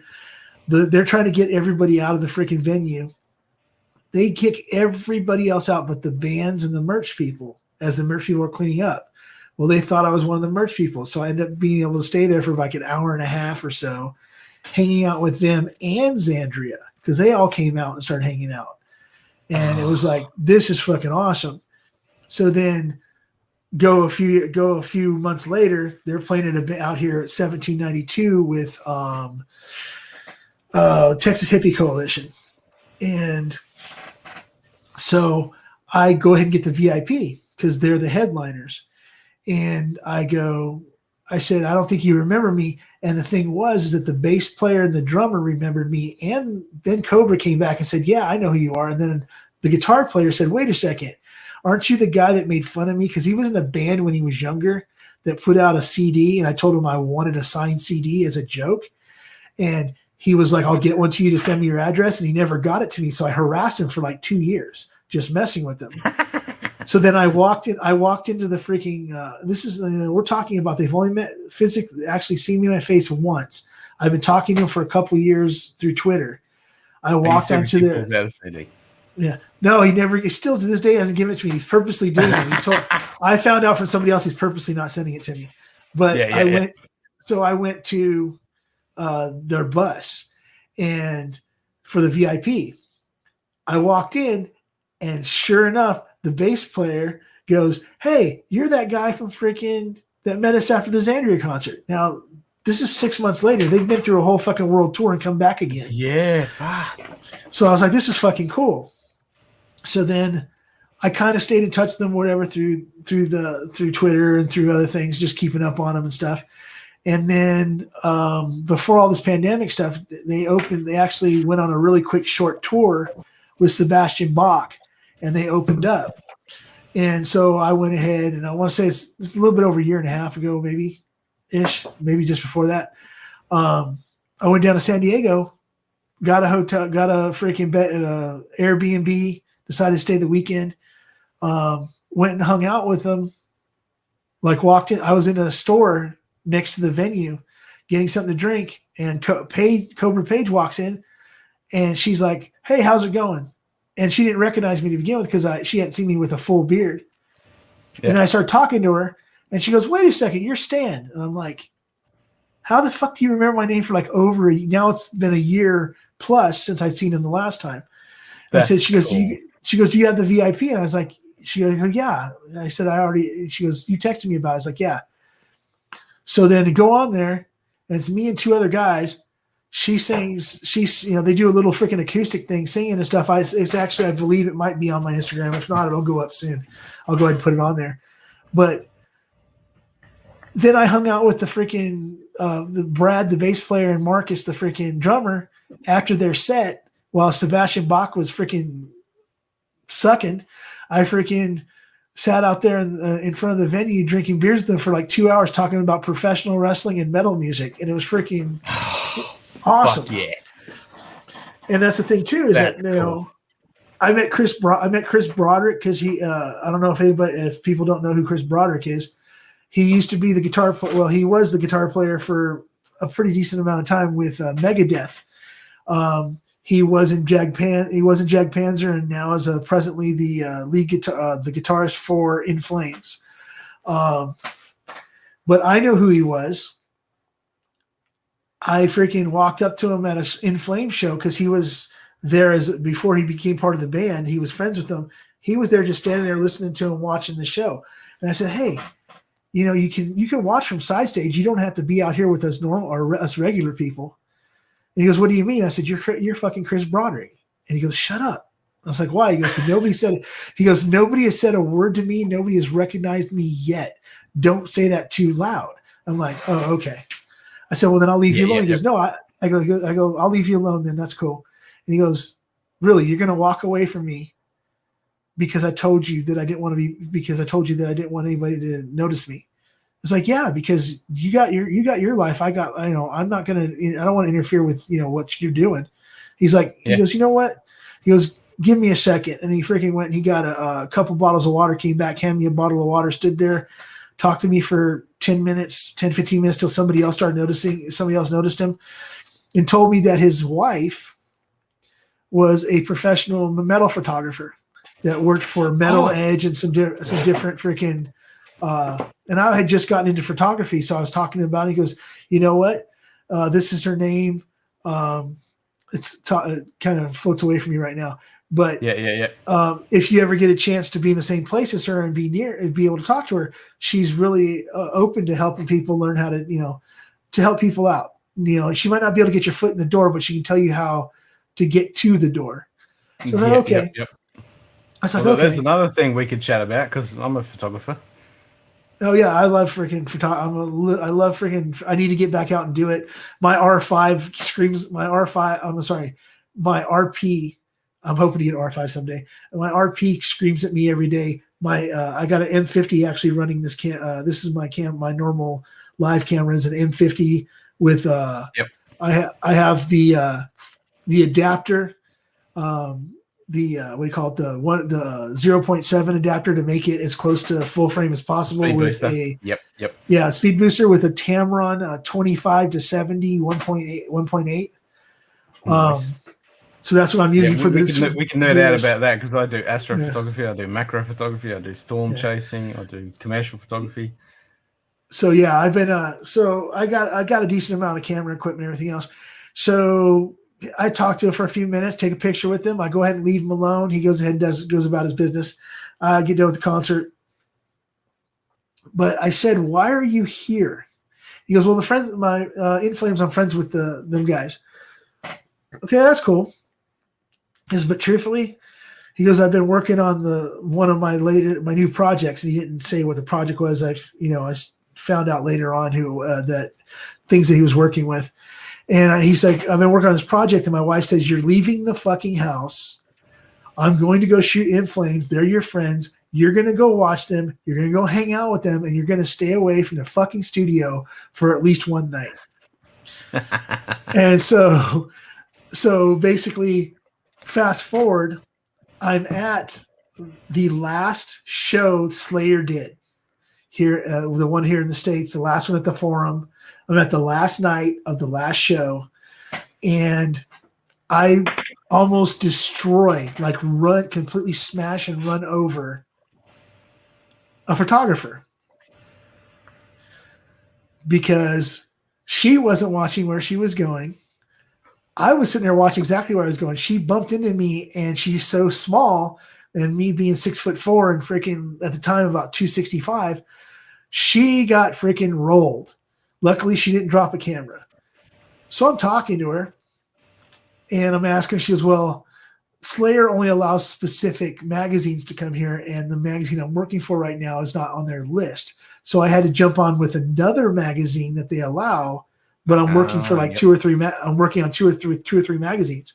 I'm like, "Oh, really?"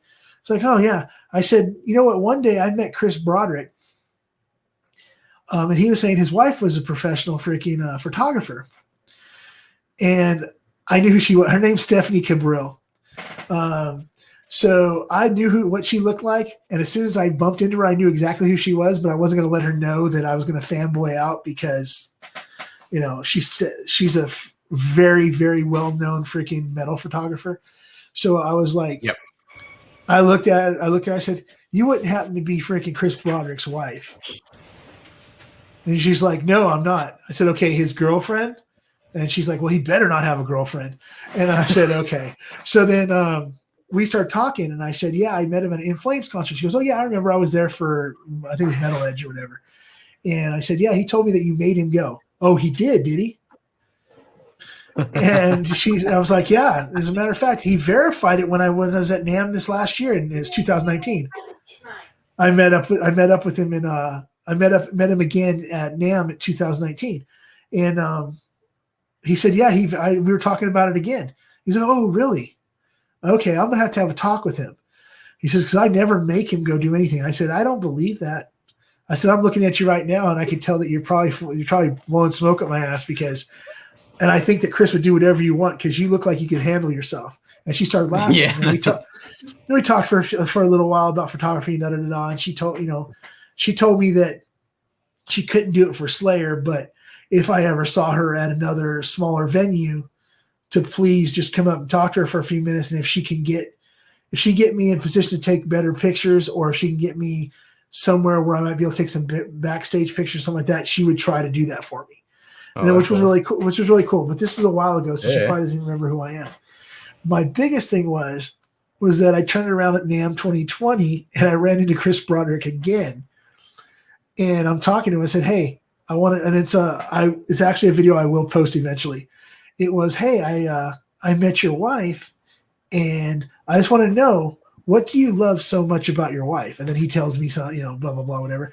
I said, "Well, because she's saying that you were lying about the fact that she made you go to that In Flames concert," and he remembered who I was right then. He goes, "Oh, that's right, the In Flames concert." He goes, "I never said that." I said, "Chris, I said, my friend was there with me. I can call him and he will tell you. He goes, oh, him? Because my friend Tim was with me at the time. And he's like, oh, the other big guy? I was like, yeah. He's like, okay. And it's one of those things where it's just like, it's just funny because Devin Townsend, I've met him just at NAMM, but I met him in 2019. When I walked by him in 2020, he stopped me to say hi, saying that he remembered me. That's freaking cool. Dino Casara's a Fear Factory. I went the second year I was doing an interview with, I went ahead and tried to do an interview with him. Yeah. You try to do a quick interview with him, and he remembered me from the year before. Didn't remember my name or anything, but he goes, yeah, you came and waited for all these other people to get done. And then you came to me and Rusty and asked if we'd sign some stuff for you if you had the time. You didn't force yourself onto us or anything else. You're like one of the nicest people. And that's what that's one of the things that when it comes to, if you're just yourself, you don't try to push yourself onto people in the whiskey community, in the metal community. Yep. If you see someone, if anybody here that might still 7 people, wow. If anybody here can take one word of advice from me and Ken too, is that if you go to a concert, no matter who it is, it doesn't matter metal or anything else, a lot of these people are not above. They don't believe they're above you. It's the people that work around them. It's the people that work around them that believe that they are above you. So if you see Slash at Amoeba Records, don't be afraid to walk up to him. Just don't run at him like you're a fanboy. Walk up next to him, look at the records he's looking at, start a conversation. Guess what? Slash will talk to you. Lemmy, when he was alive, would talk to people. He would take pictures with people with the rainbow. He'd sit down and have drinks with people in their booths because they asked him to, because that's the kind of guy he is. I've met so many people in the music industry that people have said the worst things about, that I've never had a bad experience with, because I let them do what they need to do for their job. I stand off to the side, and when they need somebody that's not in their circle to just bullshit with and fanboy out about whatever, they get to do that. That's their decompression. So you have to always, and I repeat, always be genuine. That's why I think that's kind of why I like Ken. I like freaking watching his goofy. I mean, come on, it's the most, some of the goofiest shit in the world. Of, I'm going to tune in and see what he's building today. Oh, by the way, what whiskey is he drinking now? Some people would say that's crazy. That's corny. Why would you do that? Well, because guess what? I know that's who Ken is, and he's never done it. Ain't no bullshit here, mate. What you see is what you get. And the thing is too, is that like I'm having right now. Oh yeah. And then what time is it anyway? Wow. It's almost one. At your time, it's still freaking light outside. So it's like 1:30 in the morning here, but like Cohen has stayed on, and freaking, like you said, Angela Glassow was, Angela Glassow was 20. Yeah. Angela Glassow was freaking awesome. Was really beautiful. It was a beautiful lady, freaking great lead singer, a freaking arch enemy for all those years. But Alyssa now, it's arch enemy's gone a little slightly different direction. Freaking there's so many bands that people don't realize that people came from. Carcass. Nobody realizes the Amat brothers are freaking the Carcass guy, are like the original Carcass guitarists. Stuff like that. That's the kind of things I want to get out there. I want people to go listen to Alyssa. I want people to go listen to freaking some really awesome Canadian freaking metal. There's just so much stuff out there. Just like whiskeys. Let's put it this way. I have let's just say in general, let's just say scotches. There's fucking, of all varieties of scotch, not single malt, but scotch. There's 1,000 bottles total. For those 1,000 bottles, there's 5 freaking metal bands somewhere in the world. Yeah. Yeah. Okay. I look at a map every day from Dirtbag, just the people they sponsor throughout the world. And it's at like 700, 800 people that they're sponsoring all over the world. And I know that, like I said, the concentration of bands you can go watch and listen to and find that you like to listen to, that you can actually help to bring to the freaking forefront. And I mean, guess what? Bands like freaking Sabaton did not start, just put out their first album and now they're the greatest thing to ever freaking since sliced bread. No. Okay. Fuck no. No People band don't- ever did that. Yeah. Metallica. Guess what, guys? The Black Album wasn't the first one. Nope. But Black Album is what got everybody into, a lot of people into Metallica. You know, luckily for me, I kind of, you know, I was already into Anthrax and stuff all before that shit. So I knew who Metallica were. I listened to them, and Megadeth had, you know, Peace Cells and everything else. So it's not like I didn't know who these people were.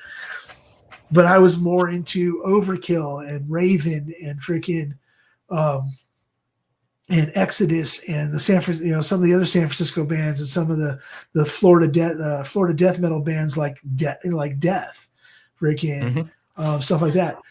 So, and people don't know that, you know, people don't realize that after the fact they go, oh, okay, so what's your favorite Metallica album? Oh, the Black Album. Well, is there anything else you like? And they may be able to go to Injustice for All, but I've met easily 3 out of every 10 people that say they like Metallica. 3 of them don't know of Ride the Lightning.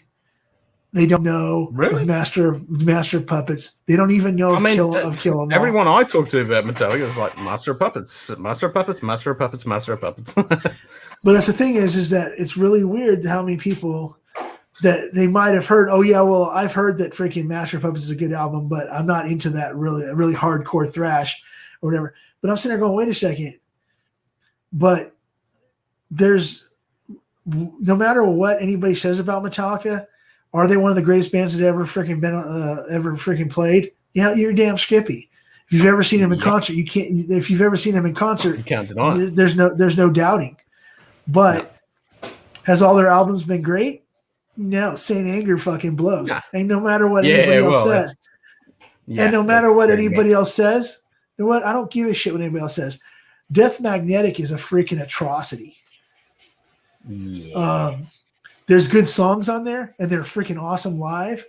But just off the straight track, off the CD or the album or whatever else, is literally freaking some of the. I've heard shit that was done in the 70s off a freaking tape, done by a freaking punk band in their garage that sounds better than Death Magnetic.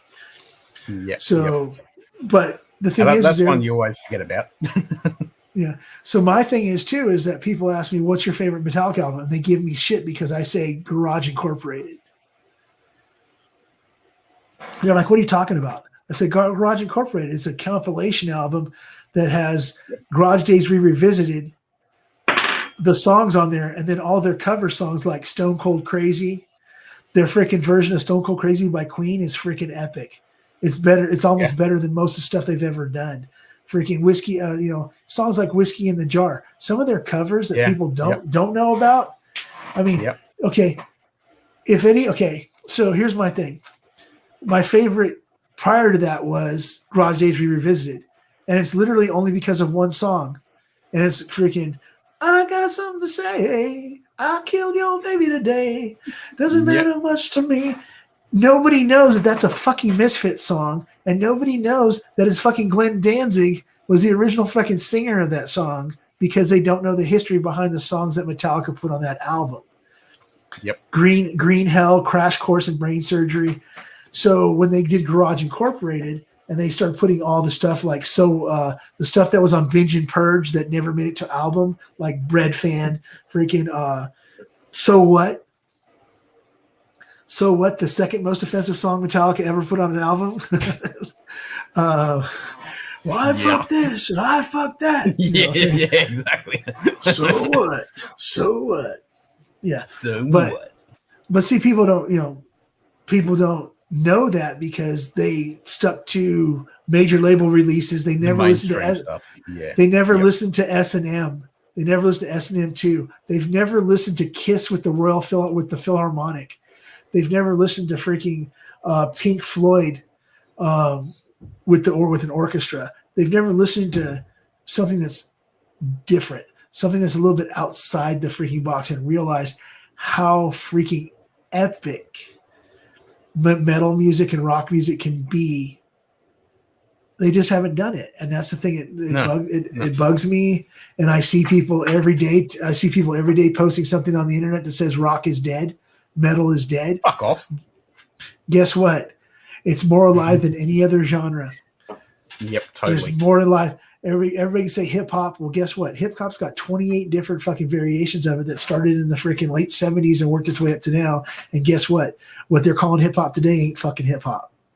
Nope. I grew up with what hip Completely hop different is. beast. Yeah, it's a completely different beast. And the thing is like, I don't know what you know, if you know anything about pop punk or about a lot of anything like that, but there's some people today that, okay, so when somebody told me, I was sitting there listening to something, and they asked me what I was listening to when I was doing some whiskey hunting, and I told them I was listening to MGK, Machine Gun Kelly. Yeah. Yeah, he's a rapper that does kind of switched over to the pop punk rock thing. Said this is the guy between him, freaking Billie Eilish, Post Malone.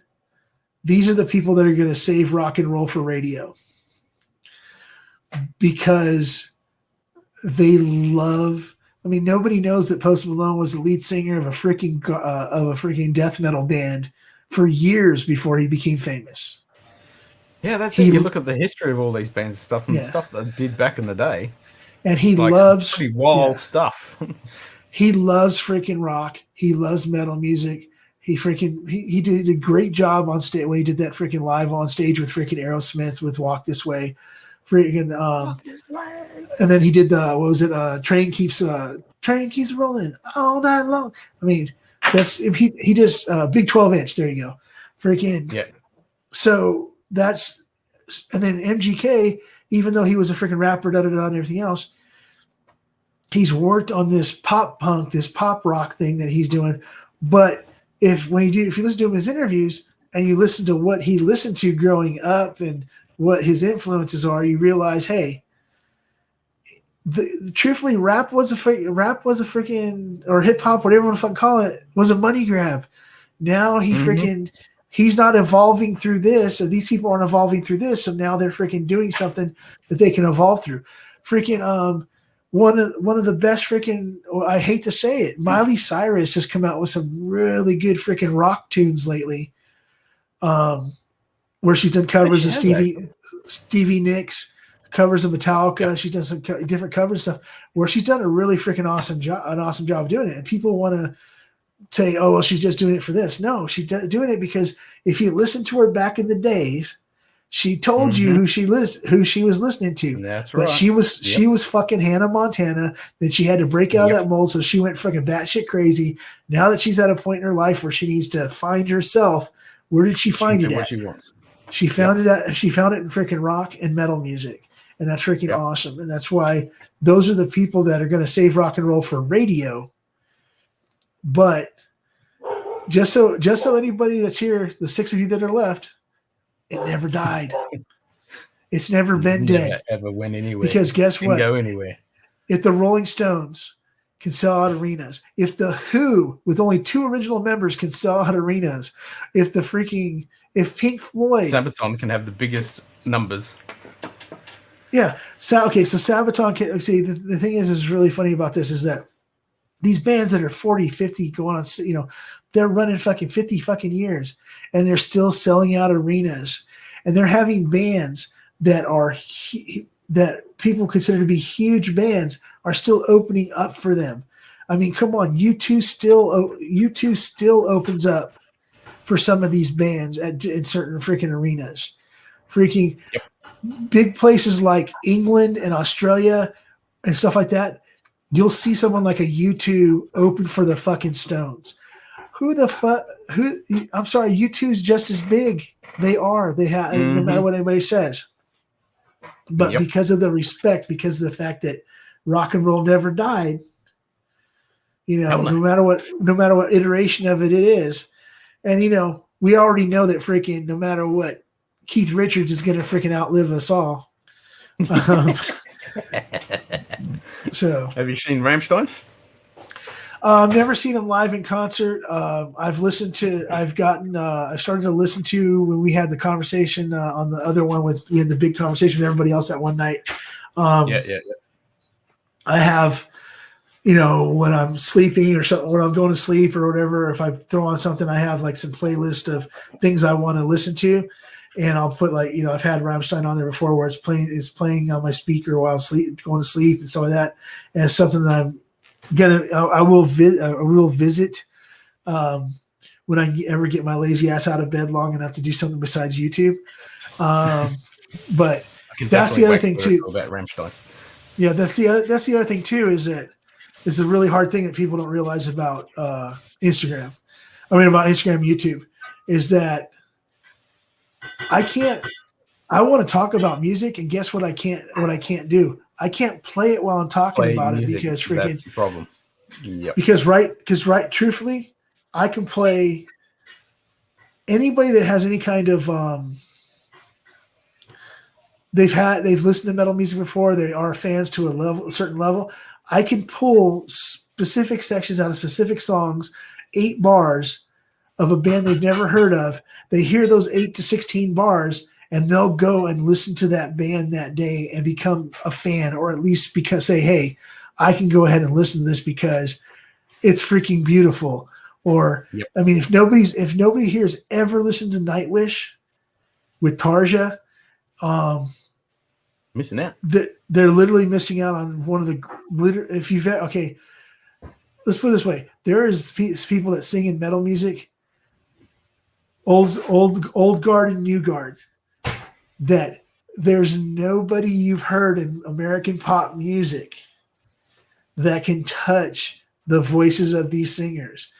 They're just not solo artists doing pop songs. That's why they're not that big. They're not huge in the United States. Yep. Christina Aguilera is a great fucking singer. Freaking Celine Dion, freaking great singer. But I will put them up against freaking Tarja, Floor Jansen, freaking Ginger. The chick out of girl out of Ginger. Yeah. I put her against an amazing voice. The lead singer of Unleash the Archers, the freaking lead singer. Some of the singers that Firewind. There's a few singers that Firewind has come on their albums to do little spots like that are freaking amazing. Simone of Epica. Freaking these are literally freaking people that could outsing pretty much anybody that's today or in the last 20 years that's been in pop music. Could easily freaking sing what they sing it better, and still not even tap into what they can do. Yeah. Here's a prime example. Not looking at Disturbed when he did The Sound of Silence. That opened up a lot of people's eyes when he's classically trained, his voice range. It's an amazing. Absolutely amazing. So Cohen says that he's probably the only person that's awake that's actually watching this. Yeah. But because nobody else is jumping in. Let's see. Metallica is they're actually opening a distillery in Cali called Sweet Amber Distillery. The company is in Santa Monica, which is here. If you're in Australia, if you've ever watched any movie that has to do with surfing in California, it's the pier with the big freaking Ferris wheel and everything else. That's basically Santa Beach Monica, Venice Beach. Yeah, there you go. As a matter of fact, if you watch the Beach Boys movie, the Beach Boys documentary with John Cusack as Brian Wilson, yes, you will see the Santa Monica pier. But Santa Monica.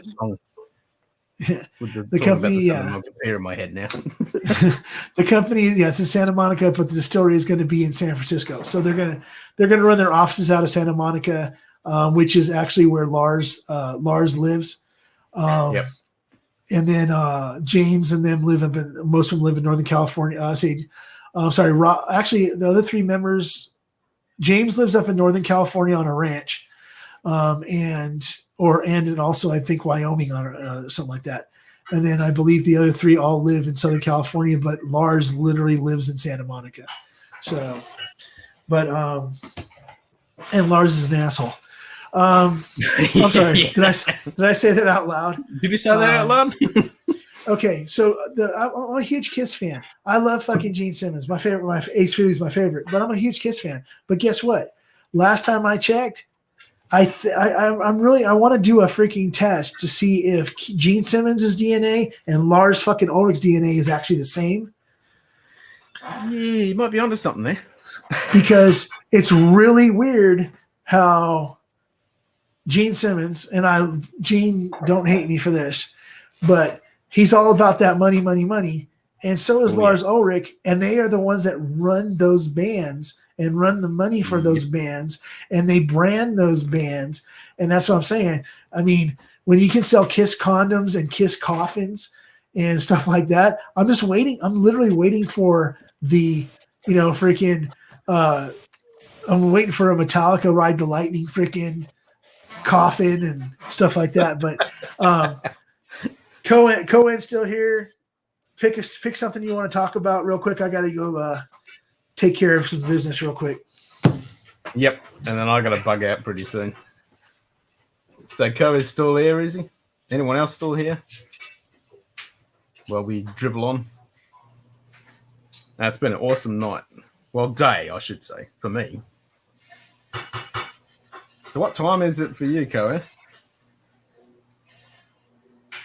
It's got to be some crazy hour in the morning. But you did say earlier that it was only early-ish. So I don't know what early-ish is. So I might go... What time is it now? It's almost 20 to 6 here. So I might jump on a little bit later for a couple of hours. And you better be at your bloody dinner. Yeah, I got to bug out and have my dinner and then catch up on a bit of work stuff. But then I might go stream for a couple of hours afterwards. Actually, I need to edit the video for tomorrow. I'm going to edit that.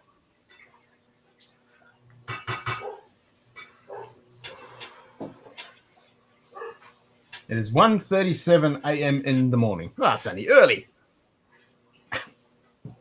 That's normally the time when I start kicking off. 1:37. Damn, where are you for it to be 1:37? That's like Europe.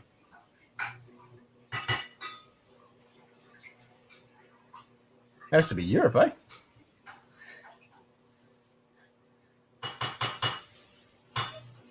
Because it's currently 5:37 here, or 5:38 here.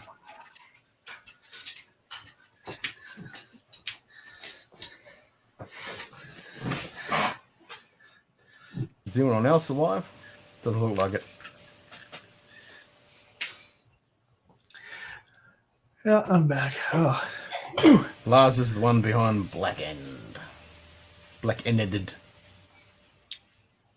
The thing is that about that Blackened thing, about the whiskey, I was sitting there going, I understand the idea behind using Blackened as the name, because it's a Metallica song. Most people know if they freaking been anywhere around the band, they know about the song. It's not even close to being one of the top freaking 30 songs they've ever done. But No. The thing is that, and I understand it's because the charred barrels and blah, blah, blah, it all works into it, and how they're using this Metallica Sonic playing freaking set list to the barrels and using that vibration to freaking whatever bullshit you got to do to market your stuff. Yep. But it's not bad. Yeah, if anybody's ever had it, Blackened's not bad. It's it's something you don't have to put freaking Coke or ginger ale or something else into. Well, you can just drink it straight. Oh, that's all right. Yeah, it's about the only one I've tried recently is the Pogues with. Yeah, this is actually decent because a lot of those not bar, but band type ones are they can be a bit hit and miss. But, yeah, so my thing is that what I started doing is that I started looking. I did the thing with metal bands and metal bands and whiskeys, and I found those Hammerfall ones. Now, of course, I want the freaking. I'd really love to have the freaking Jack Daniel's Lemmy bottle that they did. But that would take me. I mean, I could search for that for freaking 20 years and still never come across one that actually has liquid in it. But Yeah. I found out that Hammerfall had put out 2 single malts. Now, one was in 2017 and the other one was in 2019, I think. And so I was like, I love freaking Hammerfall. I've seen them a couple times in concert. They're just freaking awesome. So I was like, I got to find these. The only place I found them was in England. The bottles are freaking 120 and 150 American, but the shipping, but the shipping for 2 bottles to California from the United Kingdom was $135 shipping, and I'm like, nah. Yeah, I'm like, no, I'm gonna. I love the band, don't love them that much. But then again, I'm sure at some point in time I'll go up to freaking Canada, and I'll be in some freaking little hole in the wall freaking whiskey shop, Find a dusty and bottle sitting both those there. bottles will be sitting there for freaking like $50 a piece. Yep. Because Canada gets all the fucking UK shit for cheap. Yeah, well, I mean, talking on Discord the other day, they were talking about the pricing of whiskeys and stuff, and a lot of the guys complained in Canada, and we usually complain here in Australia, but I didn't realize how bad we got it in Australia. We're actually 3rd in the world when it comes to excises and extra taxes on top, and we're going to be number 1 in a couple of months. We're going to be the most overcharged in the world for alcohol, which is horrible. My question is that, do you know, is it really expensive to send something, say, from here to you? No, I haven't looked into that. It's not too bad. You just got to shop around. I mean, somebody recently sent me some stuff, and it really cost him a pretty penny, but he said he didn't shop around. People have sent me stuff, and it hasn't been that bad.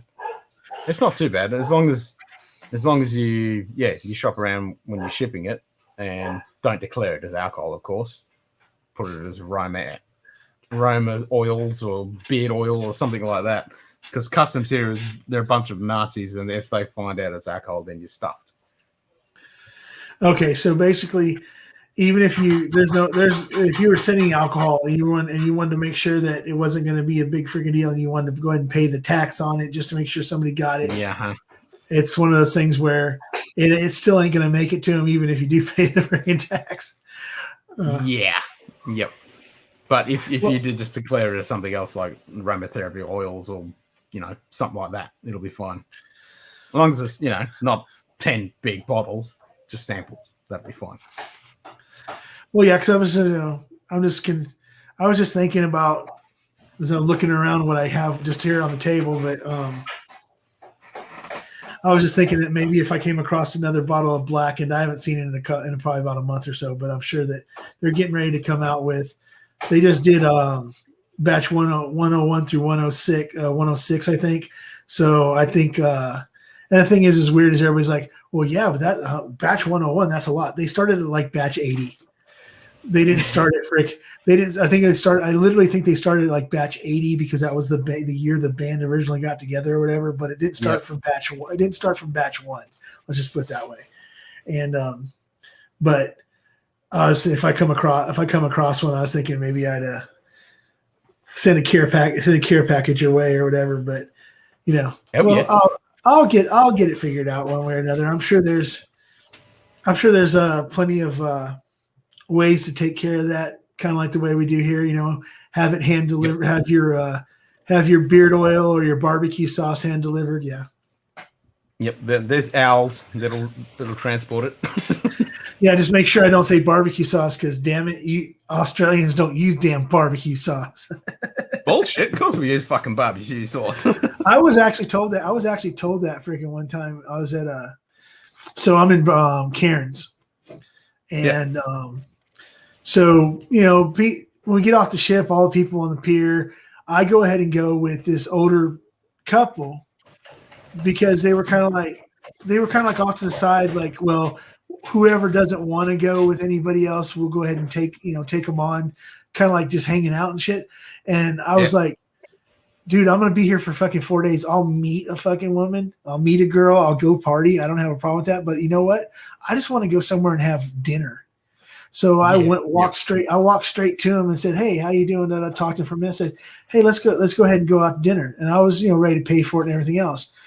Well, being nice to a couple older people was the best thing I ever did when I was in Australia, because they took me out to dinner to a very, very nice place. And in Cairns, if anybody knows anything about Cairns, it's a very, very small town. I don't know what it is today, but back then it was a very, very small town. It's still pretty small. Yeah. It's still small. It's inside of it's basically where the Great Barrier Reef is. It's the inland town that's basically what they call the gateway to the reef. And basically, I went there. They just took me to dinner. And then they said, "Hey, would you like to come back to our house? If you'd like to stay, we have a guest house." I'm like, you know what? I think I want tonight. I wouldn't mind doing that. I don't really want to go out and get friggin' hammered or anything else. So go there and get introduced to their granddaughters.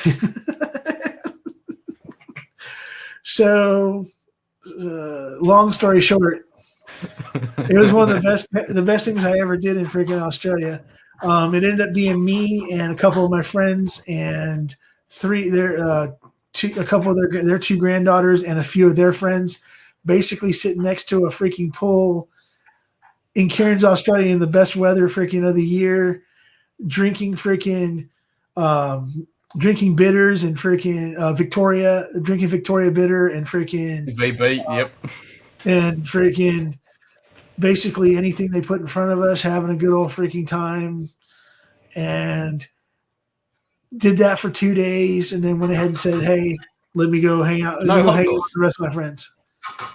So that was like I had a lot of good times in freaking Australia. But no hot sauce? What's the story with the hot sauce? Hot sauce. The barbecue sauce. The barbecue sauce. So when the grandfather was later on in the next day, he's like making lunch and stuff like that, and he's out he's making a joke saying he's going to cook some shrimp on the barbie because he knows how Americans like to say shit like that. And so he brings out a couple steaks and some prawns and everything else, and explains to me what the difference is between a prawn and a shrimp. I'm like, okay, shrimp. Yeah. I'm in the Navy. I kind of know that. But so we're talking and everything else and and stuff like that. And I said, "Oh, you don't use any kind of like sauce or barbecue sauce?" He goes, "That's an American thing. Us Australians don't use sauces. We just need salt and peppers plenty, maybe a little bit of butter." I'm like, "Oh, okay. There was nothing wrong with that. I liked it. The food was freaking great. The company was freaking great. I had a great time and stuff like that." I just always thought it was funny is that he gave me a ration of shit because I said something about putting some sort of sauce on the steaks and possibly freaking some of the other, like the freaking prawns that because I'd seen the prawns you never would. The prawns you'd never would. You'd probably put a bit of salt and pepper on that. If you're talking shrimp, with that in bread, cook them up and just shove it straight in bread and eat that. But prawns, you might stick them in a what's the name? Hey, Mrs. What sauce do you usually have with prawns? Cocktail sauce. That's really common. But barbecue sauce, we slather that shit over everything. Every household has barbecue sauce. Hell yeah. It's a staple diet. Barbecue sauce on steak. That's everybody. Well, does I was going to say because I would think that because of things like Vegemite that you had to use. Yeah, well, Vegemite we don't put on steak. No, I'm saying, but you. The main problem with Vegemite is whenever somebody gets Vegemite for the first time, they put way too much on, and you just get smacked in the face. kicked I in the know. guts. I need Yeah, I you did. only put a little bit on. Yep. I mean, I like it really thick and strong. And my missus, she screws her face up when I slather it on because I literally layer it on like it's a freaking concrete. But Yeah, what? Freaking somebody has a towel. yeah, I was gonna say that maybe Bricklayer has Optimal barbecue sauce. But yes, the barbecue I sauce might help me out with that Vegemite. I had it one time, and like you said, was dumb enough to freaking. I was in a Waste hotel money. room in Perth. I was in a hotel room in Perth, Yep. and I ordered room service. It was part of like just the regular everyday freaking breakfast or whatever like that they brought Yeah, up it's to an me. Aussie thing. Yep. You always have a bit of And butter, bit of honey, bit of jam, bit of and I bloody freaking it had Vegemite. Yep. Vegemite, and I had never had it before. Just smelt it and said, "I don't think so." My friend's like, "Hey, it's great." My friend's like, "Hey, it's great. You should try this. I've been here before. It's freaking awesome." He goes, Yeah, he's they're like, just shitting you on. so then I'm like, okay, and I start putting it on. I said, "No, you got to put a freaking good amount on it because it doesn't taste as strong as it smells. You can barely They're having you on. taste it." And I tasted that, and I was like, "Oh my freaking god!" Yep. It's just like Victoria Bitters. I didn't know what Victoria Bitters were until I'd gone to Australia because the only Australian beer I knew existed was Foster's. Well, that's what everyone knows of in Australia. Nobody in Australia drinks it. Yeah, which no Australians drink. They drink. What's the other one? I'm trying to think. There's another. It's got a Swan. Yeah, you got Swan Gold, EB, Yeah. VB, EE. So EMU Export or EB. We call it Bush Chook. And everyone plays up on that. You buy slab of Bush Chook, and VB is a real common one. But yeah, it's kind of that stereotypical beers are really dying off now. Everyone's into really craft beers and stuff like now. Is there? Hard to drink the EB and a VB, but yeah. Is there a lot of craft? Is there a lot of craft breweries? Yeah, huge craft industry in Australia. Tons of craft beers, even with mixing up craft beers with whiskeys and stuff, doing pairing different things. There's one called Pirate Life, which paired up with a Lime Burners whiskey, and so they brought out a real dark stout. A lot of people drink Guinness and stuff down here as well. It's a real mix, but you still got your bog standard Victoria Bitter and Bush Chook, your Emu Bitter. They're still staple diets, but Foster's is starting to creep back in the Australian. Some people are actually starting to drink it, which is bizarre because I think they must have changed the recipe or something because no one would have touched that with a barge bowl before. Yeah, Cohen brings it up that, okay, now this is something I can say to him about this. So there is a black and cast strength, but only for a few states. Yes, it was limited to 3 states. That was Kirk Hammett actually has a video where he explains why it's a very, very, very, very limited run. I think it's less than less than 200 bottles sent to specific states, and the bottle itself, if you get it in the if you get the set that it comes with, it has a set that comes with 2 glasses. It's 100. They were selling it for 139 ish, and then when the bottle of Blackened itself only cost $38, like he says, but a cast strength would have probably cost about $75. The glasses aren't worth another freaking $60, and then Jim Beam barbecue sauce. I've had that. What's that? Jim Beam barbecue sauce. I've had that. Yeah, here's one I thought that you would start salivating over. I know you're ignoring it because freaking you don't want to go down that rabbit hole after we get off this trying to find it. That Bruichladdich has Octomore barbecue sauce, but we can't get it in the US. I've heard of that. I've never seen it though. I've never seen it. I know they have it. I would so be on that Octomore barbecue sauce. Oh yeah, I mean, have you had Octomore? No. We talked about it earlier about the drinking barbecue. Yep. That's the thing is that I told you about the I have to get 3 I gotta get 3 drams into Lagavulin and 16 just to get past the barbecue to where I can do okay with it. But here's one for you. Here's so Burr Ben, he's on the East Coast. So he's at 5 o'clock in the morning on his time. Still on? Wow. Yep, he passed out near Jason's end of his stream. Well, Bourbon Passed should out. know that, if I'm on, I don't stream for anything less than 3 or 4 hours. So Yeah. And then see here we got Cohen. yeah, 4X Gold. Yeah. Cooper's is a good beer. Oh yeah, And 4X. That's the one I missed. Yep, good old 4X. Yeah. That's really good. And there's another I want to say there's another one. It's not actually an Aussie beer, but it's when I was there, it was really popular. Was I want to say it had a rhino on the front of it, but yeah. What's the one with the rhino on it, babe? The beer with the rhino on it. I'm trying to think of them. It's got a rhino on it. Yeah. Don't know what that is. I think I know the one you're talking about. Yeah. So, but I know that there was like on tap there was always 3 automatic that I always saw, which was Swan, VB, and freaking Foster's. And then every once in a while you'd come across someone that actually had a tap that had the 4X on it. And then 4X, EB, and that's still to this day. You walk into any bar and they'll have VB, EB, 4X, Swan Gold. Yeah. What else? Oh, Cooper's. Yeah. Haven't had Cooper's. I'll try that someday. Yeah. Yep. EB's wife basher beer. Export. Yeah, export's wife basher. Yeah. EB's bush chook. See, that's the thing too, is that it's so hard to not want to make because of the groups like YouTubers like the Shelf Turds, because of their comedy, and because I know where the community that we're in, the core group of the community would think it was hilarious, but I don't know about the outskirts or about any kind of sponsor or somebody that even Squarespace or somebody else that might want to jump on one of these channels one day would agree with. I don't know of any whiskey channel that's got Squarespace.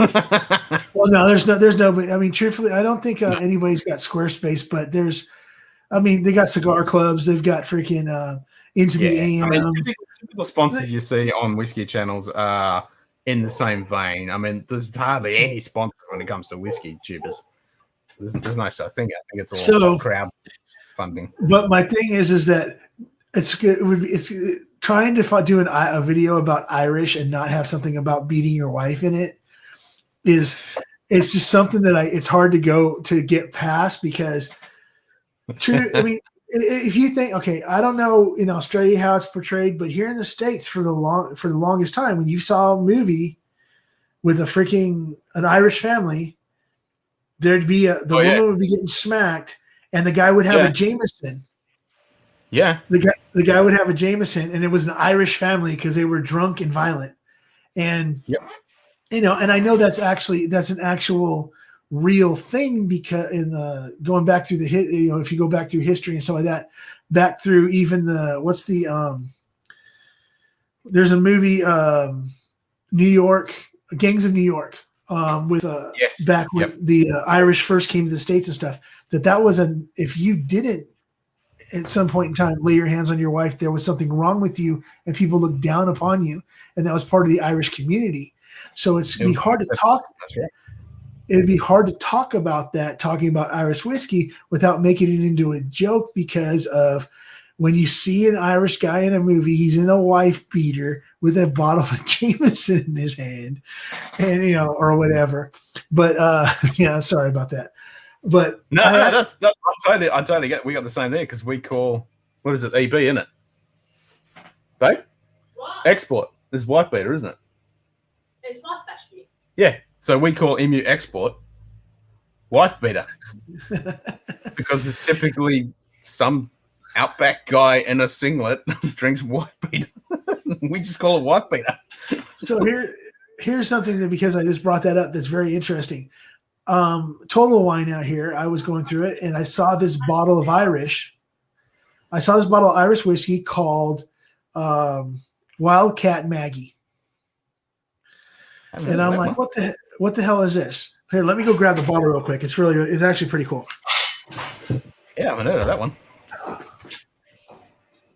And Bundaberg rum, which everyone who's into alcohol pulls the piss out of in Australia. Right? Yeah, drop bear. It's just horrible.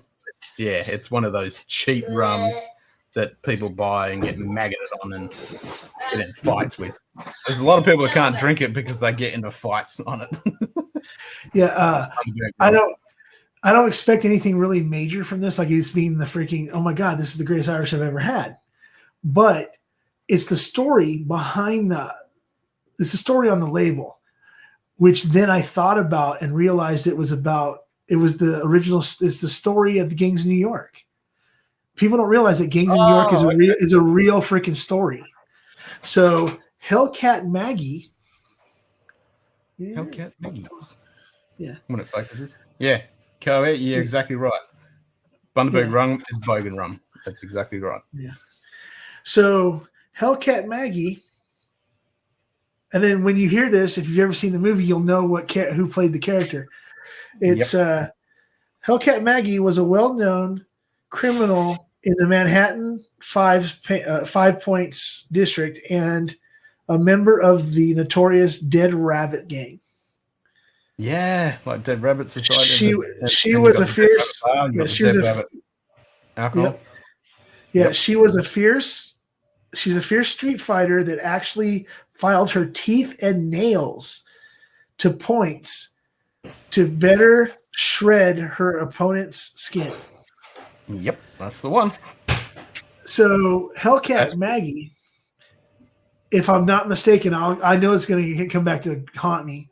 I remember that throughout the movie that Cameron Diaz was always sharpening her freaking nails. Or always had the file. And if I'm not mistaken, that's who Hellcat Maggie is in the movie.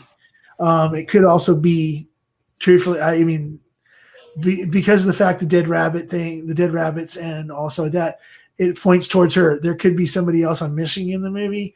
But for some reason, I always remember her where she's sitting there not talking and just sitting there sharpening on her freaking – I never saw like her teeth type thing, but sharpening on her nails all the time. That would make sense. But like, yeah. So I saw this on a shelf. I'm like, Hellcat Maggie. It's like freaking I don't want to say $12, $13 maybe. And I'm like, oh yeah, that's going to be a great freaking whiskey. That's going to be a great whiskey. But I'd never seen it before, so I was like, hell, I'm going to grab it. And so I grabbed it, and then I read it, and I'm like sitting there going, okay. So it's basically a whiskey from Ireland that was brought, Irish whiskey, whatever, that was brought here and bottled and with the Irish American story. That's what it basically says on the front of the bottle. So eventually I'll open it up when I feel like drinking some gasoline. But I thought it was a cool little story and stuff, and I was like, Happy Chinese New Year Eve feast. Happy Chinese New Year feast. Grubs up. Oh, I gotta go. Yeah. You gonna go ahead and get going? Yeah. All right. Sorry, I kept you all the way up till dinner. Appreciate. That's all good. That's all good. It was a good, I appreciate you hanging. fat time. I really enjoyed it, and yeah, I appreciate having me on. It was absolutely awesome to have a good old yarn with you, and definitely look forward to doing it again. That's for sure. I'll probably stream in about 3 hours myself for a couple of hours. Well, I don't think I'll be awake in 3 hours. Yeah, I don't think you'll be awake. But I'll definitely be looking out for you over the next couple of days, and I'll jump on for a little bit with you at some point in time during the week, between now and Sunday. I'll get on there with you for a little. I'll be on. I know you'll be on because you got that 12-hour. You're gonna do that 12-hour live. I got that 12-hour limit. I got to hit. Hey, guess what, man? This turned out to be 5 hours and 20 minutes. That's freaking amazing. That's crazy, and it doesn't even feel like it. I had such a great time talking to you. And that's exactly what I do. I just have a fat time. Just keep chatting, and before you know it, the sun's coming up. All right. Again, if you talk to you later, man. Have a good one. So yeah, that was the man Ken from Scotch Down Under. Cohen, I appreciate the fact that you've been here pretty much. I think literally from the very beginning, listening to my BS. seriously, you do not know how much this means to me. For Whiskey Samurai, for Bourbon Battalion, for freaking the guys that came on and stayed live with were live with me earlier in Drams and Drums, and Bourbon, thank you for coming back after you woke up from passing out. I appreciate that, Mr. Talib. Then Jason, Mash and Drum. You know what? I appreciate the fact that you took time out of your after that long string that you already had to jump on for a little while. And I appreciate you and what you do. Chris, Hot Buddy Rolls, you know how I feel, man. I love you, brother. Like I said, you're like my younger, older brother. Ken, again, thank you. Will Henderson, Hendo, make sure you go check out Will Henderson on whiskey_tango_Hendo over on Instagram. You want to Kilco here on YouTube, at Kilco77 on Instagram. And if you want to get in touch with him about sending him any samples or anything, you can find him at his email is kilco77@hotmail.com. So let's see. But okay, thank you very much, Cohen. Yes. So on my on the page for my YouTube channel, in the About section, it has my email. I believe it might. I still think it has it on my Instagram page also. But if you need to find any kind of contact information, you can't seem to find it. If you go on Instagram and to _Mashbill or Wagdog14 and go in the DMs and message me, I will get back in touch with you and get you the information that you need. So yeah, like I said, Cohen, I haven't really had much talk to you much since freaking you sent me my winnings from Hot Buttery Rolls, but truthfully, thank you. I've gotten so many samples over the last couple of months. I haven't got to every one of them, but I will.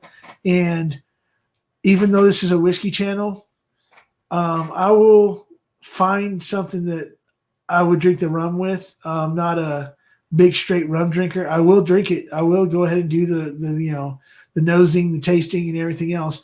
But I have to go buy a rum glass because you know what? Damn it, these are whiskey, and I've noticed and I've been told those rum freaking tasting glasses, it's a completely different experience when it comes to rum. So I guess I'll have to go grab me a glass at freaking Bevmo or something.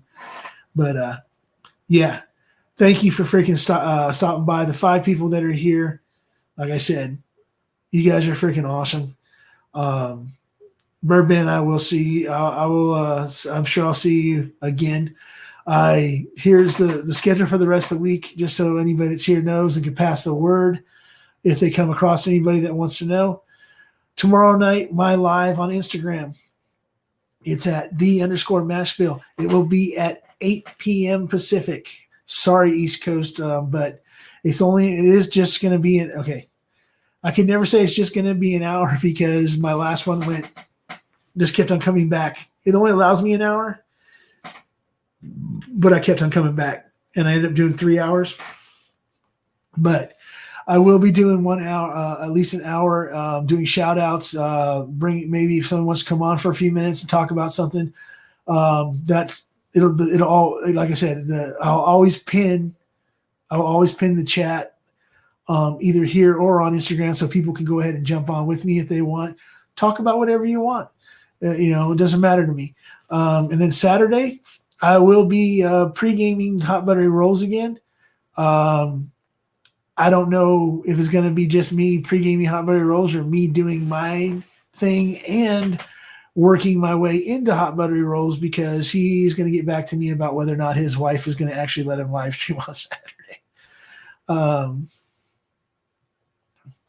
Okay, so Cohen, since you are still here, I'm going to ask a quick question. It says cacao on it. Is that a chocolate freaking like some sort of cocoa chocolate finish to it?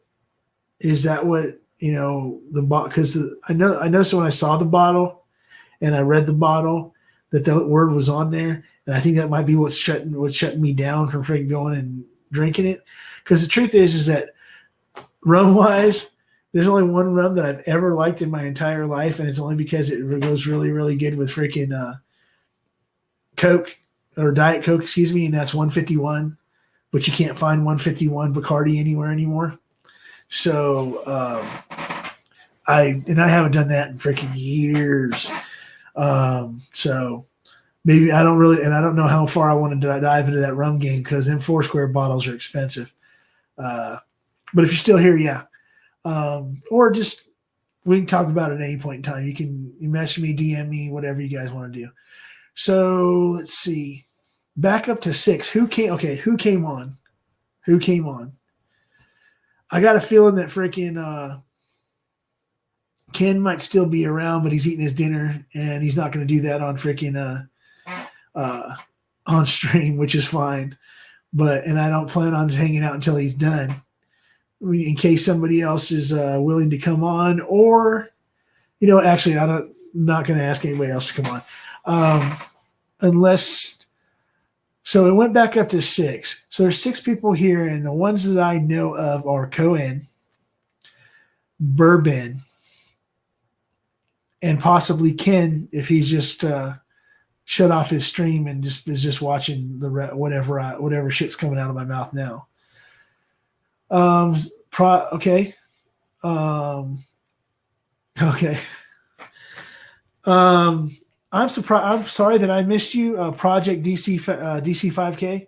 If you are still here, which I got a feeling that you actually might still be here because you're the only other person that's been in the chat since in the last 2 hours.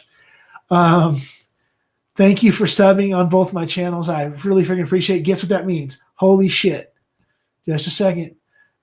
Don't mean to cuss, but if I'm not mistaken, hold on.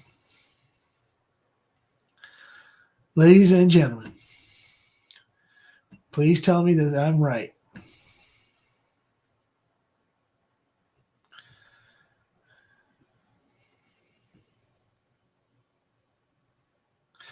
Damn it. So I guess I got somebody unsubscribed because I was at 399 before I started doing all this on Instagram, and now I'm back down to 398. So I guess a couple people decided they didn't like me no more. But I appreciate those who still do like me. It might change. I mean, I'm looking online. If I look at my phone, it might be different. It jumps around all the time. I'll know more in the morning. But thank you for following me. I see my match bill. Let's see. What am I up to? Okay, according to this, I'm at 109 subscribers. Now, I'm going to take that with a grain of salt because guess what? Last weekend, after the push by Jason and Bourbon and the Baby and Bourbon Brothers and those that were on that stream with Ed from Rock Gut Review, I had 119 followers, but it never popped up. Next day, it was down to 50 followers, and then it was back up to 80 followers, and then it finally plateaued and finally cut off and said I only had 89 followers, and it wouldn't go up from there. It didn't go up from there for like 3 days. So I guess whatever. There's so many things going on with YouTube. It's freaking ridiculous. But a week ago, it said I had 119. I didn't worry about it. And a couple days later, it says I've got 89. But then I looked to see how many people unsubscribed, and it said that no people unsubscribed. So, but 109 tonight, right here. If it says 109, I'm going to go with the 109, which means I'm at 100. That's freaking awesome. Anybody that's not subscribed, the 5 of you, obviously you've been here long enough to decide whether or not I'm worth subscribing to. And if you haven't, then hey, I understand. Let's see. Who else is here? Getting towards the end. Okay. Yeah, okay, Cohen, thank you. Thank you for that. Yeah, I'm lurking and eating dinner. Okay. I knew Ken, you're too freaking predictable. Freaking, it's great. It's literally freaking great. I love the fact that you're freaking, taking I don't want to take away from your family time and the dinner time and everything else, because I don't want your wife to start drinking that freaking emu freaking export, and the next thing you know, it's not a wife. It's not no one's getting a. It's not a wife getting beaten. It's freaking the husband. The husband beating's going on. But I appreciate you so much. You don't understand. You don't understand. You are now officially. Earlier, it could have been happened anytime during the thing, but you're officially in the fam. You're in my family. I consider you a brother now. You put up with my shit. This was way. You paid more attention to me than my own freaking brother has, and brothers have in a while. So, and they didn't. Don't get it wrong. Me and my brother, two of the three, I get along with great. But the other one lives way out of state, so I don't expect him to freaking really give two shits of what I'm doing. But let's see. Yeah, I mean, so Cohen with the 1,000 subscriber thing. Yeah. Could I be over 1,000 in a month? You know what? Truthfully, if 3 channels, and you can pick whatever 3 channels you want, but let's say out of the big 10 channels, if 3 of those channels really push me, I could have 1,000. I literally could probably have 1,000 by Wednesday of next week. But I don't want them to feel they need to do that for me. If they want to, great. But if they don't, that's their business. You know, that's their business, and I appreciate it if they do. I would love if they did. I mean, I'm not going to get the 4,000 watch hours that quick unless somebody takes this 5.5 hour stream, which, you know, at some point in time I got to get off this, right? I can't just keep going and just go, I can't go through till Saturday, can I? Just kidding.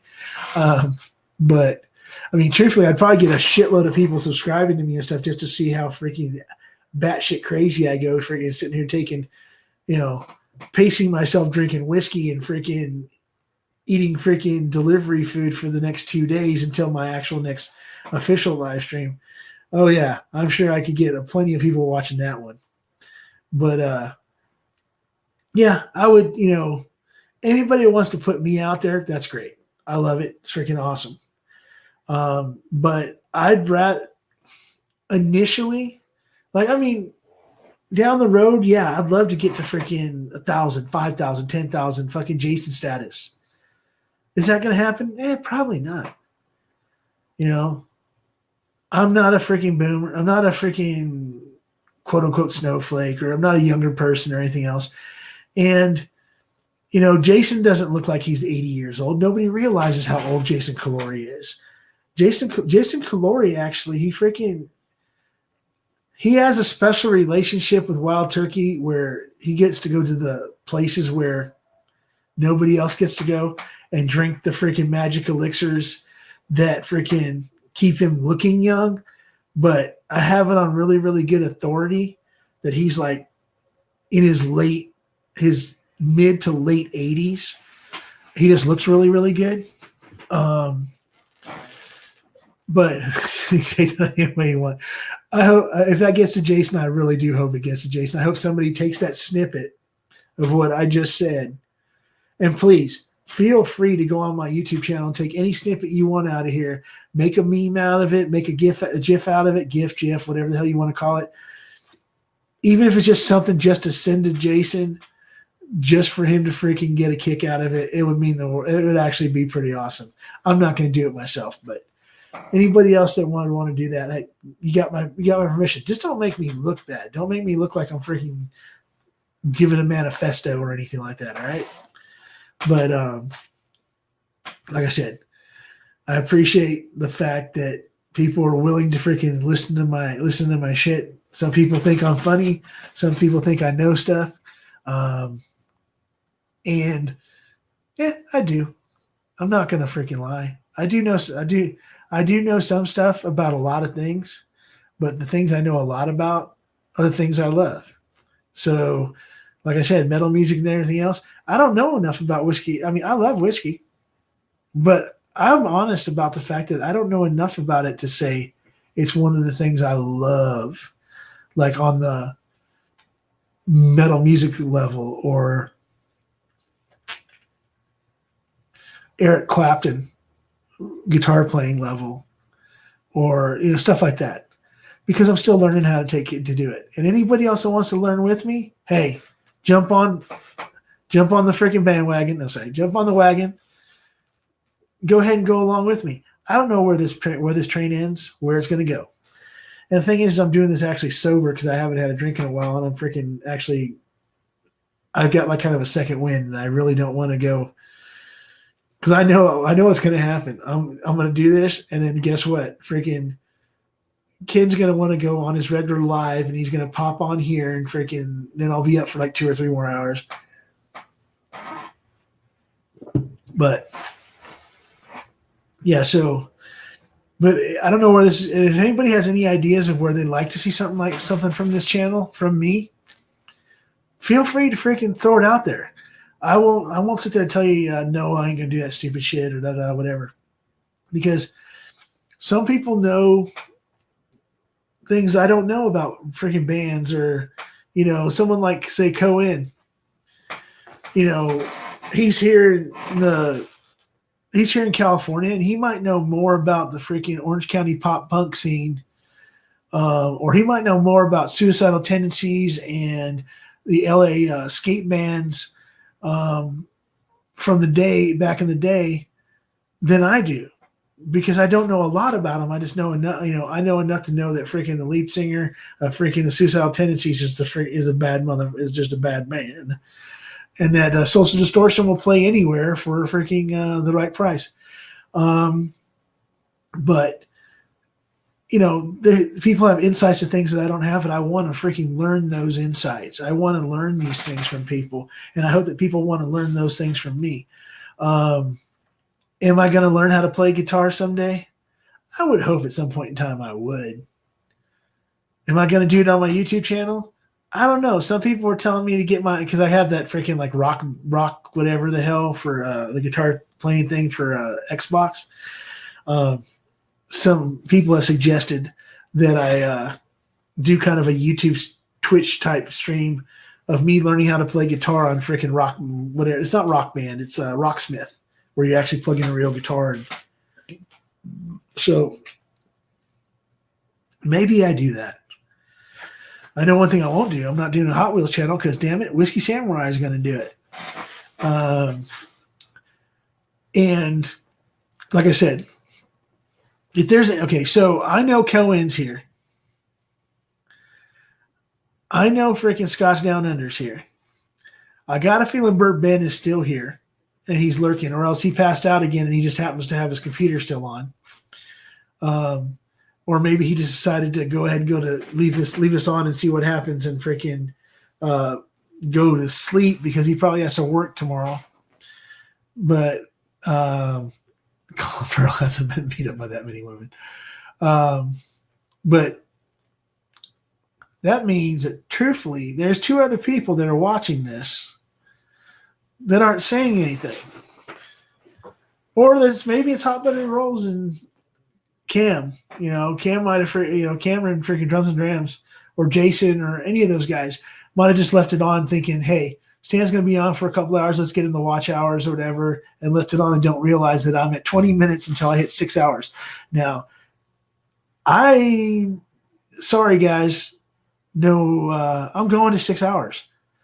I'm going to get past Hot Buttered Rose's longest live, which I'm going to find out what it is, just so I can say I got past Hot Buttered Rose's longest live. Hopefully it's not more than 6 hours. Jesus.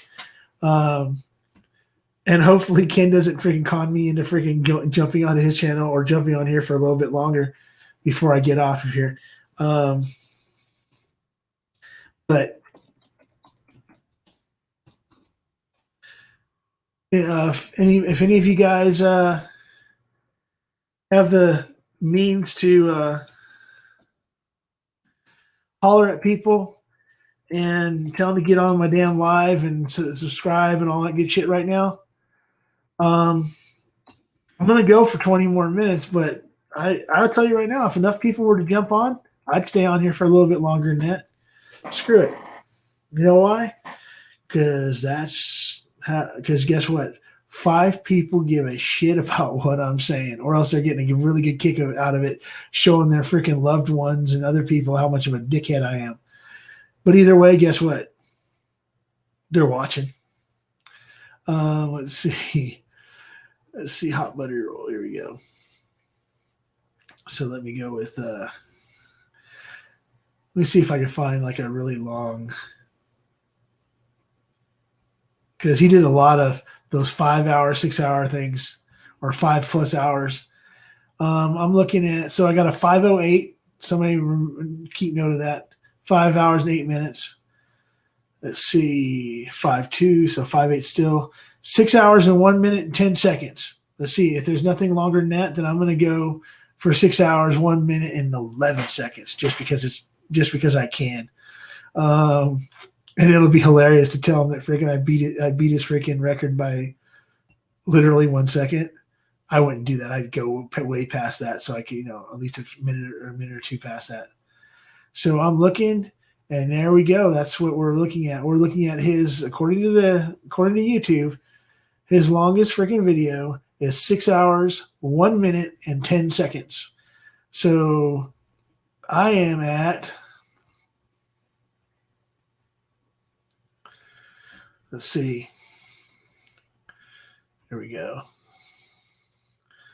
So let's go with. Okay, where am I at? Okay, here we go.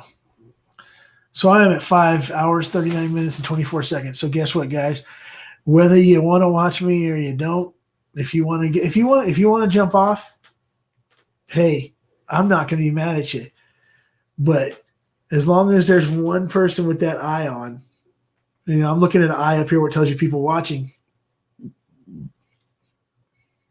As long as there's one person there watching me, I'm going to go till a minimum for another 22 minutes at least. If for any reason that number 5, which if it goes to 6, it's because freaking Scotch Down Under jumped back on. He's getting ready to freaking fry me. If you're here and I haven't mentioned your name, or even if I have mentioned your name, but you're not in the chat, like freaking what I'm looking at now is Scotch Down Under, Cohen, and Bourbon. If you're not one of those 3 people, you're still here watching me do this, and you're not too shy. Just say, hey, I'm not gonna, let me know that you're here, who you are, and what who you are, and why you're still here. Truthfully, can somebody please, Cohen, Bourbon, fucking Scotch? Well, Scotch, I'm never gonna ask him the question of why he's still here, because if you know anything about the man, truthfully, I think that if me and him both were in our mid-20s instead of 45 and 51, if we were like in our mid-20s doing this, or even early 30s, I think that we would actually probably figure out a way to do a 24-hour stream just because. But so yeah, where we go. Thanks for thinking so highly of me, Cohen. So here we go. So you know enough to have a channel with 1,000 subs and you're in the whiskey world scene on YouTube. You should blow up somewhat quick with all that you've done with the other channels. You know what? Thank you very much. Like I said, the thing with Jason jumping on tonight was huge for me. And that's just personally in my heart. That was freaking huge for him to do that. Because it's fucking Jason. It's fucking a mash and drum. Scott, when he from My Bourbon Journey, reaching out to me a couple weeks ago just to come on his show and knock down some samples, talk some bullshit, and then we brought some other people on, turned into the awesome freaking shit show that it did. I was just a guy in the chat that decided to freaking do an IG and an IG channel and then go ahead and do YouTube. Hot Buttered Rolls jumped on my IG channel. He just jumped on. The very first time he jumped on, we talked for a couple minutes. Then the very next time I was going live, he came on for the live. Freaking Destination Bourbon, Klein. he jumped on and freaking talked to me for freaking a while. Bourbon Jeeper from Instagram. Matt jumped, his name's Matt too, so I'm just gonna call him Jeeper. Jeeper jumped on there and was on there for freaking a long time with me, for a while. Then Shayla did an hour with me from Whiskey Central. I mean, that meant a lot to me also because it's just a little guy on Instagram with freaking a few hundred followers. And then my thing was, the other one was Bourbon Battalion, literally being my Scotch Down Under for Instagram. Last night we did 3 hours. He came in about, I'd have to go through the whole video, but I want to say halfway through when I was actually going to do like a half an hour. I didn't want to step on other people's toes. And then I ended up being on there for 3 hours and said, screw it. There was, at times there was up to 20 something people watching. So I was like, you know what, as long as they're willing to if they don't want to go to those other channels and they're willing to watch me, well, hell, I'll just stay here. Just like with you guys. I mean, I held on forever for Jason because I thought it was going to be like a normal, well, not say normal. It's never normal with shelf turds. But I thought the 2 hour mark, because he sounded like he was ready to jump off at that point in time, but then it ended up going about another half an hour or so. And I'm sorry for freaking yawning. I actually haven't been sleeping too hot for the last few days. I am freaking, man, I'm freaking amped up, but for some reason I just keep on yawning. And you know what? I'm amped up enough to have me one last pour. Maybe my last pour. Go with a little small batch. But yeah, so I'm like so freaking grateful for every single person that's ever freaking pushed a button that said subscribe, tapped a button that said follow, spent a minute, literally. I have people that have come on and spent a minute, 2 minutes just to have it say that there was this people viewing and stuff like that have done that for me. I appreciate every single one of them. So, and I appreciate you guys. So Cohen, you might be underestimating. Okay, your Cohen says you may be underestimating because your channel is brand new. Other channels will blow your channel up. Okay, so there are some channels out there that have asked me if I would. I've told them I don't want, even though I've brought them up. And I'm sorry that I keep on looking down at my screen instead of the camera. I get used to looking at the camera. I'm working on I'm trying to work on something that I can still look directly at the camera and still be able to monitor everything on a laptop. Basically, kind of like a teleprompter, but it's going to work with the laptop somehow. But yeah, so. Yeah, I understand what you're saying, Cohen. I really do. And I know I tell Brian from Kilco all the freaking time to stop putting himself down.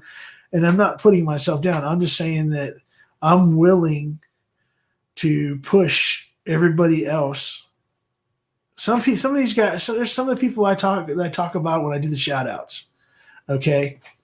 So like let's say for instance, the Drink Pro. He's been doing it for a while, I'd not say a long time, but long enough that he should, and because of his content, should have had 1,000 followers on both Instagram and freaking YouTube. Okay. My friend John, the Whiskey Neanderthal, his girlfriend Kimmy, Sleepless Kimmy, the Whiskey Hunter on freaking Instagram, she got her 1,000, but they're a team. They were 2 different channels. So he's like the palate, and she's the Whiskey Hunter. So she's the mouth, he's the palate. And it works out really well, but I'm really trying to get him to 1,000. We can not worry about what I get. Okay?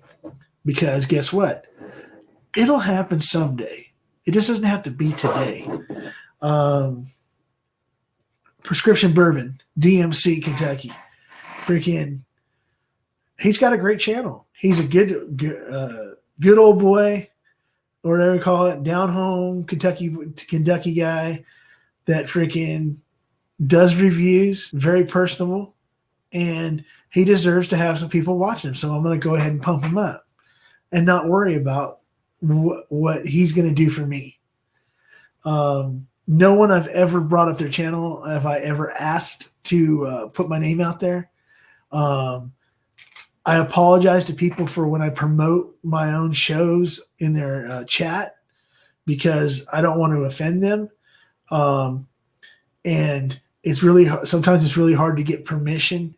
Like they say, it's harder to get permission than it, and or whatever. What is it? What's the fucking saying? It's easier just to go ahead and do it and ask for freaking forgiveness, and then than it is to freaking beg for permission and be told no. So sometimes I go on and like Jason tonight, he didn't say a freaking word. He went ahead and shouted me out. He didn't have to, but he did. But I want to make sure that I told him that I wasn't. I'm sorry for pumping my own shit into the ether. But like this week's shout outs, these are the start of the shout out list. If anybody else here, of the 5 of you that are still fucking here, excuse my language, but this is freaking amazing. Tito Dirk, I'm telling you, okay, that's the thing that now I'm mad about because I didn't bring it up enough. Libation Exploration. His freaking first video is, like I said earlier, one of the best first videos I've ever seen. Period. He says it's shit. He's wrong. And I'll fight him for it if I have to. I don't think I want to fight him because he looks like he can freaking take me. But he's also a really good guy from what I can tell. He's been really supportive of me. But yeah, so Tito Dirk is libation.exploration on Instagram. He's Libation Exploration as one word on YouTube. His first video, I believe, I watched it today. I believe it came out yesterday or the day before, but it's his first video on Old Ezra 7. It is freaking awesome. It's something different that I don't see anybody else doing. Now, I know right now that someone's going to say, oh, Aqua Vitae does something like this, or Eric Waite does something like this. Eric Waite does the whiskey 3 ways thing. And hey, I'm not going to lie. Libation Exploration, that's what he does too. He does the rocks in the freaking cocktail. But he does it a little bit differently. And it's fun. And it's funny. And he's very heavy-handed when it comes to like banging stuff. So he's always in the video he apologizes a lot for just banging shit around. But it's hilarious. He's not trying to be funny, but he is funny. And he talks about titration. He takes 117 proof freaking Old Ezra 7 and puts it at 4 proof points through titration, and then tells you the differences through the freaking proofs. What is good, what isn't. And then he takes the original 117 and whatever it is at the end, creates a cocktail, and it tells you if he likes it or not with that, at that proof. Or there's a cocktail, or maybe one of the other, I think he did a couple proofs today with his cocktail. So go check out Tito Dirk, Libation Exploration. He'll be getting another shout out in my shout out video that I was going to be able to finish until I stayed up and did this for 6-ish hours. So we'll have to worry about trying to get that on hopefully tomorrow night or Friday morning. It'll be out before the weekend, but it'll be a shout out. There'll be a regular video just like last week with the shout out video. I'm not editing it. I'm just going to go right through it off the top of my dome. If there's anything I can do without ever doing a piece of editing, because that means it gets to show me being vulnerable because I forgot something or whatever like that, to be as real as I can possibly be until I get now the Lemmy thing's going to be different, or there's going to be certain things that are going to be different, but something like a shout out video or even just an interview with somebody, if somebody wants to come on an interview and just record it and then put it up, it's not going to be cut up. unless it's requested by someone that's like from a distillery. Hey, can you cut this part out that we were talking about? Because I just realized I can't talk about it. That'd be a different situation. But people should know what I'm talking about that are in the community. But like Black Bourbon Family, Bourbon and a Baby, Bourbon Brothers, the Bourbon Judge, Bourbon Battalion, who was on the stream earlier, Bobby. Those are guys you need to start. Need to go check them out. I'll do an actual like shout out video where I bring up each of their Instagrams and their, like I did last week with the Instagrams and the freaking YouTube channels, bring up their pages so people can see what they look like. And then shout them out and do, maybe do a little freaking quick freaking minute on each of the channels. And then I'll have a few more channels. If anybody wants to suggest any more channels, they'll go, I'll put them on the list and I'll check them out, or I might have already seen them. They're just going away from my mind. But the Whiskey Samurai is going to be one that I am really going to start pushing, because guess what? So a month ago, when I started talking about doing videos on I was on Instagram and I was talking about going over to YouTube. Some people reached out to me. One was Whiskey Samurai, and there was something, he sent me some sample. He sent me some samples. I had some stuff hand delivered to him because he has a hard time coming across it. So let's say, so one of my friends was headed to freaking Tennessee. So I went ahead and gave him a bottle of an Eagle Rare store pick and a Buffalo Trace store pick that I had from about a year ago from Liquorama. He was telling me that even in Chattanooga, it's extremely expensive and it's really hard to get a hold of the store picks of those two particular. And he really was looking forward to sometime getting one when he saw it. So since my friend was going to Tennessee, I said, hey, can you drop this off for my friend? Drop this off in Chattanooga. So he did so. So I had it hand delivered to him, and he had already had some stuff hand delivered to me, some samples that I brought up on earlier lives, other lives and stuff like that. Other shout out, the last shout out video, I think I brought that up. Or you can look at my Instagram. You can see Mag57TX and Whiskey Samurai and Whiskey Central, Hendo, the likes, Chris Hot Buttery Rolls, freaking, and I know I'm going to forget somebody and they're going to be pissed at me, and don't be mad at me. I've been on a freaking live for 6 damn hours drinking freaking whiskey. So, and even though I might be sober and got a second win, I can still forget people's names. I'm freaking getting old. You're okay. I'm here floating between this and surfing. Hopefully it's internet surfing, and I appreciate the fact that you're still here and that you're doing that. But if you're on a laptop watching me or on your phone watching me while you're surfing, and especially only at 2:43 doing night surfing, Cohen, you are freaking the man. But and then he said, okay, so yeah, so as we go through Cohen's his thing, because your estimating channel is brand new, other channels will be okay. I already put that one up. But then he goes, this is the one where I made the comment about, okay, he got me on this one. You'll be plugging merch and pushing Patreon and super chats in no time. Yeah, I mean, I threw it up at the beginning and everything else, and I throw it up every once in a while, and I have plugged it that if you want to support the channel in any way, you can go to my about page on here on YouTube, on VMashville, and it'll give you tomorrow the Twitter will be on there, but it'll give me, and then my Facebook will also be on there by the end of the week. But it will have my Instagram, my YouTube link, the address you can send things to if you want to send anything, and I have my PayPal and my Venmo, just in case somebody wants to, they don't want to wait for the next year or so before I, get Patreon. Get what do you call it? Super chats. I know it's not going to be a year, but I think it's funny. And I truthfully, Cohen, I appreciate the fact that you think that my content's good enough, or even at the par of some of these guys that have hit 1,000 over the past, say, month or so. I mean, come on. The Bourbon Ranch, Whiskey Central, Shayla, come on, Dusty Dan's, Whiskey Tornado. I mean, that's just four shelf turds. Freaking hot buttery rolls. I mean, I'm not even in the freaking. They graduated. I'm still wet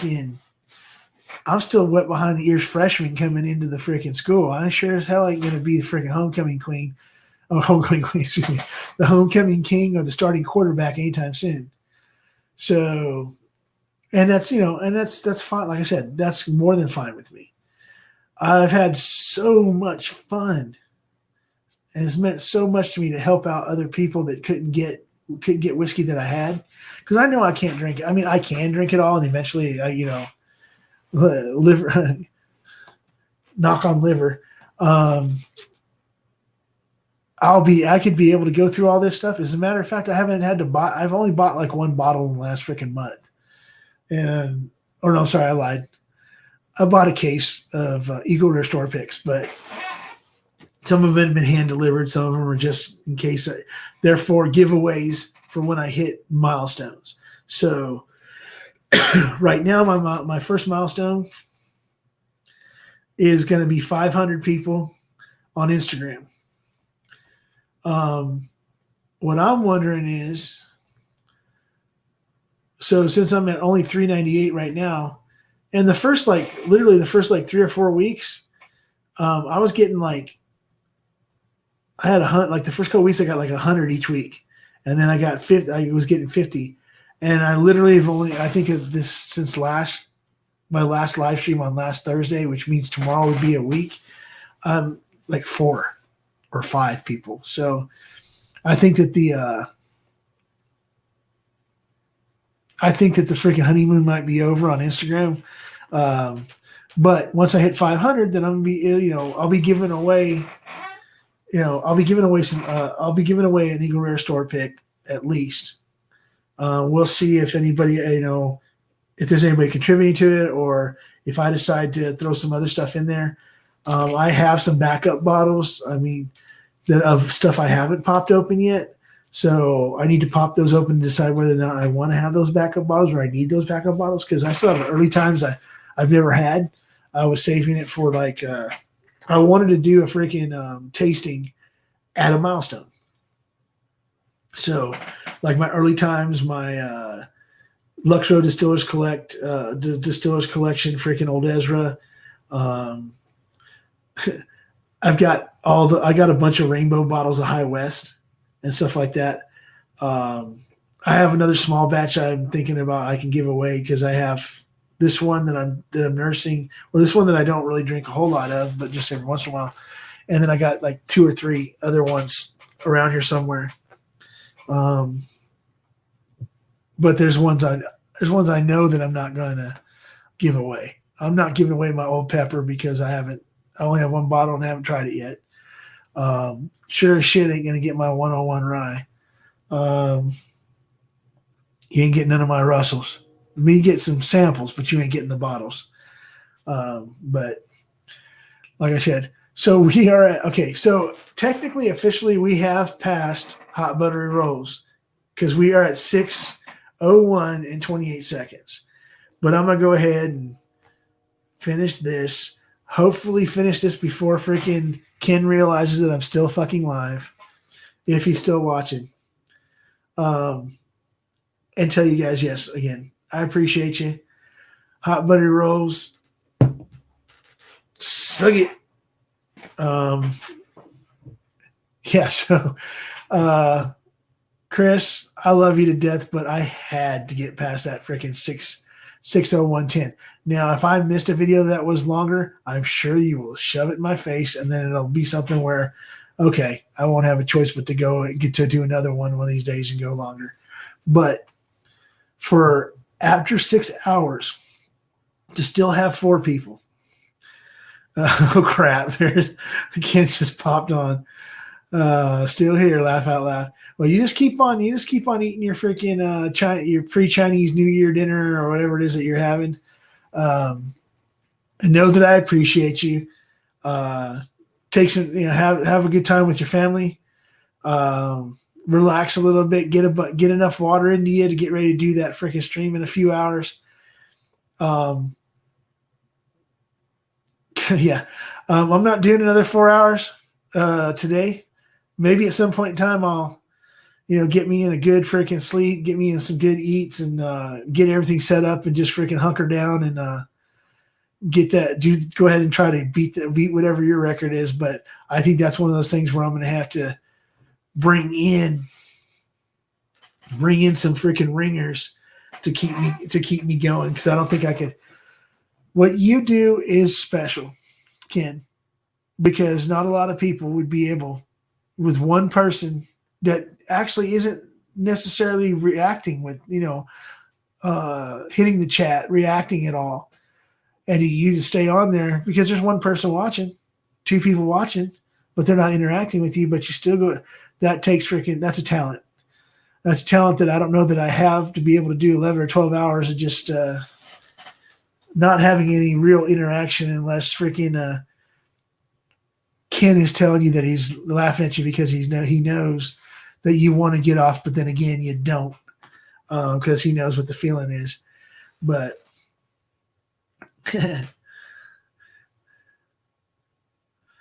let's see what says. He is from Texas, and he will now have to beat your stream time. Yeah. So that's the thing, is that I know Chris ain't going to do it tomorrow night because. So I'll have the length, or the whatever you want to call it, the longer video for a longer time. But the problem is that he has this guy named Josh, and Josh is more than willing, in the right situation, to go as long as he's got to go. So therefore, I have a really, really, really, really, really bad feeling that they're going to plan something because I talk shit to get to wherever they got to do to beat me. And it's going to turn into a freaking war. And then, or not a war, it's going to turn into a competition. And then we'll still not hit Ken, because Ken's going to do that 12-hour, whatever. So we're not going to catch up to Ken for a while. We'll be doing that. Oh, I got 5 minutes past you. Oh, I got 20 minutes past you. And eventually it'll get to that 11-hour. And then it'll be like, oh, wait, I'm almost there. I mean that, oh my God, I'm almost there. I only got to get to 12. I only got to get 12:15, and then Ken will freaking pull off a 13-hour just to freaking throw a wrench in it, because that's the kind of guy Ken would be. But yes, Ken, Scotch Down Under, like I said, you're part of the family now. Love you, brother. Cohen, you are also part of the Mashbill fam. Definitely. Once I get to a point where I actually do anything like a merch or anything like that, don't be surprised if I reach out to you and freaking, because I mean,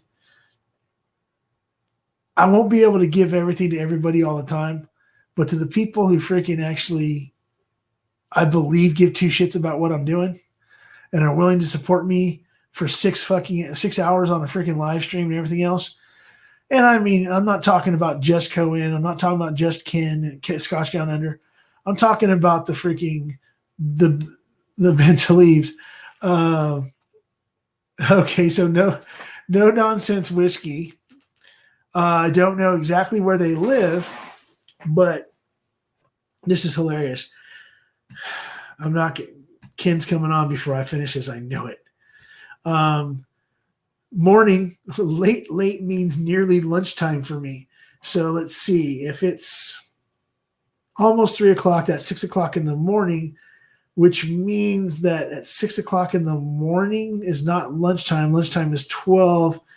So I'm going to take a wild freaking guess and say either No Nonsense Whiskey is also from Australia, but then that would be dinner time, because it's like about 5, I want to say 5, almost 6:00 at night.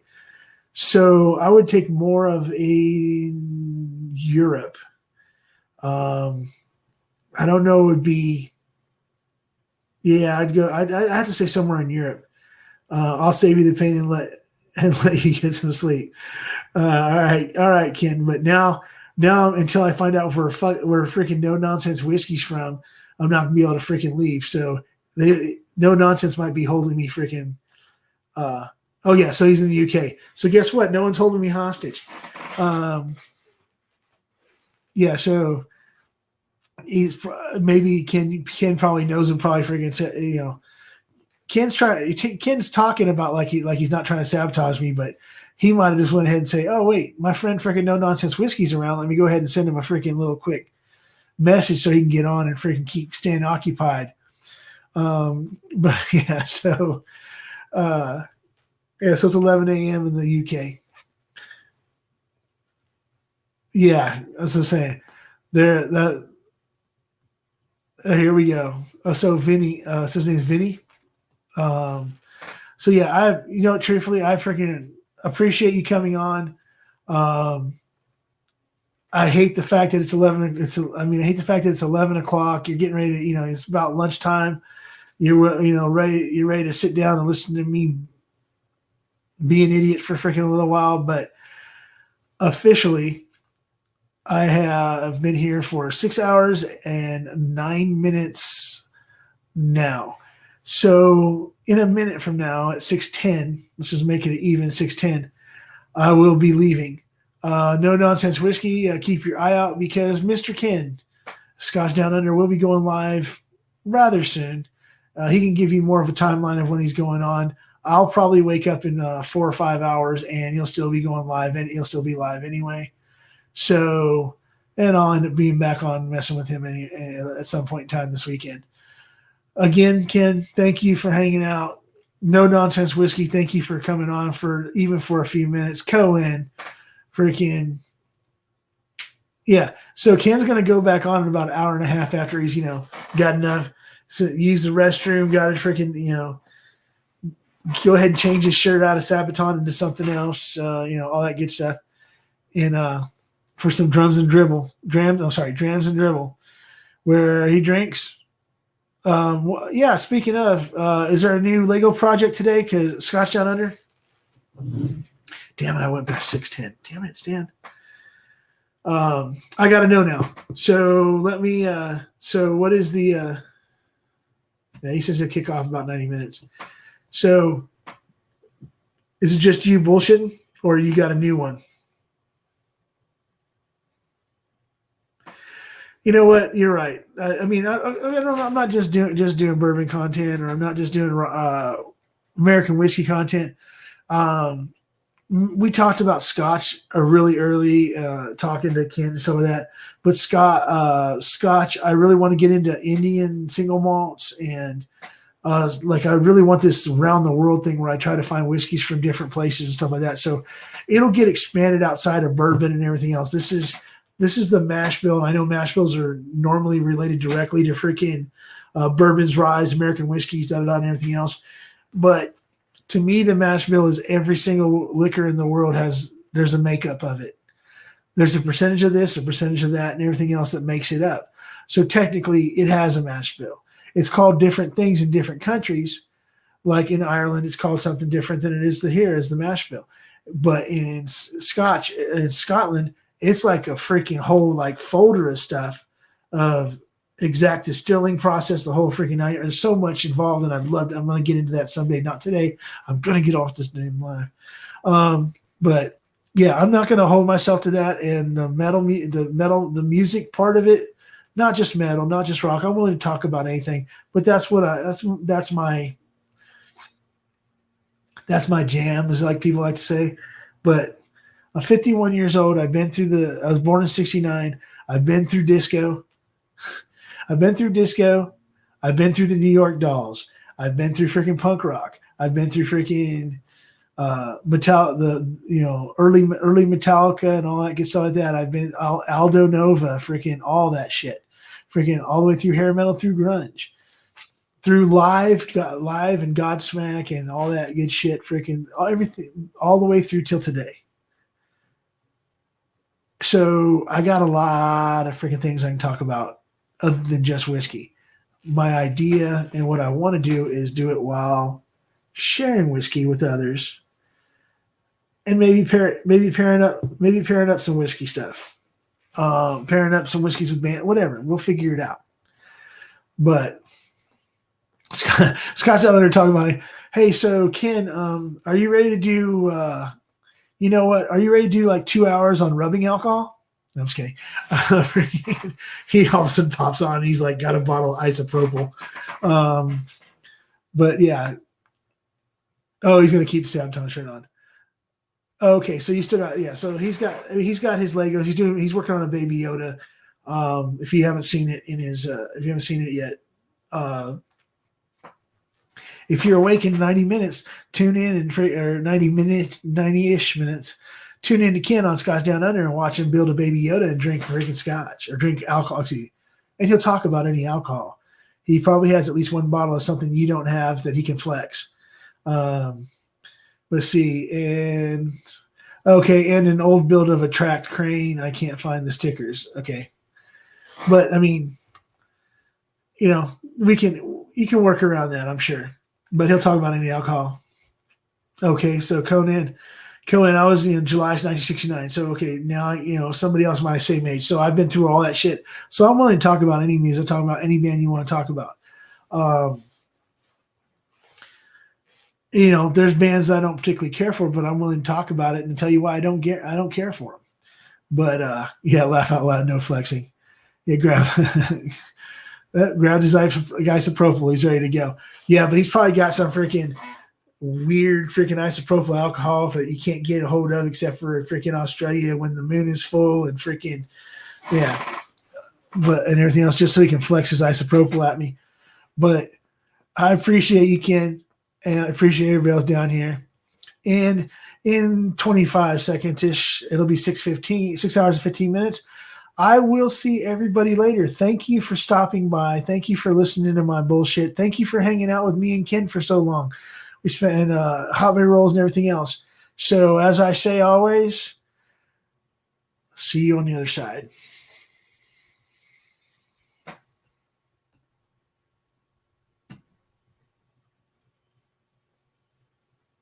Yes, by the way,